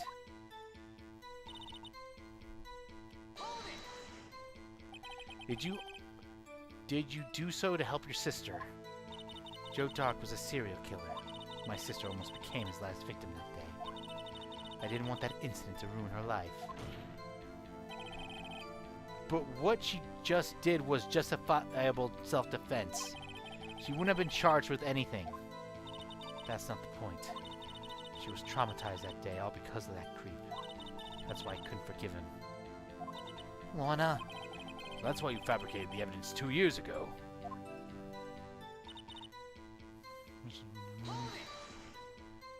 You say you did this all by yourself. Yes. Would you mind telling us what you found when you arrived at the crime scene? It seems I was the first person to discover the scene. The broken prosecutor award knife was stuck in the victim's body.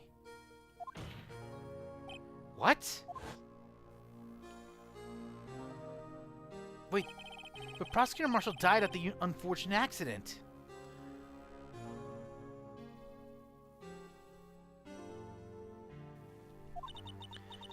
That's only a situation you dreamed was possible. The reality is, it wasn't my sister who took the prosecutor's life.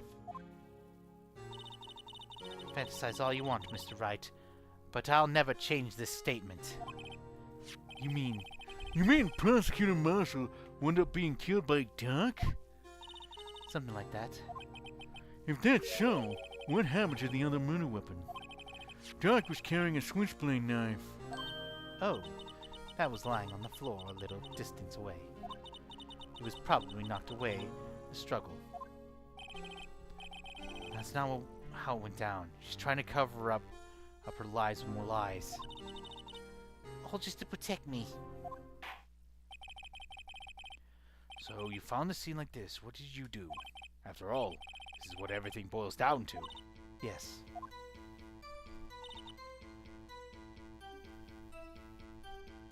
I broke off the tip of Dart's knife, planted it inside the wound, and You planted the tip of Dark's knife? And then you moved the body? But why? Why would you do that? You of all people should know, Edgeworth. You've always had a good head on your shoulders. My head isn't that bad, but maybe I had to ask for the sake of the others. Why did you plant the knife? But why did you do that? Come now, Mr. Wright. Even you should be able to figure it out. Very well, let's add this to the witness testimony. The reason Miss Sky fabricated the knife. Any of the tip of the weapon found buried in the body would proof we need. According to your testimony, Prosecutor Marshall's broken knife was the murder weapon, right? And I was... Yes, and leaving it at that might point the blame away from Drake. Doc, I felt the most effective way to get him convicted. It would be having the tip of the knife found inside the victim's body. So you buried it inside the victim's stab wound? Yes, because I hated Doc for what he did.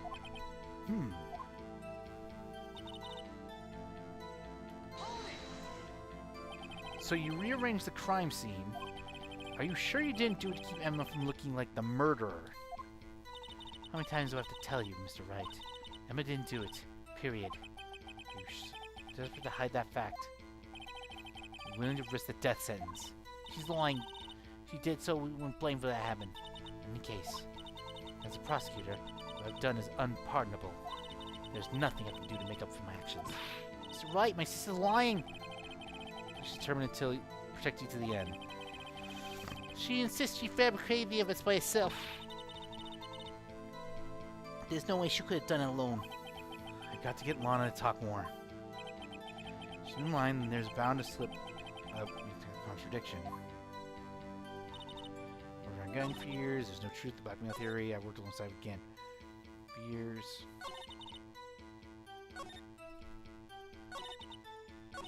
Okay, evidence 2 years ago. I broke off the tip. The body.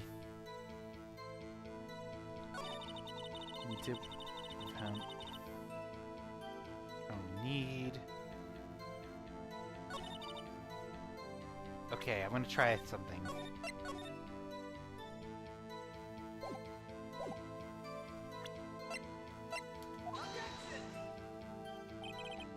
This gonna be... Nope.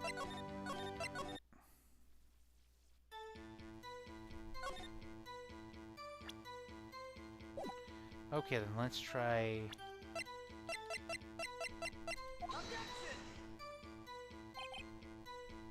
there's just so much stuff here, it's messing with my brain!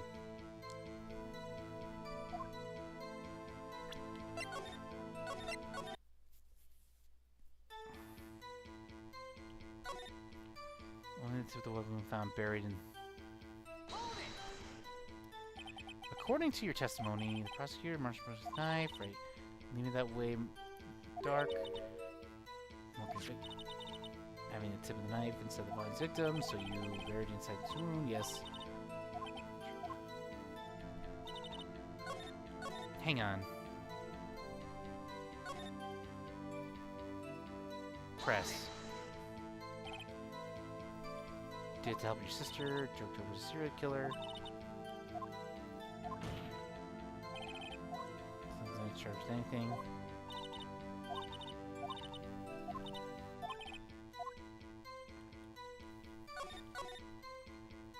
There's no truth to this blackmail theory.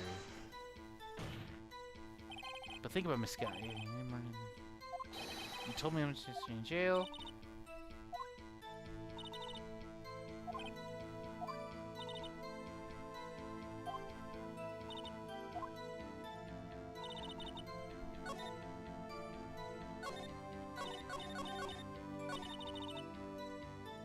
Okay, let's try.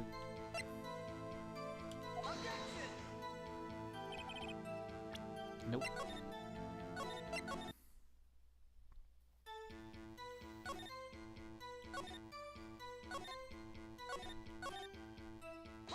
All right.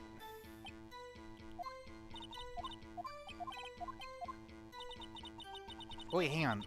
I think I just had a revelation. All right, later, Nightblade.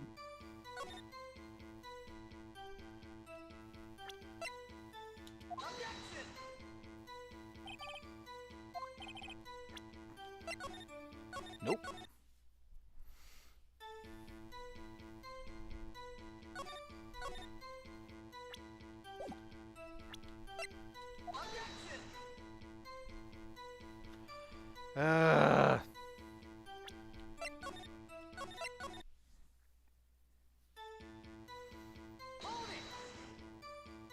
So we reached the crime scene. Are you sure? Emma didn't do it. Period. You need to risk a death sentence. Oh, no, thanks. In case. This prosecutor, let's remove an apartment. There's nothing in my actions. There's no way she could have done it alone. Gotta get Lana to talk more. If she's lying, then she's bound to slip up and make a contradiction. Worked alongside Gant years. Is truth. I fabricated the evidence 2 years ago by myself. I broke off the tip and planted it inside the wound. Any tip of the weapon would be found buried.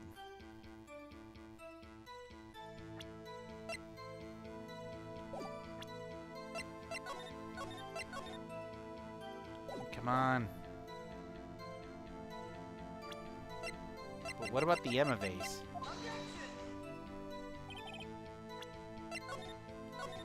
Nope.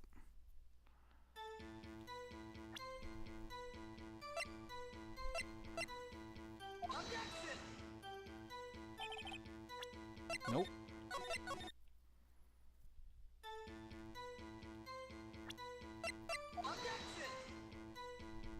Nope. Ugh.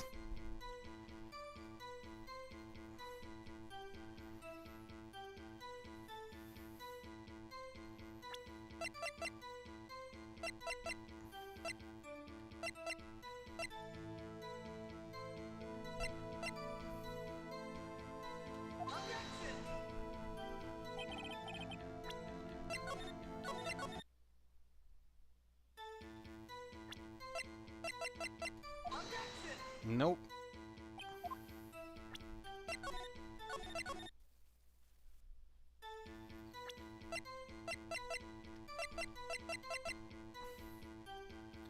Yeah, I kinda do.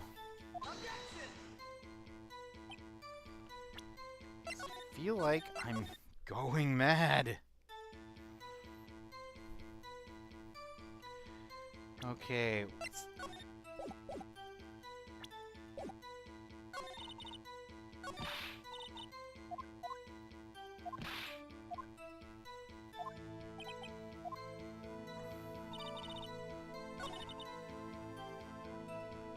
There's no truth to blackmail.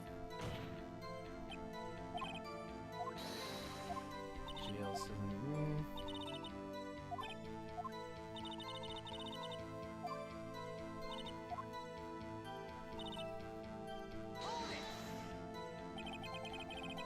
Okay. Did help your sister. Joe Dark was a serial killer. My sister almost became his last victim that day. It ruined her life. Why did you do it? So then she wouldn't have been charged with anything. That's not the point. She was traumatized that day, all because of that creep. That's why I couldn't figure him. Lana, 2 years. I found the prosecutor's body. I rearranged the crime scene. That's all by yourself. Yes. Do you mind telling us when you might? Okay. Funny. Okay, here's... Died an unfortunate... Dream was possible. Was it my sister who took the prosecutor's life? So I'll need my statement. Prosecutor Marshall wound up being killed by Drake. If that's it, what happened? I was lying on the floor a little distance away. I walked away in a struggle.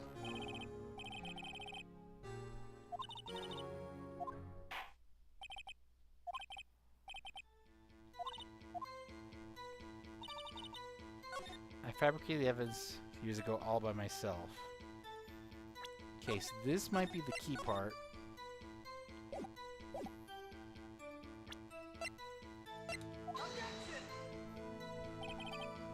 Nope.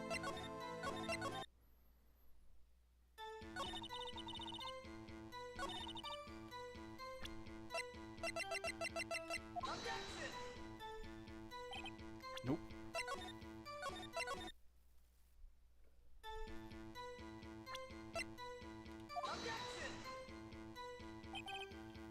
Nope.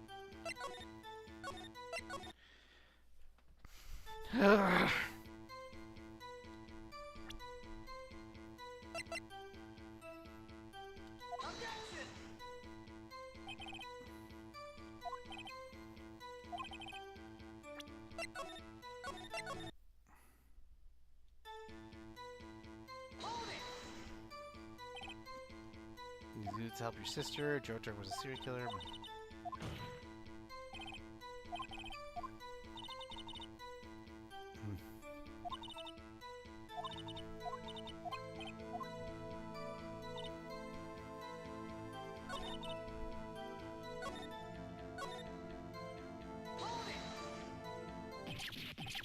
Then you moved the body?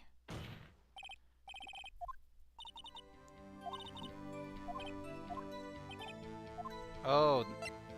Why did you move the body? That's where it was. It was missing. When you showed up on the scene, where exactly was the victim's body? It was where you deduced it was, by Chief Gant's desk. But the body was found by your desk. Why did you move it there? The reason for that is simple. Let's have the witness explain this more in detail. The reason why Skylar moved the body. Pieces of the jar shattered during the events that threatened my plan. You mean this jar with Emma's name? Miss Sky, I understand how you feel. You committed that crime 2 years ago to protect your sister. You mean the forgery at the scene where Neil Marshall was murdered? If that truth were to be exposed now, the past 2 years of her life will have been in vain. Even so, I am compelled to bring into everyone's attention a significant contradiction with within your testimony. A contradiction in my testimony? You testified, and I quote, "The pieces of the jar that shattered during the events threatened my plan." That's right. Do you have a problem with that? It's a simple oversight, really. You see, a message was written in the jar with the victim's blood. Yes, the prosecutor may have written it in his final moments. Exactly so. And this is where your contradictions lies. In order for the victim to be able to write his message in the jar, it must have not been broken before he died. He couldn't have written Emma's name on that shattered jar. Order, order. Your Honor, it would appear more information is needed to regard this jar and its bloody message. We may be missing something critical here. Something critical? Chief Prosecutor, it seems you're also in the dark as we are about the truth towards which we're headed. What? Just tell us exactly what you saw. What pieced together the information to arrive at the truth? Very well. The witness may now continue her testimony. Jar and message in blood. I immediately noticed the blood traces on the jar, but it was dark in the room and I didn't have time to check it out. To be safe, I wiped away the blood. The fragments were large, so I'm sure I got them all.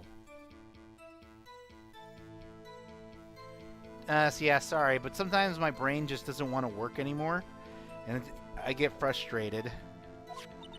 All I could think about was wiping them clean before they were discovered. You mean you were the one who wiped away the message in blood? I wasn't chief prosecutor at the time. She didn't think Doc was the real murderer. That's why she tried to erase the real evidence. Very well. The defense may now begin its cross-examination.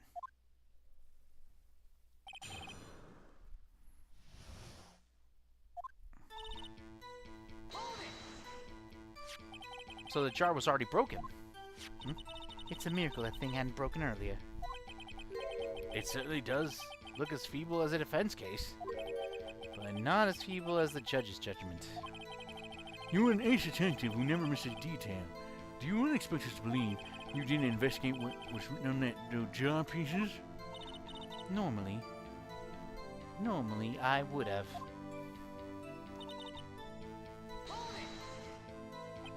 So you didn't know your sister's name was written on the jar? No. If I had known, I would have gathered all the pieces and ground them to dust. Well, that helps my case. Lana, you do that for me? It seems you two might make up yet. Anyway, I just barely had enough time to move the body as it was. If someone happened upon the scene, you lose your chance to erase the evidence. You must have been in a hurry. I was. I knew I had to destroy the evidence before anyone came. This is rather shocking. To be safe, I worked away the blood. I'm afraid this action to yours reveals what really happened. What do you mean? You really thought Dark killed Prosecutor Marshall? You would have wiped away the blood. What else could I have done in that situation? Lana, I only had a few moments. There wasn't enough time for me to do anything but gather up the pieces.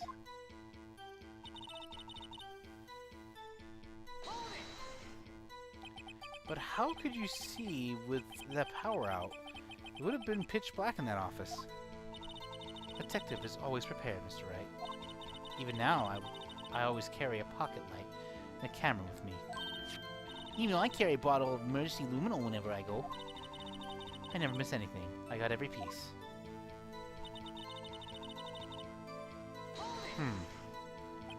So you illegally rearranged the crime scene. Yes, I don't have any excuse for my actions. So sorry, Lorna. I didn't know. I treated you so badly all this time. Not too late. There's still plenty of time to make up. After we've gotten to the bottom of this incident. No doubt this will leave a permanent stain on the history of the prosecutor's office. More contradictions have surfaced in her testimony. If your sister's really putting up a fight, she must really care about you. Still, she's not doing this the right way. I think I finally figured out the contradictions in her testimony. There's one final possibility that might turn everything around. Okay, let's see. But everything was dark room. I don't have time to check it out. Save boy with blood.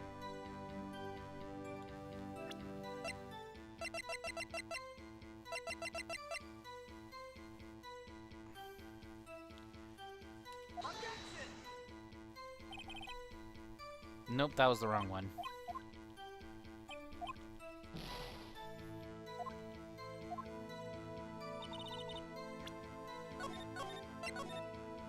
Okay, this is the part.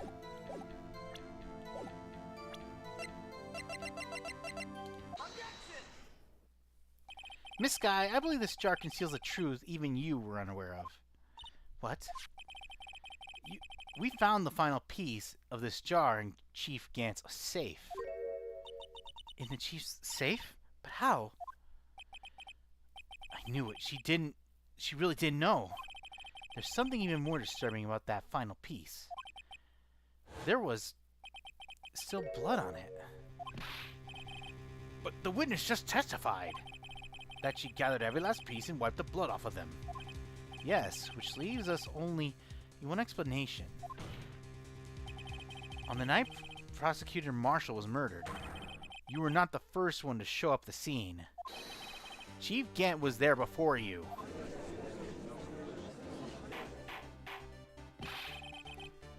But couldn't the defendant have simply missed a piece? I'm afraid that's unlikely. The piece was too big for anyone to miss, let alone an ace detective. That may well be, but everyone makes mistakes. Even I once wasted an entire day looking at my dentures. They were in my mouth all along. Can you believe that? Have you forgotten, Your Honor? When the witness arrived at the scene, the jar was already broken. Oh, that! There's no way a name could even be written on a shattered jar. Another person discovered the scene prior to the witness. I hope you're not implying that person was Chief Gant at the time he was looking for Doc downstairs. Besides, even if he was there first, why would there be a jar? The question is, if he did arrive there first, why did he hide the fact for 2 years? Well, Your Honor, can you answer us that? No. No.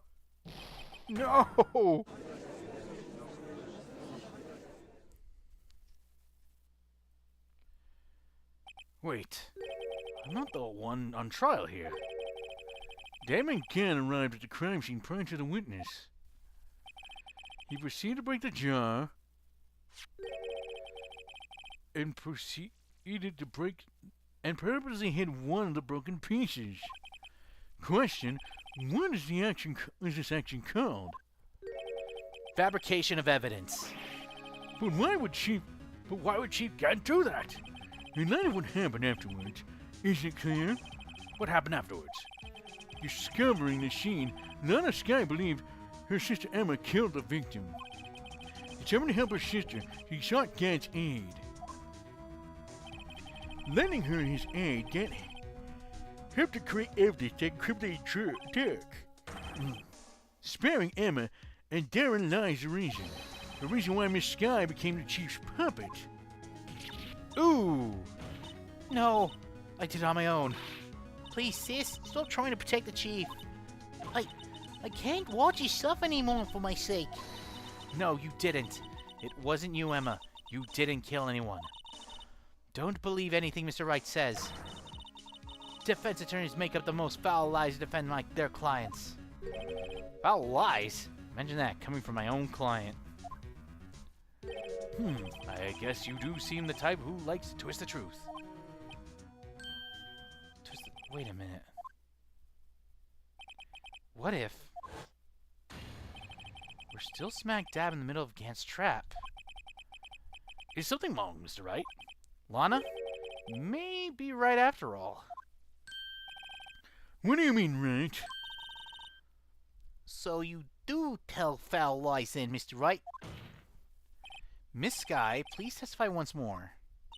But if evidence was fabricated behind your back, then Emma's accidental killing of Prosecutor Marshall might also be a lie.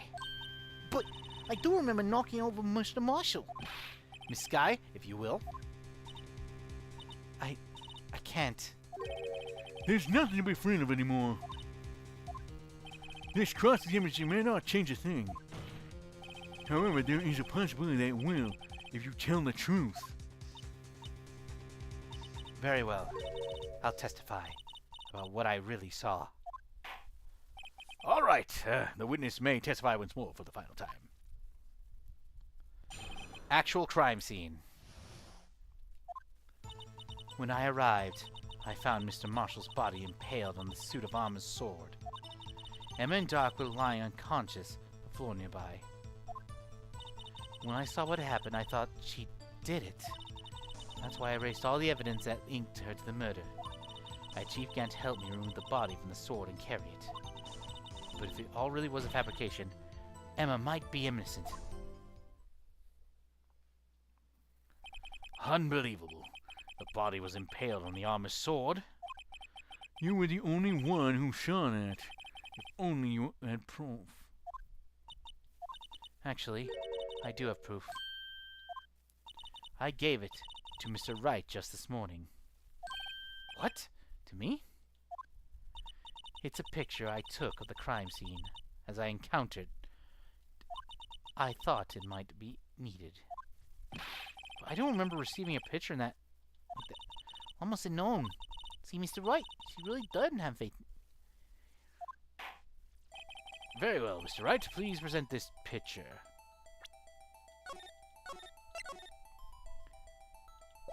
Is it in the book?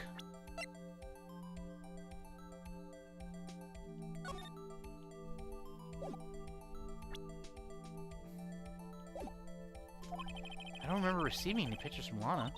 Lana said she gave it to you this morning, right? I don't remember getting something from her then. Let's check out the evidence again. There must be a picture in somewhere.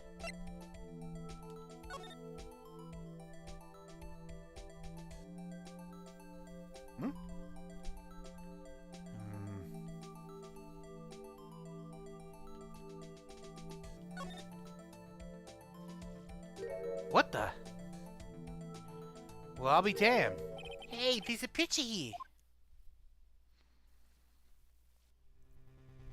Oh.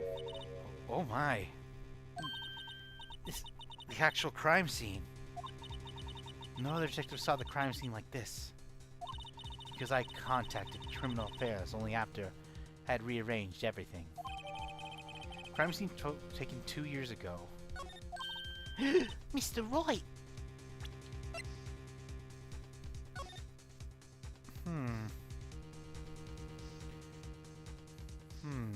Okay.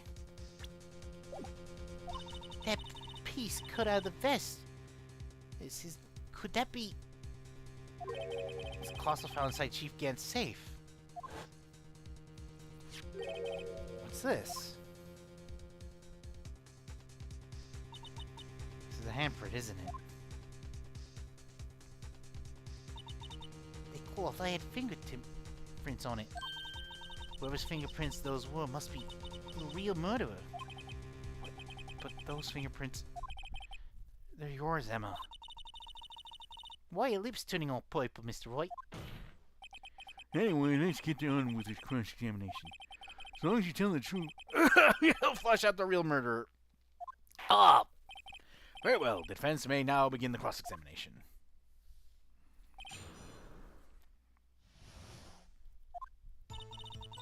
Right, if I found Marshall's going pale in the suit, I want. Hold it. Oh, what the? Come now, Archie. This is the poorest excuse for a tray I've ever seen. Wait, sorry. Later. That's his... She's dead. What now? What? Now you want me to make me out as the bad guy, too? Later. So, if you'd like to put in a word or two in my defense. I'm afraid it's too late for that. What? You already declined to testify. Wait, what? You already declined to testify. That means you forfeit your right to make statements of any sort. This must be that risk we were talking about earlier. Just sit back, relax, and enjoy the sound of the nose tightening around your own neck. Oh! Eh, so what? You think I'm worried? I think I'm worried. Sorry to disappoint you, but I don't need to make any statements. What do you mean? The evidence will do all the talking for me. If I can't testify, I can still present evidence. Yes, that's true. What, you mean you still have some conclusive evidence? No, I don't, but someone does. Someone? Oh, what's your excuse? Righto. Righto. Heyo. Why have you been keeping quiet about it? You do have something to show us, right? Something that proves who knocked over Neil Marshall, causing his death. Got close evidence that leaves no room for doubt. Is this true, Mr. Wright?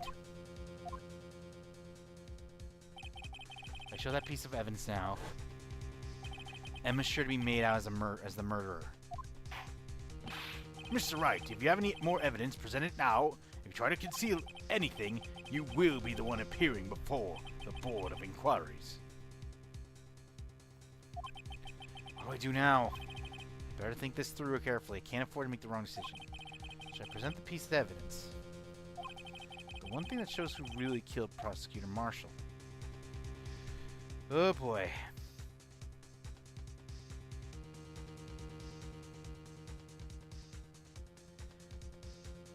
Hey, great, we got more in the potty. Okay. Should we show the evidence or not? That's the true question.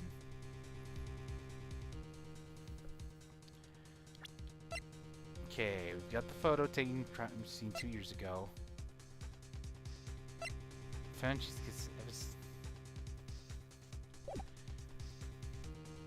I'm gonna save.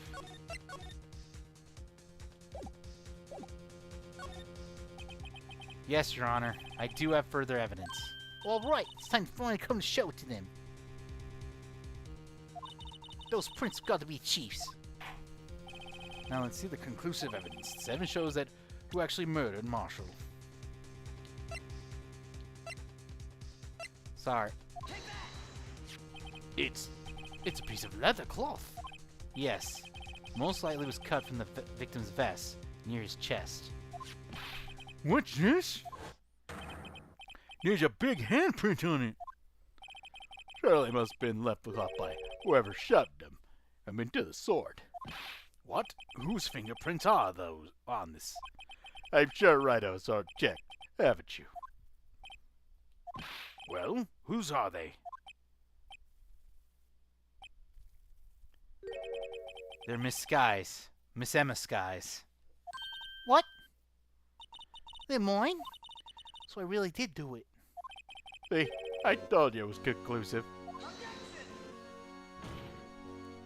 But this was found in your safe. That means it's possible you forged it. I don't know what you're talking about. I don't remember any cloth in my safe. Do you really expect me to believe that?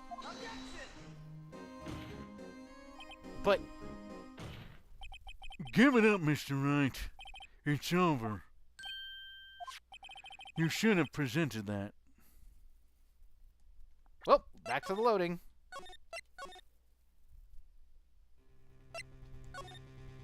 Your Honor, I don't have any evidence I can present at this point in time. What? You lie. Chief Gent? You opened my safe. I know you took what was inside. Conclusive evidence. I don't know what you're talking about. Mr. Wright, why aren't you showing them? We found it together. Oh, I see. It's because you know the truth, don't you? You know whose fingerprints on it. That's why you won't present it. What are you talking about, Chief Gant? Get your figure out. Take a good look at this picture. See the victim's vest? No, notice anything odd about that chest area? It looks like part of it's been cut off for some reason. You mean you had this in your safe? What? You mean the Chief of Police, have been concealing evidence? This is going to be the biggest scandal in the history of the police department. Oh, you got screwed over. Oh, and you just realized. Impressive. To be honest, I didn't think you had the gall, Righto. Well, I can't let you pin me up as the murderer. I'll tell you what really happened. What? You mean you admit to it?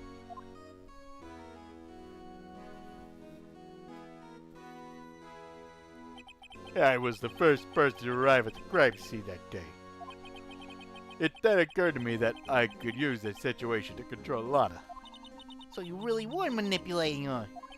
I knew Lana. If I made it look like the flame will play on with her sister, that when she saw the scene, she would have asked me for my aid. So you assisted Miss Sky. I told her to arrange all the evidence. I had her plant the knife tip in the victim's body and move the body across the room. And I ended up using that evidence to get Joe Doc convicted. When I tampered with the crime scene, I had 2 pieces of evidence. This was before Lana arrived at the crime, mind you. 2 pieces of evidence. You mean those items in your safe? But why? For insurance, of course. Insurance? I was sure my plan would work, but it's always best to be prepared for the worst. I wasn't able to let anyone blame me for murder that girl who committed. You mean you were calculating that far ahead while forging the evidence? What do you take me for, fool? I didn't make police chief by dumb luck. See this jar fragment? I had the most legible part of Emma's name. I didn't expect Lana. Go and wipe the blood off all the pieces. But if you fabricate all the evidence, what's to say you didn't fabricate the message on this jar too? Some people just don't know when to quit, do they? That's why I kept one more item for insurance. You mean that piece of cloth? Come on, Rhino. Grab it up already. I know you have it. What are you waiting for, Mr. Wright? So you admit to it then, Chief Gant, that you were hiding the cloth if you cut off the victim's vest in your safe. Yes, I admit it. I didn't want to have to do that because being chief and all.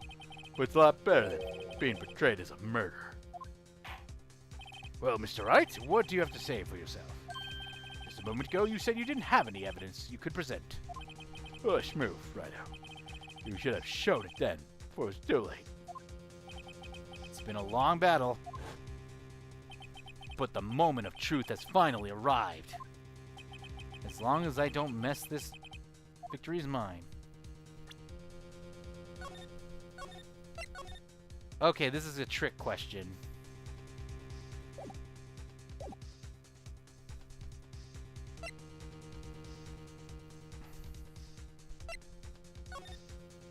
Your Honor, I do have evidence to present now. Alright then, let's see this conclusive evidence.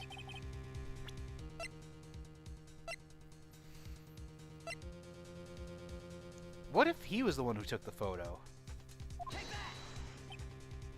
Mr. Edgeworth, your opinion, please.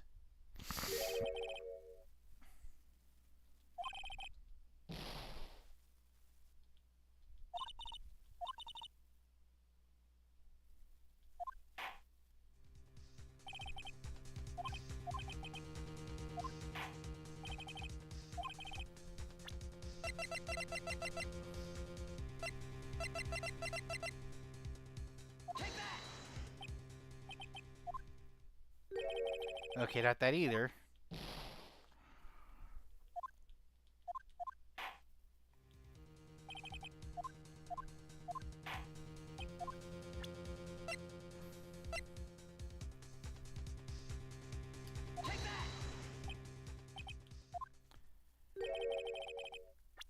Okay.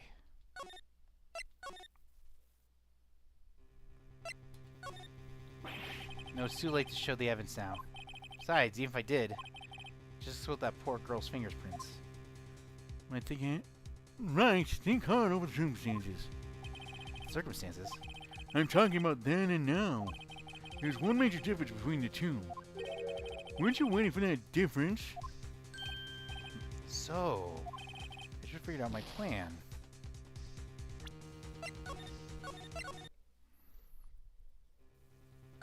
So now show the fingerprints?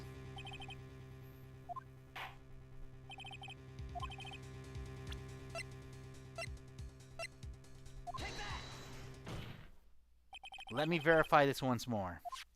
On the day of the crime, you personally cut out this piece of the victim's vest. Ah, yes. At last, you finally brought it out onto the open. There's a handprint on this piece of cloth.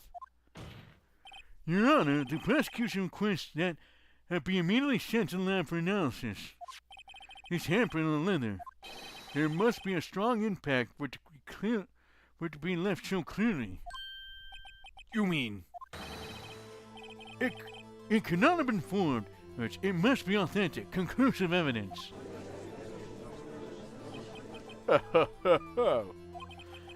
You're all so slow on the uptake as ever, Worthy. What? Think about it. Righto hadn't all the time to present this evidence. Yet he was reluctant to do so. Why would that be? You mean you already know? You know whose fingerprints are on that. Mr. Wright, do you really know? Whoever the fingerprints belong to must be the real murderer. Whose fingerprints are they? You need to have Karen and bring you back up, brain, Mr. Phoenix Krabs? You need to have Karen bring you my backup brain, Mr. Phoenix Krabs? Arr! Arr! Arr! I object to this honor. Very well. I'll tell you. It should be okay now. Everything's proceeding as predicted. The person whose fingerprints belong to is...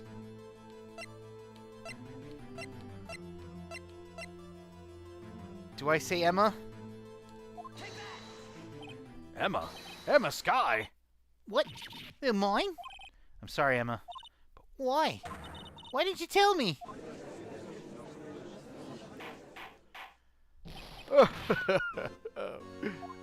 You're really something, Righto. You knew this. You know this girl did it all along, and you still tried to pin the murder on me. So it's true. Tragic, but true. This girl really did shove Prosecutor Marshall to his death. Hold it! How could you? You monster! Miss Sky? You knew whose fingerprints were those all along, yet you acted like she really didn't. Miss Sky, it's not over yet. What? I said this trial isn't over yet. I'm afraid it is over, boy. Not only this trial, but your career, too. You purposely conceal this conclusive evidence. That, my friend, is a serious offense. I'm looking forward to pressing charges after the defendant is convicted. I'll have your badge, boy. What's the matter? Can't cut your tongue? Aren't you going to tell us how it feels? How it feels to be the one who single-handedly turned a poor little girl into a murderer. Before I do that, there's just one little thing I have to clear up. Oh? Hey, what's that? Who really killed Prosecutor Neil Marshall? What? Chief Gant, are you absolutely right? This piece of cloth proves who the real murderer is. Who killed Neil Marshall, you ask? It was Emma Sky, wasn't it? I'm afraid that's not possible. You see, this piece of cloth contains a critical contradiction. What? A contradiction? What is this fool babbling about? I'm talking about a contradiction, one that proves who the real killer is. So he did kill Neil. Mr. Wright, this piece of cloth. What could it be possibly contradict? Chief Grant, your tyrannical reign ends here. Behold, the piece of evidence that contradicts this cloth. The photo. And what exactly is this supposed to be? In this picture Miss Sky took, take a good look at it. See where the piece of his vest was cut out? Yes, his shirt was showing underneath. Hard to make out with all the blood in his vest, though. Exactly my point. His chest was soaked in blood. That's only natural. His lungs, no doubt, were punctured. Blood poured out of his mouth. Oh, but that piece of cloth. Oh, shit, I didn't realize. There's no blood on the cloth. Wait, there's no blood on it. Since Emma Sky's fingerprints are on the cloth, there's no doubt that she shoved the prosecutor aside. However, Mr. Marshall was not impaled with the sword at that time. No, this is nonsense. Now then, Chief Gant, let me ask you something. Prosecutor Marshall was not impaled when he was shoved aside. He was most likely hitting that head on the ground and was knocked out. If so, then tell me, who could have been? Who could have arrived at the scene before Miss Lana Sky, picked up the unconscious prosecutor, and impaled him with the armor sword?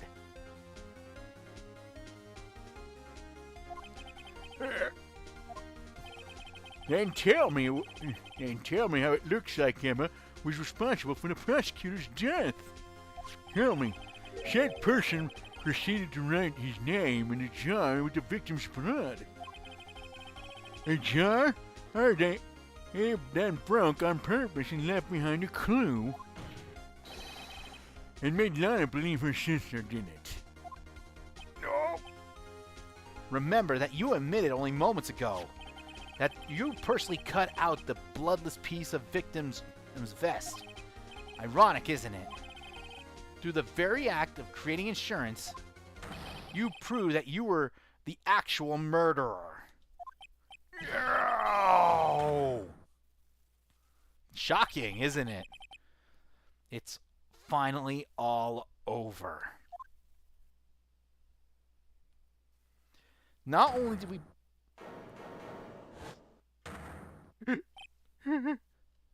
That was close, right? You almost had me. Huh? Sure. But you'll have to do better than that. I refute your allegations. What do you mean you refute his allegations? You see, that piece of cloth is illegal evidence. Up. Order! What nonsense is this? Illegal evidence cannot be used if it's the suspect. Remember, Archie? Earlier. Righto. You concealed that piece of cloth. So then, what's your excuse, Righto? You do have conclusive evidence, don't you? Your Honor, I don't have any evidence I can present at this time in this point in time. Ah, he's trying to... Well, that's true. The defense did refuse to present evidence. At that moment, that piece of cloth seems to be legal evidence. Well, that's not fair. Did you actually think you can piss me in court? Looks like the last laugh's on you, son. Ironically enough, we have something against that, and I think I know just the thing. I'm afraid Mr. Camp's claims is legally correct. Well, Mr. Edgeworth? True, illegal evidence cannot be used to convict a person. Assuming, of course, that the evidence is indeed illegal. Well, Mr. Wright? It seems at last the time for me to reveal my plan has finally arrived. Mr. Wright, do you admit to it? Were you purposely... and illegally conceal this piece of evidence of cloth? I did not. I admit I refused to present it at one point. No, the evidence is illegal. No, it isn't, Mr. Gant. Huh? It's not that I didn't present evidence then. It's that I couldn't. What do you mean, you couldn't? There are certain procedures involved when presenting evidence. No, Archie, listen to his lies. He's nothing but a coward. He can't really believe. There is only one issue left to be resolved in this trial. Is this evidence legal or not? Very well, let us settle this once and for all. Earlier you refused to present evidence. If you can improve this conduct, well, you don't violation the law. Simple. It's in the very book of evidence law. No evidence shall be shown without the approval of the police department or unregistered evidence presented must be relevant to the case in trial. Ergo, evidence law, baby! This is my proof, Your Honor. Evidence law. What's this? I've done my homework too, Chief. Indeed, Emma Sky's fingerprints were on this piece of cloth. However, at this point in time, this was merely a piece of cloth, nothing more. What? You see, it's written right here in this book, the second rule of evidence law. Rule 1, no evidence shall be shown without the approval of the police department. I found this piece of evidence myself, inside your safe. It goes without saying, I did not have approval from the police department. Rule 2, unregistered evidence presented must be relevant to the case on trial. And here is the crux of the matter. You see, at the time, it was impossible to prove the relevance between the cloth and the SL9 incident. What kind of nonsense is this? You want relevancy? Just take one look at this picture and... Sorry, but can you recall when was that picture presented? That was shown only a few moments ago. Oh, He's right. At the beginning of today's trial, that piece of cloth was still meaningless. That person who gave it value evidence was you, Damon Gant. You yourself confessed to a certain truth. Let me verify evidence one more time. On the day of the crime, you personally cut out this piece of the victim's vest. yes. Oh, no. Oh, no. It goes from yes to no. It was then that you approved this cloth as conclusive evidence. Yes, you, the chief of police, personally approved this cloth. The only person who could have cut this form, the victim's vest, is the only one who stood before Prosecutor Marshall in his final moments. In other words, the real murderer. And there's only one person who could do that be. Damon Gant, the killer was you.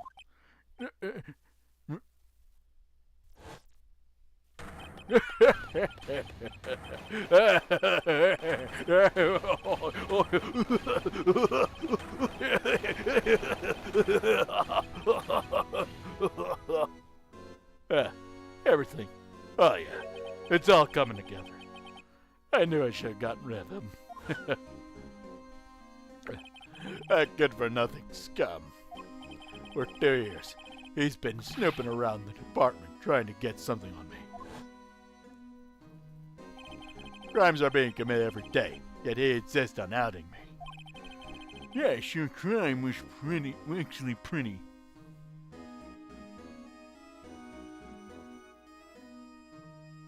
Yeah, this was insane. If future bonus cases are like that, I might not even bother. They wanted to reinvestigate the case. They were good Angel Star and convinced Bruce Goodman. Detective Goodman? Yeah, that's right. If the evidence is transferred, I'll lose my only chance to find out the truth. Please, you've got to help me. Goodman turned him good, as he ought to. Still, Jake Marshall didn't know when to quit. He stole Goodman's ID card and tried to take the evidence. Goodman came to me that day. He wanted to file a lost item report. I went to him with the evidence room, and all of a sudden, he decided to speak out. What are you talking about, Goodman? Can you please reopen the investigation, Chief? We can't transfer the evidence out. There are too many questions left unanswered. He opened his evidence locker. As he was taking the evidence out, he said, It's not too late. I'm going to hand all this over to Marshall. well, to be honest, I was a bit taken aback by his words. I had a bad feeling when he came to me. I never thought he'd bring up SL9. That's when I saw it, that accursed knife. And he stabbed him with it. I couldn't just pull it out. doing so would only lead to more blood, making it near impossible to hide the crime. Even so, blood was just pouring out. I didn't know who might stumble it, so I had to wipe it up. I was worrying so much about the floor, I didn't realize my fatal mistake. The bloody handprint on Detective Gumshoe's locker. I used to be known as the crime computer. But everyone has to start somewhere, I guess. I was too nervous. I had no business doing that. And you put the body in my car. I'm sorry. Couldn't think of any other way to move the body. I broke your trunk, but what's the big deal? You make a lot more than us detectives ever will. Yeah. Leaving the prosecution's car aside, how? How could you get Miss Guy involved in all of this? Well, she had so much to lose. As I did if the truth came out. So you took the evidence from Detective Goodman's locker. I felt bad for having to do it. I also didn't have the time to pick up and choose what to take. So, you left the jar fragments and the glove. Yeah. It looks like I was better off being an investigator of crimes than committer.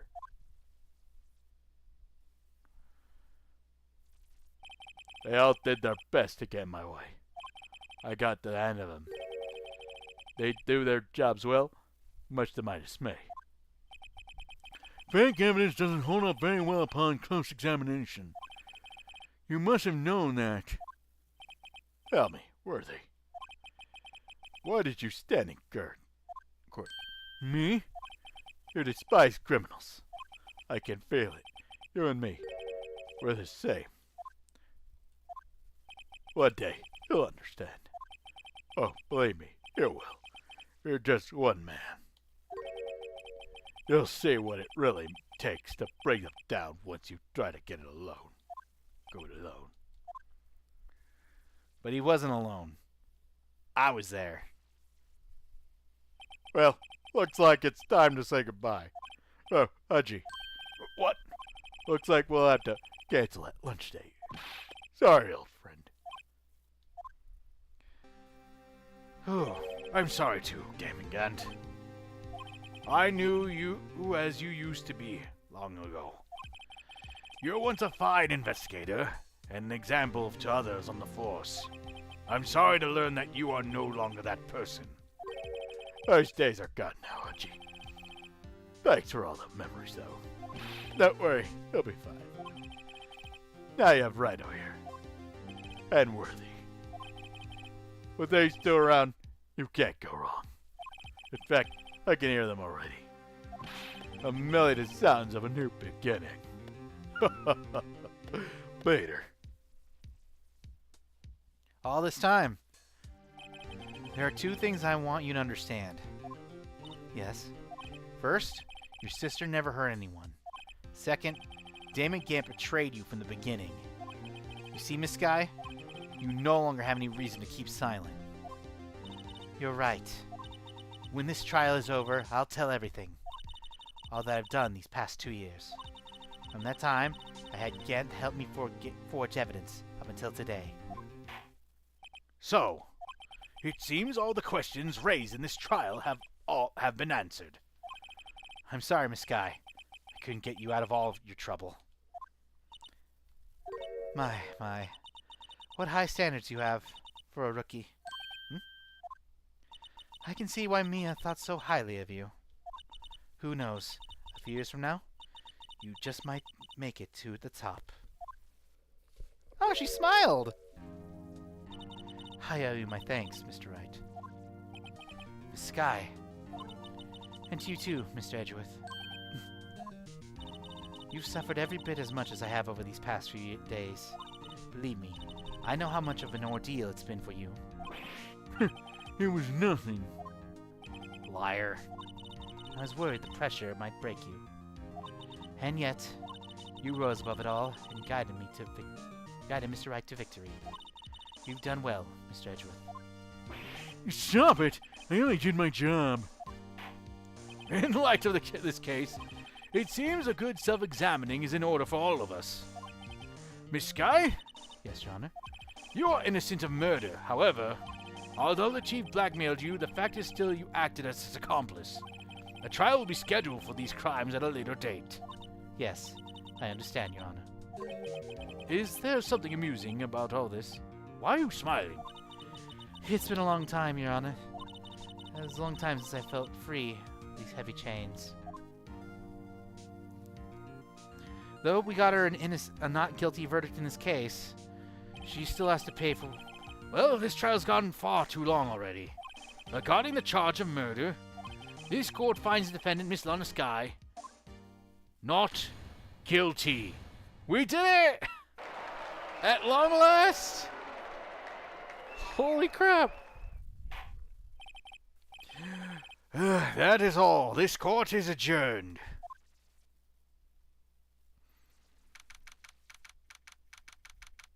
5:03 p.m. District Court, Defendant Lobby Number 2. Felt like I was in a court case myself. At long last, it's finally over. Emma! Why the long face? I'm sorry your sister didn't get completely off the hook. Now where's the real Krabby Patty secret formula? I was promised that after this. Karen! Yeah.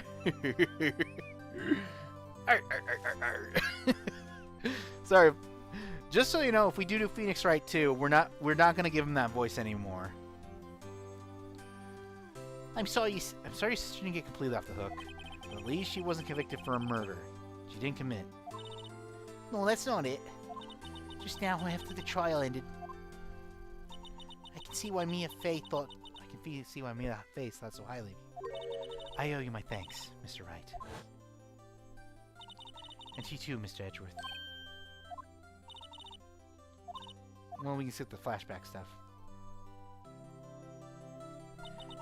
You know, I did my best too. But Lana didn't say a single word to me. I hope I'm not interrupting anything, pals. Gumshoe! Oh, yes I am. I'll come back later. Wait, Detective Gumshoe, what is it? It is, actually. You're doing this on purpose, aren't you? Making a detective run around while on duty. Top it off, you call me here. You see happier people at funerals. Hey, line up, pals. I'm only kidding. Oh, are you here because of my sister again? Nope. Not this time.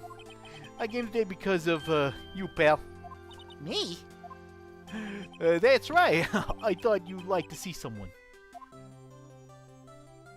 Hey! Lana! Should you be doing this? She's still under arrest, you know. Well, I won't tell if you won't. Emma, I owe you an apology. It's okay, sis. Don't worry about it. That day, 2 years ago.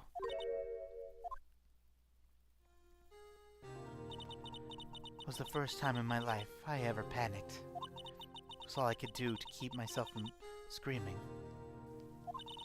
All I could think about was getting you from getting wrapped up in that mess. That's a real sister. Sis, I asked Aunt to help me cover up the truth. I thought I was doing it for your sake. But now, I realize I was wrong. I changed after that day. I had to. It was the only way I could make it through the past 2 years. I knew how much I was hurting you by distancing myself.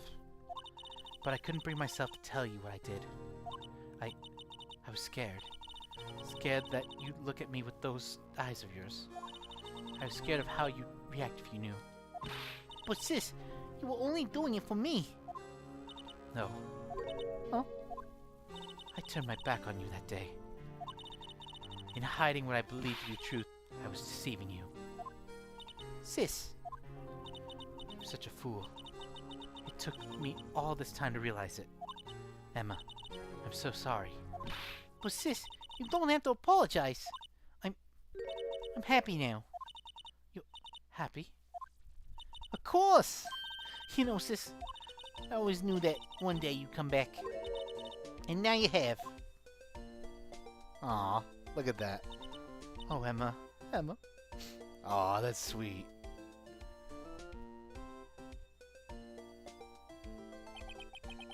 No one can change the past. The only thing we could do is strive to make up for our mistakes. Oh, really? Why must we make up for our mistakes, you ask? Because, in doing so, we can find a way back to our rightful path. And it is from there that we can move on toward a brighter future.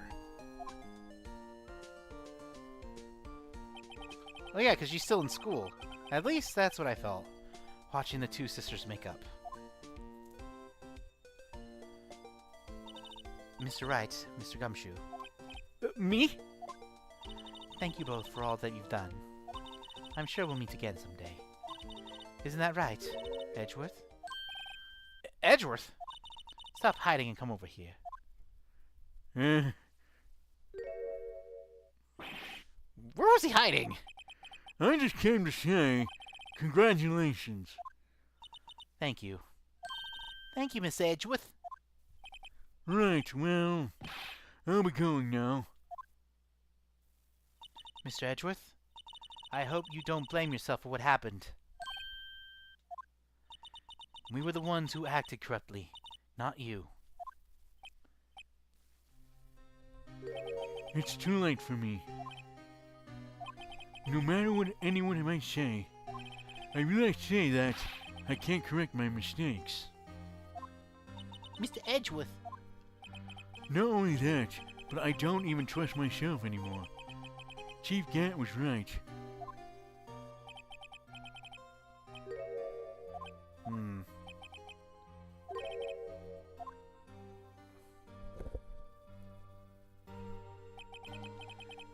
I do despise criminals. I plan to dedicate my entire life to fighting them.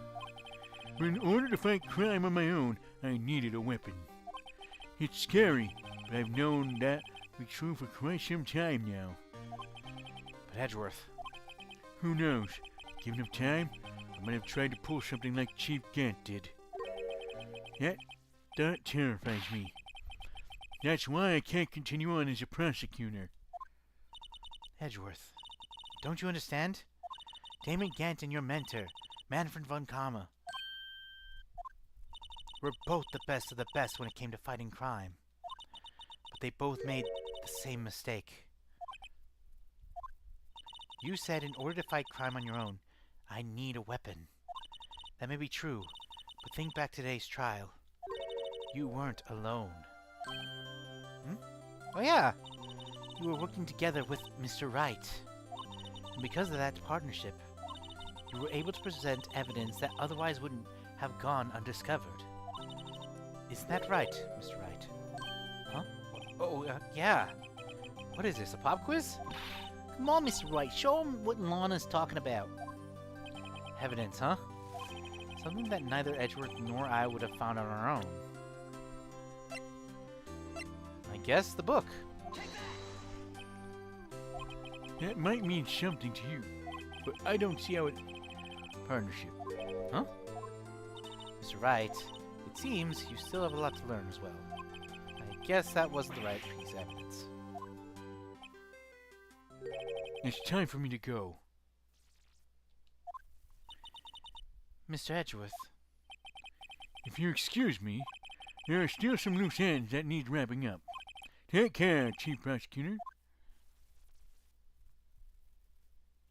Edgeworth, what will you do now? well, whatever you do, just remember.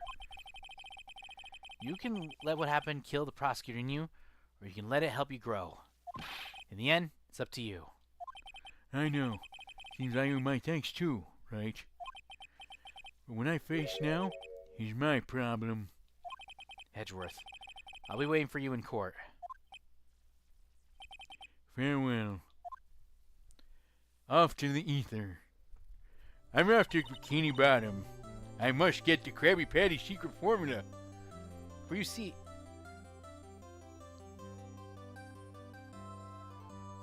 Well, you see, Angel Star, it was I, Manfred von Karma, that... Well, you see, Angel Star, it was I, Manfred von Karma, that made Damon Gant kill Neo Marshall and frame Emma Sky. Oh, That was the von Karma voice I gave him, and that's hurt my voice too. I'd better be going too.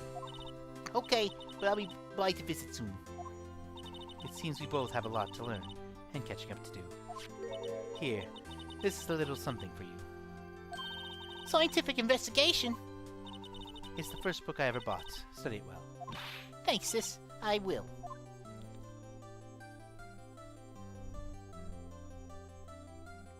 And so, another case came to a close. And as for the sisters, I have faith. Faith that their lives have only just begun. And as for me, I think it's time I started on a new journey on my own. A journey to rediscover myself.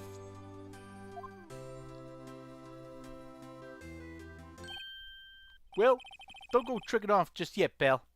Huh? What is it, Detective? There's just a little matter to be resolved about the chief prosecutor. See, she isn't supposed to be out of jail like this. I thought you said it was okay. Hey. Well, if you came in, but the folks at the prison are a different story.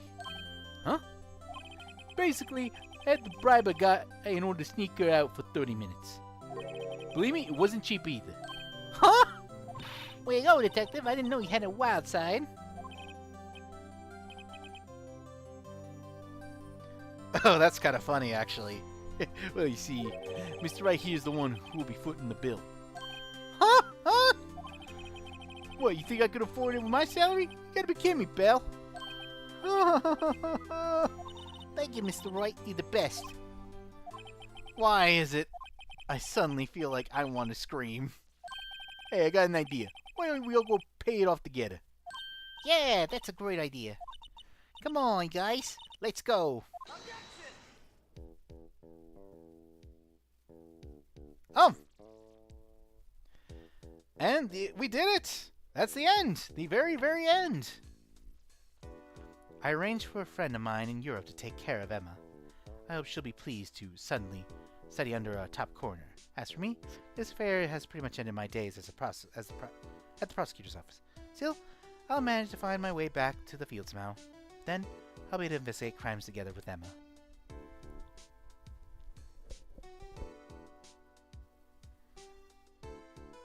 Well, she could be a detective again.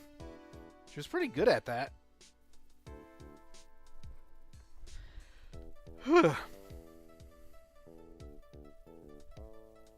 Yikes, I thought I was a goner for a moment there. In the end, though, they overlooked my unauthorized investigation of the chief's office. If we penalize you for any more, it'd be worse than firing you. Yep, that's what they said. It just goes to show you, you can't shake me off that easily. Well, with this help, they did find out there was corruption in their system. Hopefully they give him a raise.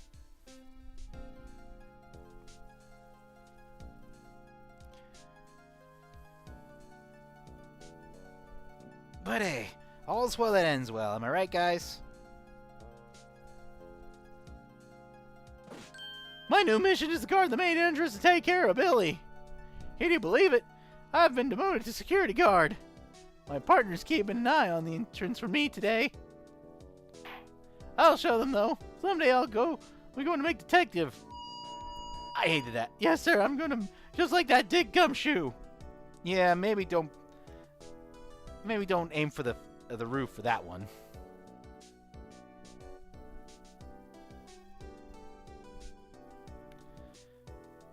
This was the voice I gave the guy. There's the badger. Still dancing.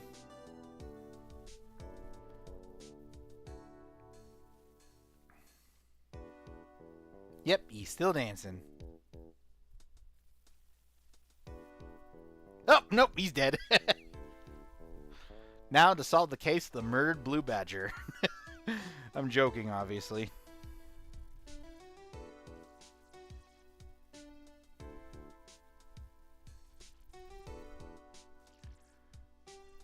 Hey, what is it? Can't you see I'm having me a showdown with the steak lunch partner? My star manager sneaked this in for me. She's even one of the gods, it seems. Hey, well, cowboy, it looks like you did it. You even gave Bambina back her smile. Can you make sure Billy and the gang get their water?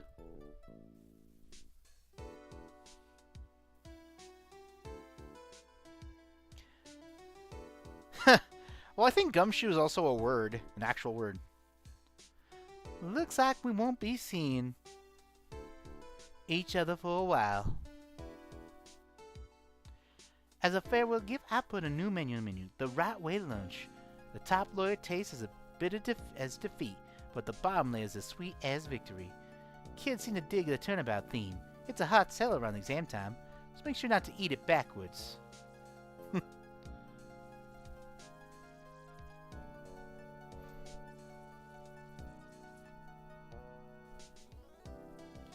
You know, if I ever do Phoenix Wright again, I'd love to get some friends, and so we could just do the voice acting together. I'll never forget what that young defense lawyer said after the trial. Let's see, what was his name again?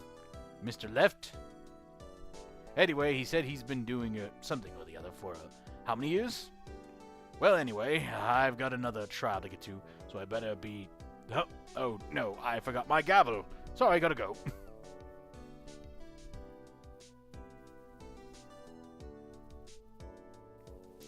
All's well that ends well, am I right, guys?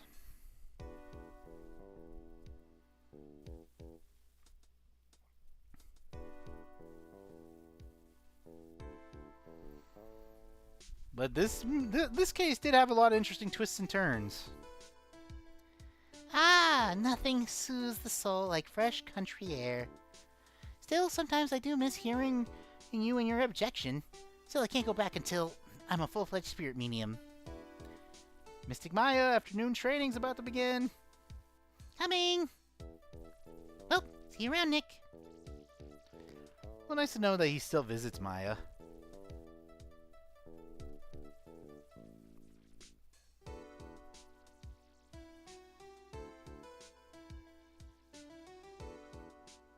Good luck with Code Vein.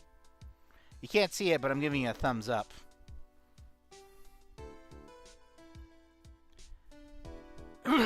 Ah.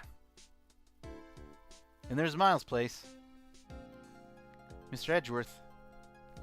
Mr. Edgeworth. Mr. Edgeworth, I brought you your tea. What's going on?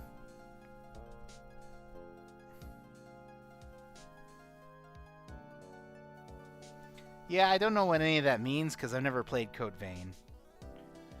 But it's like, an anime, like another Souls-like? Thanks for coming to see me off. I can't believe I'm going to Europe. Thank you, Mr. Wright. Thank you so much for everything. I'm a little sad, but I'll be alright. Whenever I want to see Lana, all I'll have to do is open this book. Aw.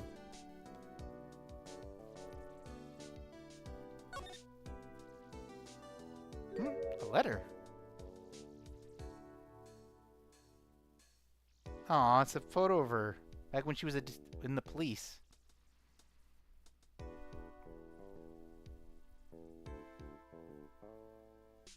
It's a happy ending.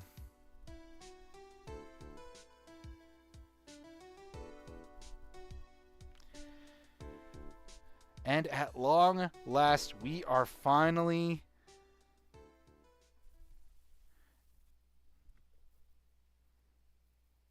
I thought you were from England, Nightblade.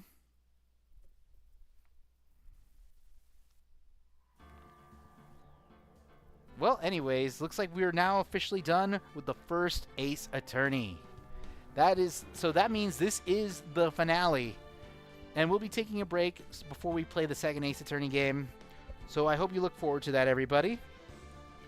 But next week is Mario and Luigi.